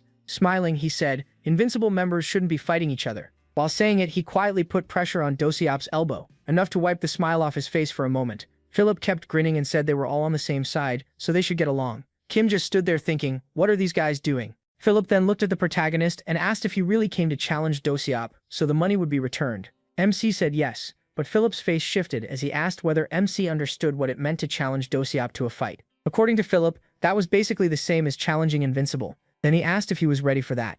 Kim froze. He hadn't thought of that at all. In his head, he wondered how he was supposed to face Invincible alone, but Philip laughed and said he was joking. Did the protagonist really think they'd all jump him? He wasn't happy that Dosiop acted behind his back, but he had to admit MC's fights were fun to watch, so Philip told them to start. The others in the room began moving the furniture and other stuff aside to make space. When the floor was clear, Kim and Dosiop faced each other in the middle. Philip announced that the space was ready so they could fight there with everyone watching. He added that the two of them would settle the win and loss terms themselves. As they raised their fists and got ready, Philip wished them luck and said the better one should win. Outside, rain was pouring. Lee was already irritated. She wondered if Kim had an umbrella and thought about texting him, but then she realized she hadn't seen him since cleanup time and started wondering where he went. Just then, Jiwoo called out to her. Lee asked if she'd really said her name and wondered how Jiwoo even knew it. Jiwoo said they were in the same class, so of course she knew. When Lee asked what she wanted, Jiwoo said she was looking for Kim. Jiwoo usually called him kiddo, while Lee called him loser, so Lee paused and asked if she meant loser. Jiwoo looked confused too and asked why Lee called him that since it sounded rude. Lee brushed it off and told her not to worry. Then she suddenly called Jiwoo Fangs and asked if she had an umbrella. Annoyed, Jiwoo told her not to use that nickname because she hated it most. She also said no, she didn't have one. Lee cursed the rain for starting so hard out of nowhere. Drapu, holding her uniform over herself like an umbrella, asked if Lee wanted to share. Back in the gym storage room, Philip said about 3 minutes had passed since the fight started. He admitted he hadn't expected this. The book guy, though, said he did. It was obvious. They watched Kim and Dosiop trade blows. He was bleeding, breathing hard, but he still kept his guard up. Across from him, Dosiop laughed like a madman, mocking him and asking if that was all he had. He kept going, saying Kim acted like he could fight, but he was weak and didn't belong anywhere near invincible. Inside, the protagonist was panicking. He couldn't even track Dosiop's punches and had no idea what was happening. Right then, Dosiop rushed in, shouting that MC was pathetic, and cracked him in the face. Before he could recover, Dosiop slipped to the side and landed another clean hit. The protagonist was still stunned by how fast he was. He had never fought anyone this quick. The blows kept coming from his blind spots. While Dosiop kept firing, Kim tried to block. Then he realized he had to attack too, so he started swinging, but hit nothing. Philip watched and said it was the first time he'd seen MC fighting like this. The book guy said fear was getting to him. He had realized nothing he tried was working. He started throwing kicks too, but they missed every time. And every miss was followed by another punch. He even went for takedowns, but those failed too. He was getting tossed around. In his head, Kim knew Dosiop clearly had a boxing background, and if none of his hits were landing, he had no idea how to win. The book guy said MMA, which was the protagonist's style, should normally beat straight boxing. Dosiop only used his hands, but then Philip said that only works when both fighters are close in skill. Here they weren't. Dosiop was way above MA. Philip explained that Dosiop was an elite boxer from special sports middle and high schools, but Dosiop didn't treat boxing like a sport, he treated it like a street fight. Philip added that once Dosiop bit a guy's nose for taunting him, broke his face, and even beat up the guy's coach. After that, he got transferred by force to their school. That's how they ended up with the menace named Park Dosiop.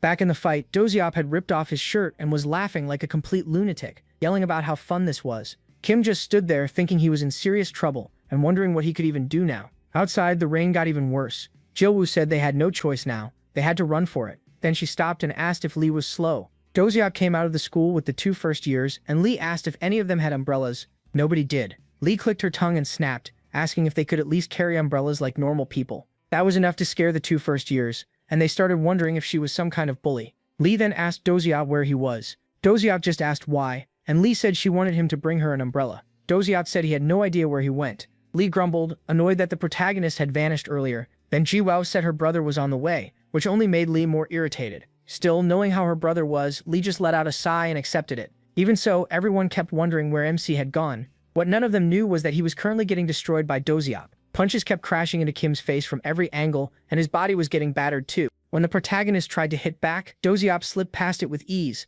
then cracked him across the jaw and made MC lose his footing. Right then, he remembered something Lee once told him. No matter who it is, one solid shot to the jaw can finish you. And that was exactly what happened. Kim dropped to one knee, drained and barely staying conscious, while Philip watched with a grin and asked if he was getting woozy. Book guy said a clean jaw shot would make it hard for anyone to stay upright. The protagonist's vision swam, his head spun, and his ears rang. He couldn't even process what had happened. He'd fought plenty before, but this guy, Dosiop, was on another level. Then Dosiop grabbed him and yanked him up like he was nothing, yelling that the fight wasn't over. Then he blasted him in the face again and told him to last a little longer. Still laughing like a maniac, Dosiop kept beating Kim without stopping. MC panicked, thinking he might really die if this kept up. In desperation, he raised his hands and begged Dosiop to stop. Crying, he admitted he lost. In that moment, he truly believed Dosiop would kill him if he didn't give up. but that monster just said no and kept punching, sending Kim crashing back down. Writhing in pain, the protagonist kept begging for him to stop, repeating that he already surrendered. Doziop didn't care. He shouted that once someone picked a fight with him, he never let them walk away, or people might think he was weak.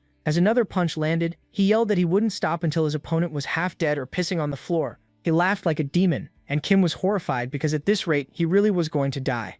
So MC did the only sane thing he could. He got up and ran. Blood poured down his face, and he screamed for help like a terrified kid. As he rushed for the exit, Doziop cackled behind him, but waiting in front of the door were Philip and Book Guy. Kim, dizzy and barely conscious, collapsed to the floor, gasping for air. He looked up at Philip and begged him to move. He said he was done and just wanted to leave. But instead, Philip smiled, locked the door, and asked if he wanted to join Invincible. His eyes went wide in disbelief, maybe even fear. Philip calmly added that if he refused, he might as well die there. At that moment, Doziop came up behind the protagonist, ready to throw another punch. Kim spun around in terror and threw his arms up to guard himself. Then suddenly the door behind Philip started shaking. No, it was getting slammed from the outside so hard it looked ready to break. Doziop stopped mid-swing, and even Philip looked confused as the door bent inward like it was being crushed by something insane. Everyone stared as the person who stepped in after wrecking the door was none other than Gunhu. Everyone froze. One guy demanded to know who he was, while the rest just stared at the busted door. Philip, though, recognized him right away. He said this was the guy from earlier,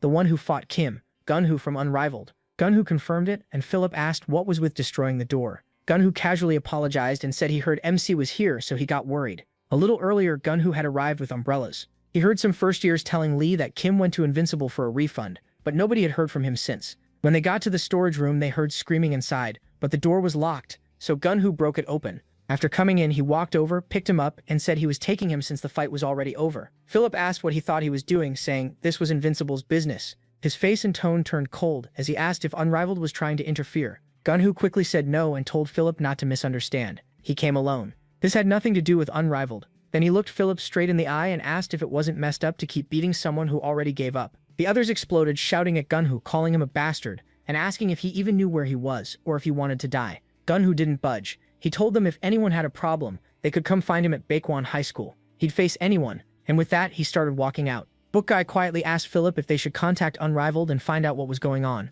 but Philip brushed it off and told him to drop it. Then he sat down, laughed, and said at least Kim's fight was entertaining. Later at the hospital, the protagonist got treated by a doctor while his friends waited. Once it was over, they all left together. Gunhu told MC he got lucky. The doctor said nothing was seriously wrong, but Juhu wasn't buying that. She pointed at Kim's face, cursed the people who did this, and demanded to know who they were. Were they gangsters? She said she'd go beat them up herself if she had to. Trying to show what she meant, she accidentally kicked him in the stomach. She quickly said sorry and swore it was an accident, but that was the exact same place he'd been hit before. The protagonist forced a smile through the pain and thanked everyone, especially Gunhu. Gunhu told him not to worry as long as he was okay. Then he said he and his sister had to go before they missed the bus. Jaisto Wu said goodbye, told MC not to skip school, and said she'd see him tomorrow. Dayan also checked on him and asked if he needed help getting home, but Kim said he was fine. Lee, though, wasn't letting it go. She asked why he kept acting so full of himself. He said nothing, and just lowered his head, too ashamed to answer. Later that night, back at Kim's place, water ran in the bathroom while he stood under the shower.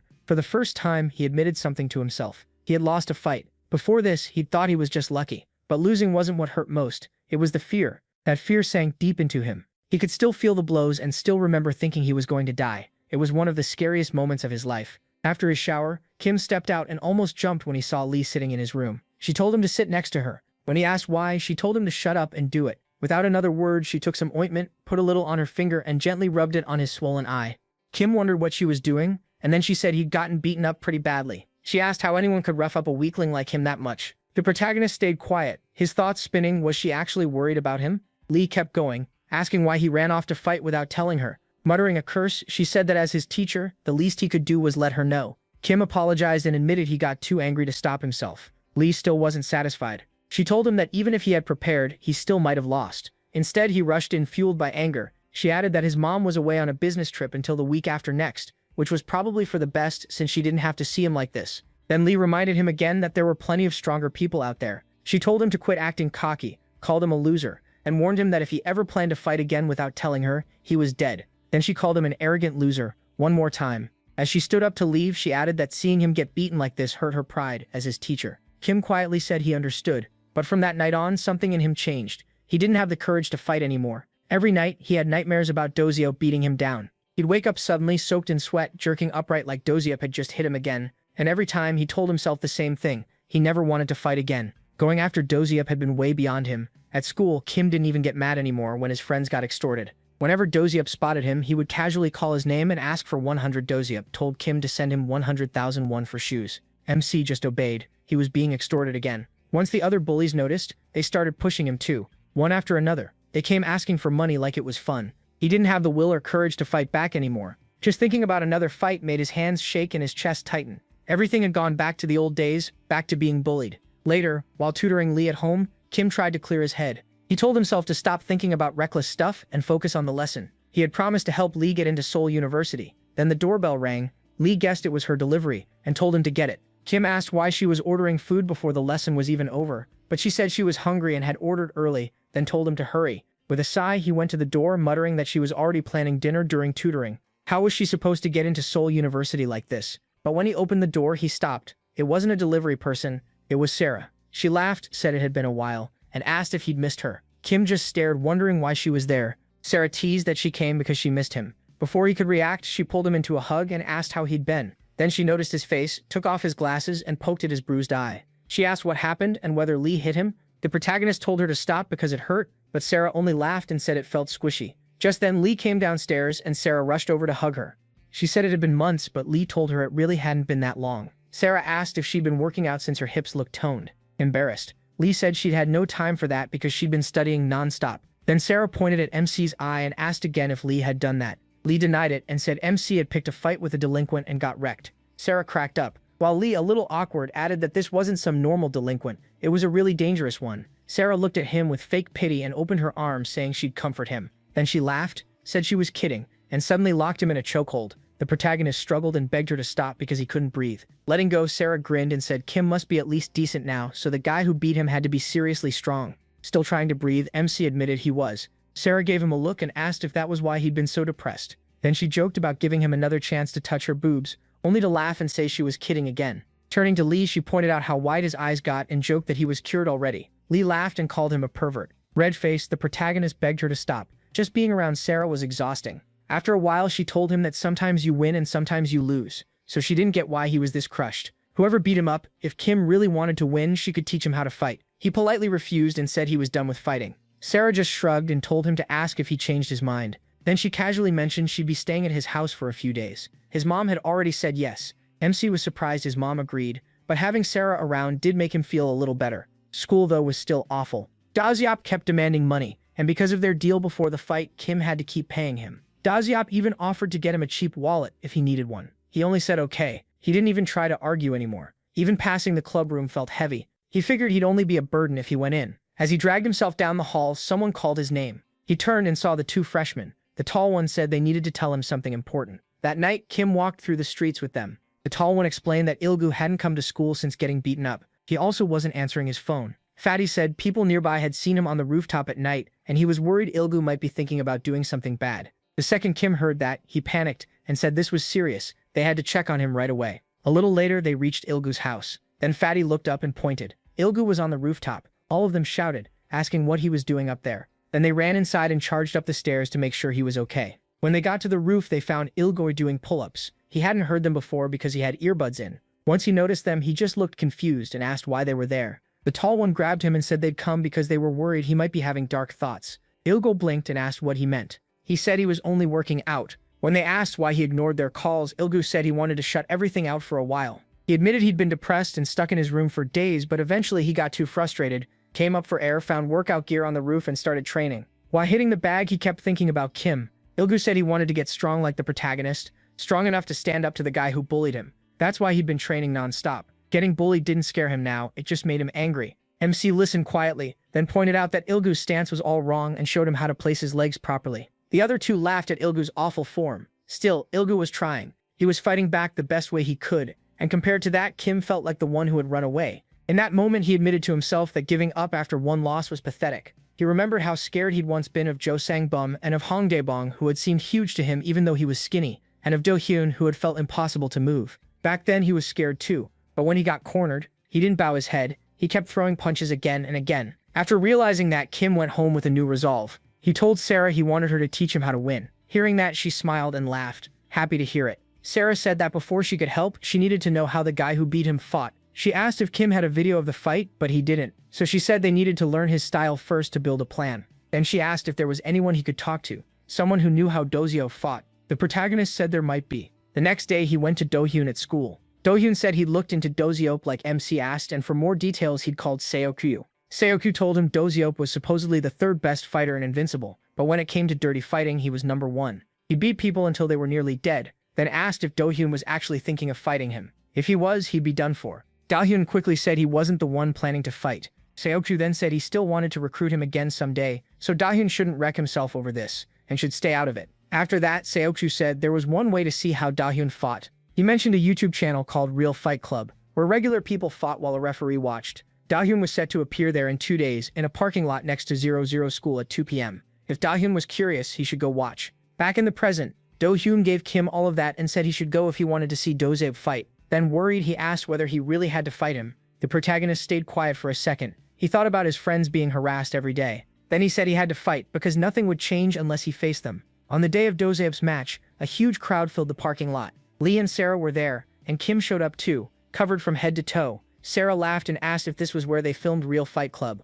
MC nodded. Sarah grinned and said she was glad she got to see this in person, while Lee just waited for the fight to finally start. The cameraman announced Gong Yurongmin, better known as the Murder Demon, a veteran semi-pro MMA fighter, and said the match would start when Dosiop got there, so he should be ready. Gong frowned and asked what was taking Dosiop so long. Right then, Dosiop arrived. He walked in laughing as he pulled off his hoodie, and the whole crowd locked onto him. They called him the dopamine addict. Sarah asked him how Dosiop fought in their match. He said he only boxed and even claimed he used to be an elite boxer. That caught Sarah off guard a little. If Dosiop was really a boxer, she said, then he should be weak on the ground. Lee cut in and said that if boxing was all he had, the answer was simple: take him down. Then she asked the protagonist how he still lost. The protagonist admitted he couldn't get a single takedown. His kicks missed too. Then the match started, and Dosiop rushed in the second gong through a punch. Lee pointed out that Dosiop's reflexes and tight movement looked like a boxer's. He was slipping attacks with barely any effort. Then Gong made the smart call and shot for a tackle. Against a boxer, taking it to the ground should have worked,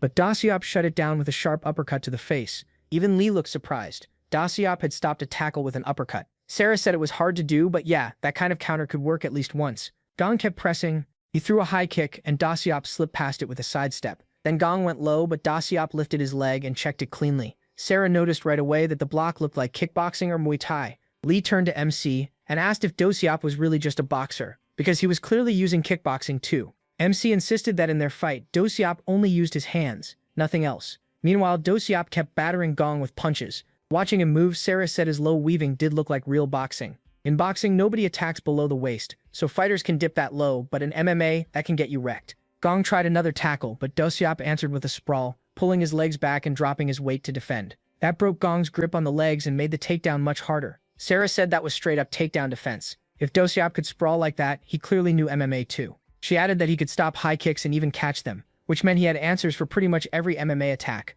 Lee stared in confusion and muttered, wondering what Dosiop's deal was. Gong was falling apart, cursing because nothing he tried was working. Sarah said that's exactly when frustration kicks in, and once that happens, Dosiop gets his opening. A moment later, he smashed Gong in the face and knocked him out cold. Dosiop burst out laughing and called the fight boring. Kim quietly said his own match felt the same. He barely remembered it because he got hit so much, but his tackles and kicks failed too. Once he switched to trading punches, he got destroyed. Sarah said she was starting to understand. Then 2 guys nearby began talking, and one recognized Dosiop as a member of Invincible. He said he remembered Dosiop only using boxing before. The other guy replied that he'd heard Dosiop was losing street fights whenever people took him down, so the guys in Invincible taught him kick defense and takedown defense. Both of them laughed, saying Dosiop was trying way too hard.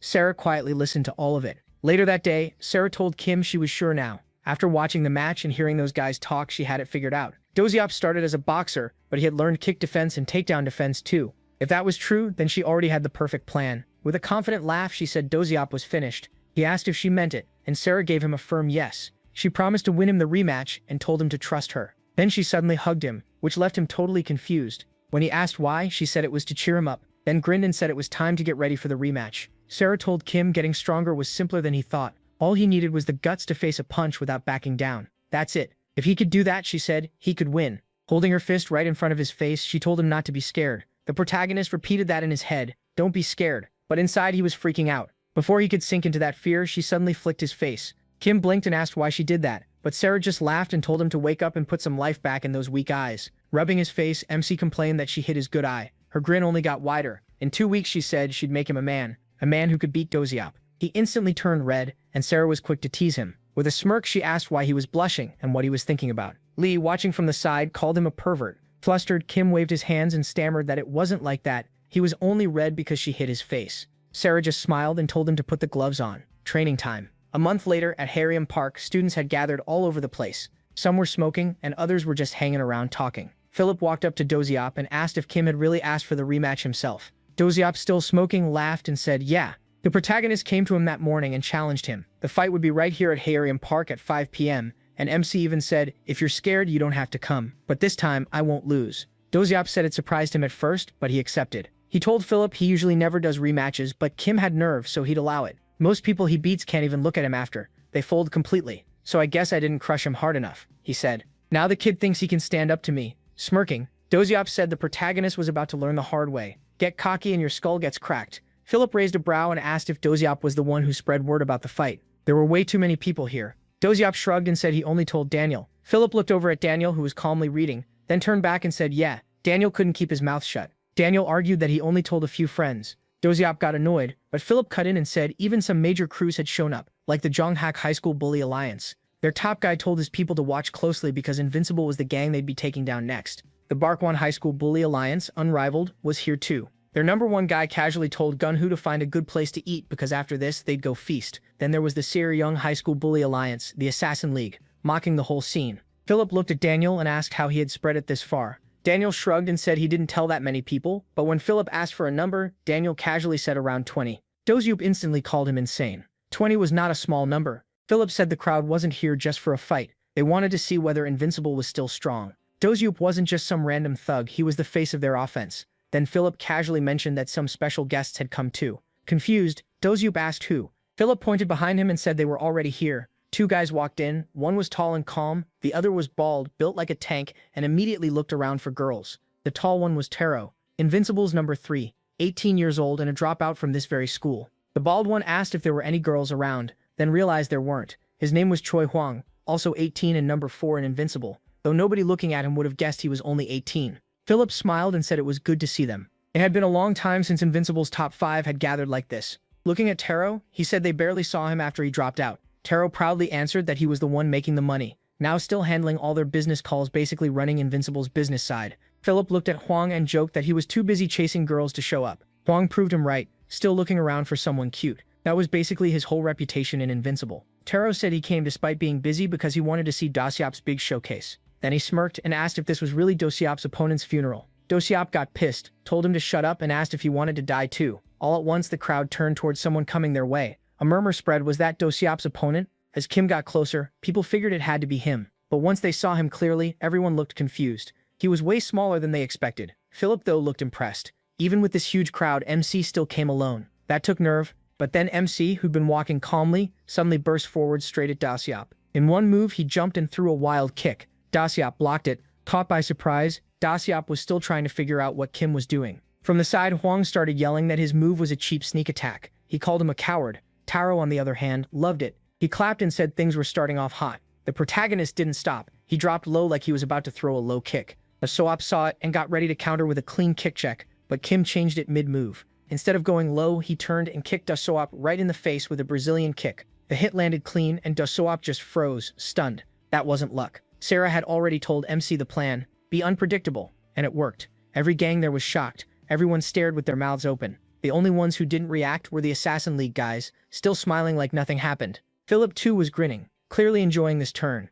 Then Doziop started laughing. Not in a nice way, he cracked his neck and growled, "You kicked my face? Fine, I'll kill you today." Kim didn't back off. He stayed quiet, but in his head, he'd already decided he wasn't losing either. In a quick flashback, Sarah asked him if he'd watched how Doziop fought. She said Doziop attacked with boxing, but he defended kicks by catching them or using a check, and he stopped takedowns with a sprawl. So even if he fought like a boxer, his defense came from all kinds of styles. Then Sarah remembered what those 2 gossiping guys had said. Doziop had learned to block basic kicks, low, middle, high, even T-kicks. She told Kim that in a one-on-one fight, blocking even a few standard kicks was enough to counter and end it fast. Then she asked what would happen if he used strange kicks instead. Since Dosiop hadn't trained in real mixed martial arts, he likely wouldn't know how to deal with attacks that change path mid-air. Back in the present, that's exactly what the protagonist used, a Brazilian kick that caught Dosiop off guard. Not long after, Kim's friends showed up and asked if they were late. The 3 first-years started praying hard, just hoping MC could hang on. Dosiop was still furious, but he rushed him again and fired what looked like a jab at the face,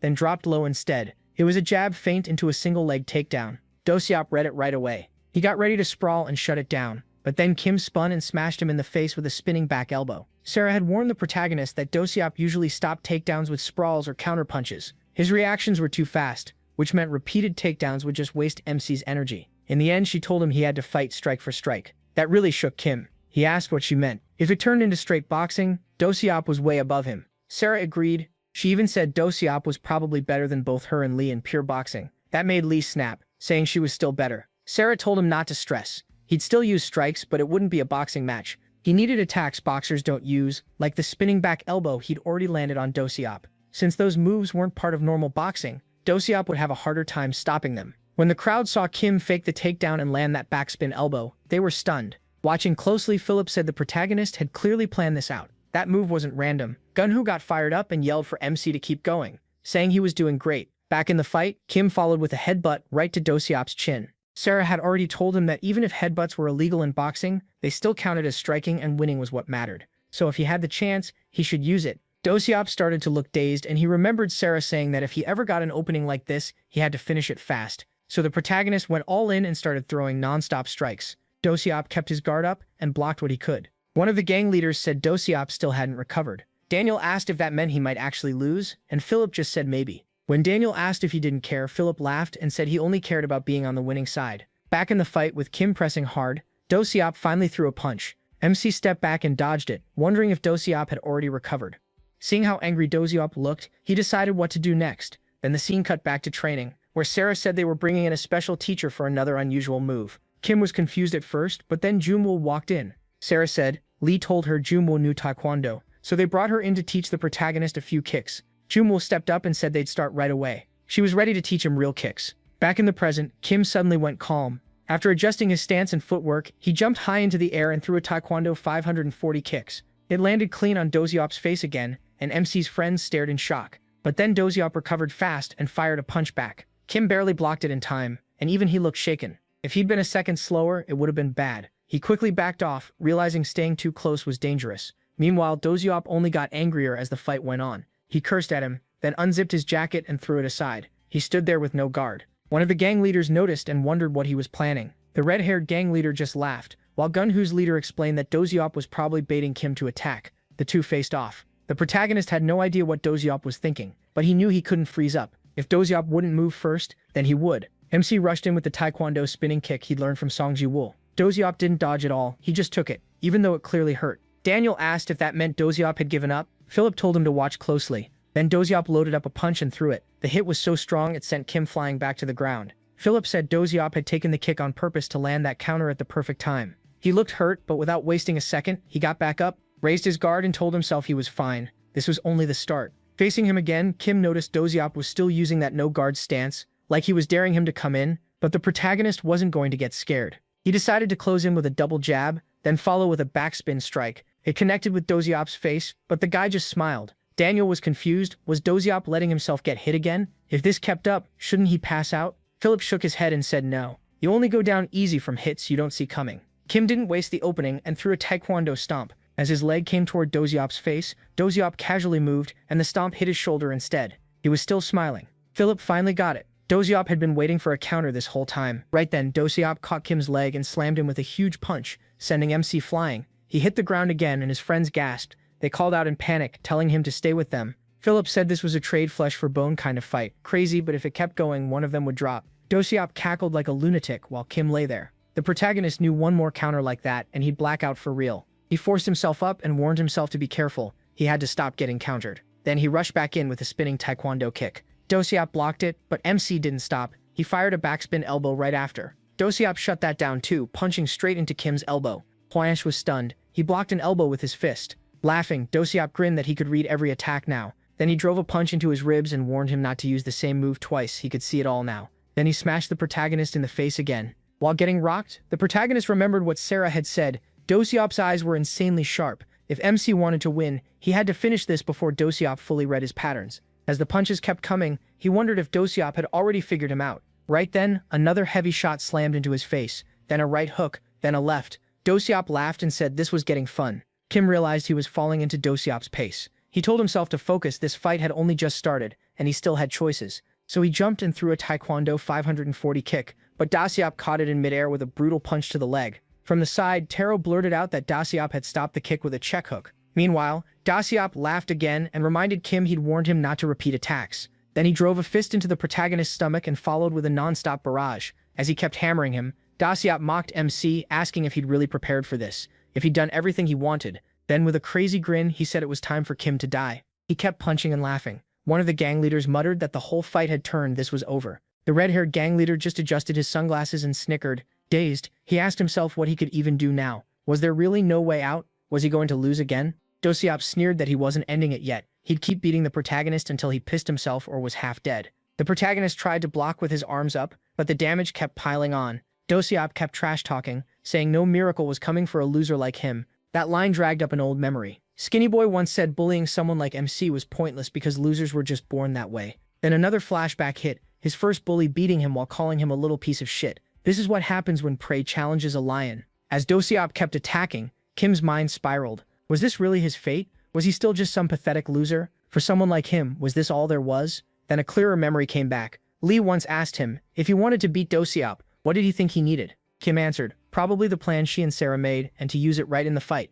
Lee told him no. Something mattered more than strategy. When he asked what, she said belief in himself. He didn't get it at first, so she explained Dosiop wasn't like the others. He was on another level, so the protagonist would need to trust not just his skills but himself. Then she asked if he truly believed he could beat Dosiop. She said no one enters a fight expecting to lose. What matters is believing you're strong, believing you can win, believing your hard work means something. Then she reminded him of what Sarah once said, being strong isn't special. You just need the courage to face the punch coming at you. That courage alone can win a fight. So Lee told him that if he could believe in himself and face that punch, she'd teach him a move he could use. Back in the present, Dosiop was still beating him down. But this time Kim clenched his teeth and told himself he'd believe in himself and use what Lee taught him. So when the next punch came at his face, MC didn't flinch. Instead, he stepped in and took it head on. Then he burst forward with a move that doesn't exist in boxing. The Wing Superman punch. It landed clean and hard, blasting blood from Dosiop's nose. Kim saw his chance and let his hands go, driving a flurry into Dosiop's body. He remembered Lee's advice, aim for the chin. If you hit it with real force, size won't matter. They'll go down. Kim shouted that it was over, then threw a brutal shot straight at the chin. Dosiop's head snapped back, his body gave out, and he crashed to the floor completely out. Dosiop said no miracle was coming to save Kim. But what he didn't know was the real miracle had already been building in the background. Everyone just froze, staring in shock. Kim's friends exploded with cheers and disbelief, and even Lee smiled. In that moment, he had won. After the fight, Dosiop dropped out of school. That loss was just too humiliating for him. Since the semester started, Kim had been in a lot of fights. He won some and lost some, but he started wondering if all of it had made him at least a little stronger. If so, he owed a lot of that to Lee, who trained him like crazy. He was thankful to Sarah too for helping him prepare this time, and to his friends for cheering him on, even to the people he fought. Weirdly, they helped make him stronger. Like a vaccine, the bullying hurt, sure, but it also made him tougher. In a strange way, he figured he should be grateful. He sighed and looked up. Meanwhile, Jo Sangbom, Kim's first bully, had barely been coming to school since his fight with the protagonist. The protagonist had no clue where he was or what he was doing. As for Hongdae Bong, he ran into a blocked path and asked why people were in the way. When he told them to move, one guy asked why he couldn't go around and called him an asshole. Another added, "Can't you see we're talking?" But the guy wasn't backing down. He asked what they were even talking about, called them punks and told them to move. That's when they started mocking him. And yep, it was Dae Bong, the same one I used to call Skinny Boy, even though he was fat back then. Now he'd actually gotten super skinny. As for Ansel, he was pretty much the same. He walked up to the red-haired gang leader, handed over cash, and asked if that was enough to deal with one guy. Same shady stuff as always. And Dosiop, he and MC ended up becoming close friends. MC also started seeing Gunhu and Jiwoo way more often. And Dosiop? People said he'd been hitting the gym and even cut his hair. There were also rumors he'd started boxing again. Then time passed, and final exams for the first semester arrived. The test was brutal. Later that night at Kim's house, he sat with Lee and asked if she'd checked her scores. He wanted to see her report right away, which made her curse in annoyance. He apologized and said he just wanted to see how much she improved. She called him annoying but handed it over anyway. After looking, he could tell her grades were still bad but better than before.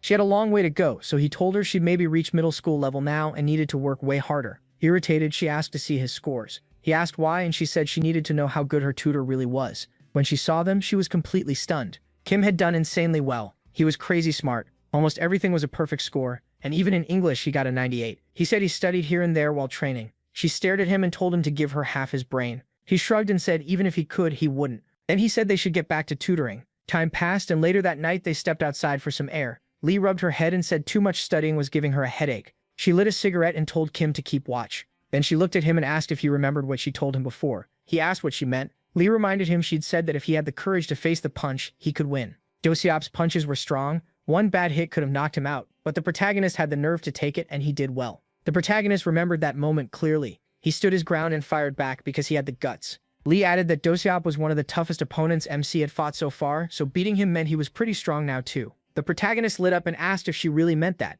She nodded and said that to her it was still a rookie fight, but if even she admitted that much, he should feel a little proud. Then she checked her phone and said Sarah was blowing up the group chat. That reminded Kim that Sarah had met his other friends on the day he fought Dosiap. She looked at them and asked if they were the famous Lee and the Small Fry gang, then cheerfully introduced herself. Lee quickly told her not to say that out loud. Jiwoo looked confused by the nickname, then asked MC if he was in the gang too. When he hesitated, she said she wanted to join, and Lee immediately asked who gave her permission. Before that could go anywhere, Sarah said she was joining too and called herself an honorary member. Jiwoo loved the idea and even asked him if she could keep coming over to his place. Back in the present, Lee let out a sigh and said Sarah had been blowing up the group chat ever since then. In the chat, Sarah asked what everyone was doing for summer break. Dasam said she'd catch up on anime, and Jiwoo said she'd be hanging out at Kim's place. Then Lee told them they should be studying, since they were all trying to get into college. Funny enough, Lee was the worst student out of all of them. Still, she turned to the protagonist and said they should go back inside and keep studying. MC said that was the right attitude. Then Lee suddenly told him that since she helped make him stronger, he had to take responsibility for her too. That totally caught Kim off guard. He blushed and started wondering what she even meant by responsibility, before snapping himself out of it, embarrassed by where his mind was going. Lee saw him standing there spaced out and told him to hurry up and come inside. Even though studying was brutal, he was still enjoying how peaceful the moment felt. Deep down, he wished this calm could stay forever. And just like that, after a hard first semester, summer break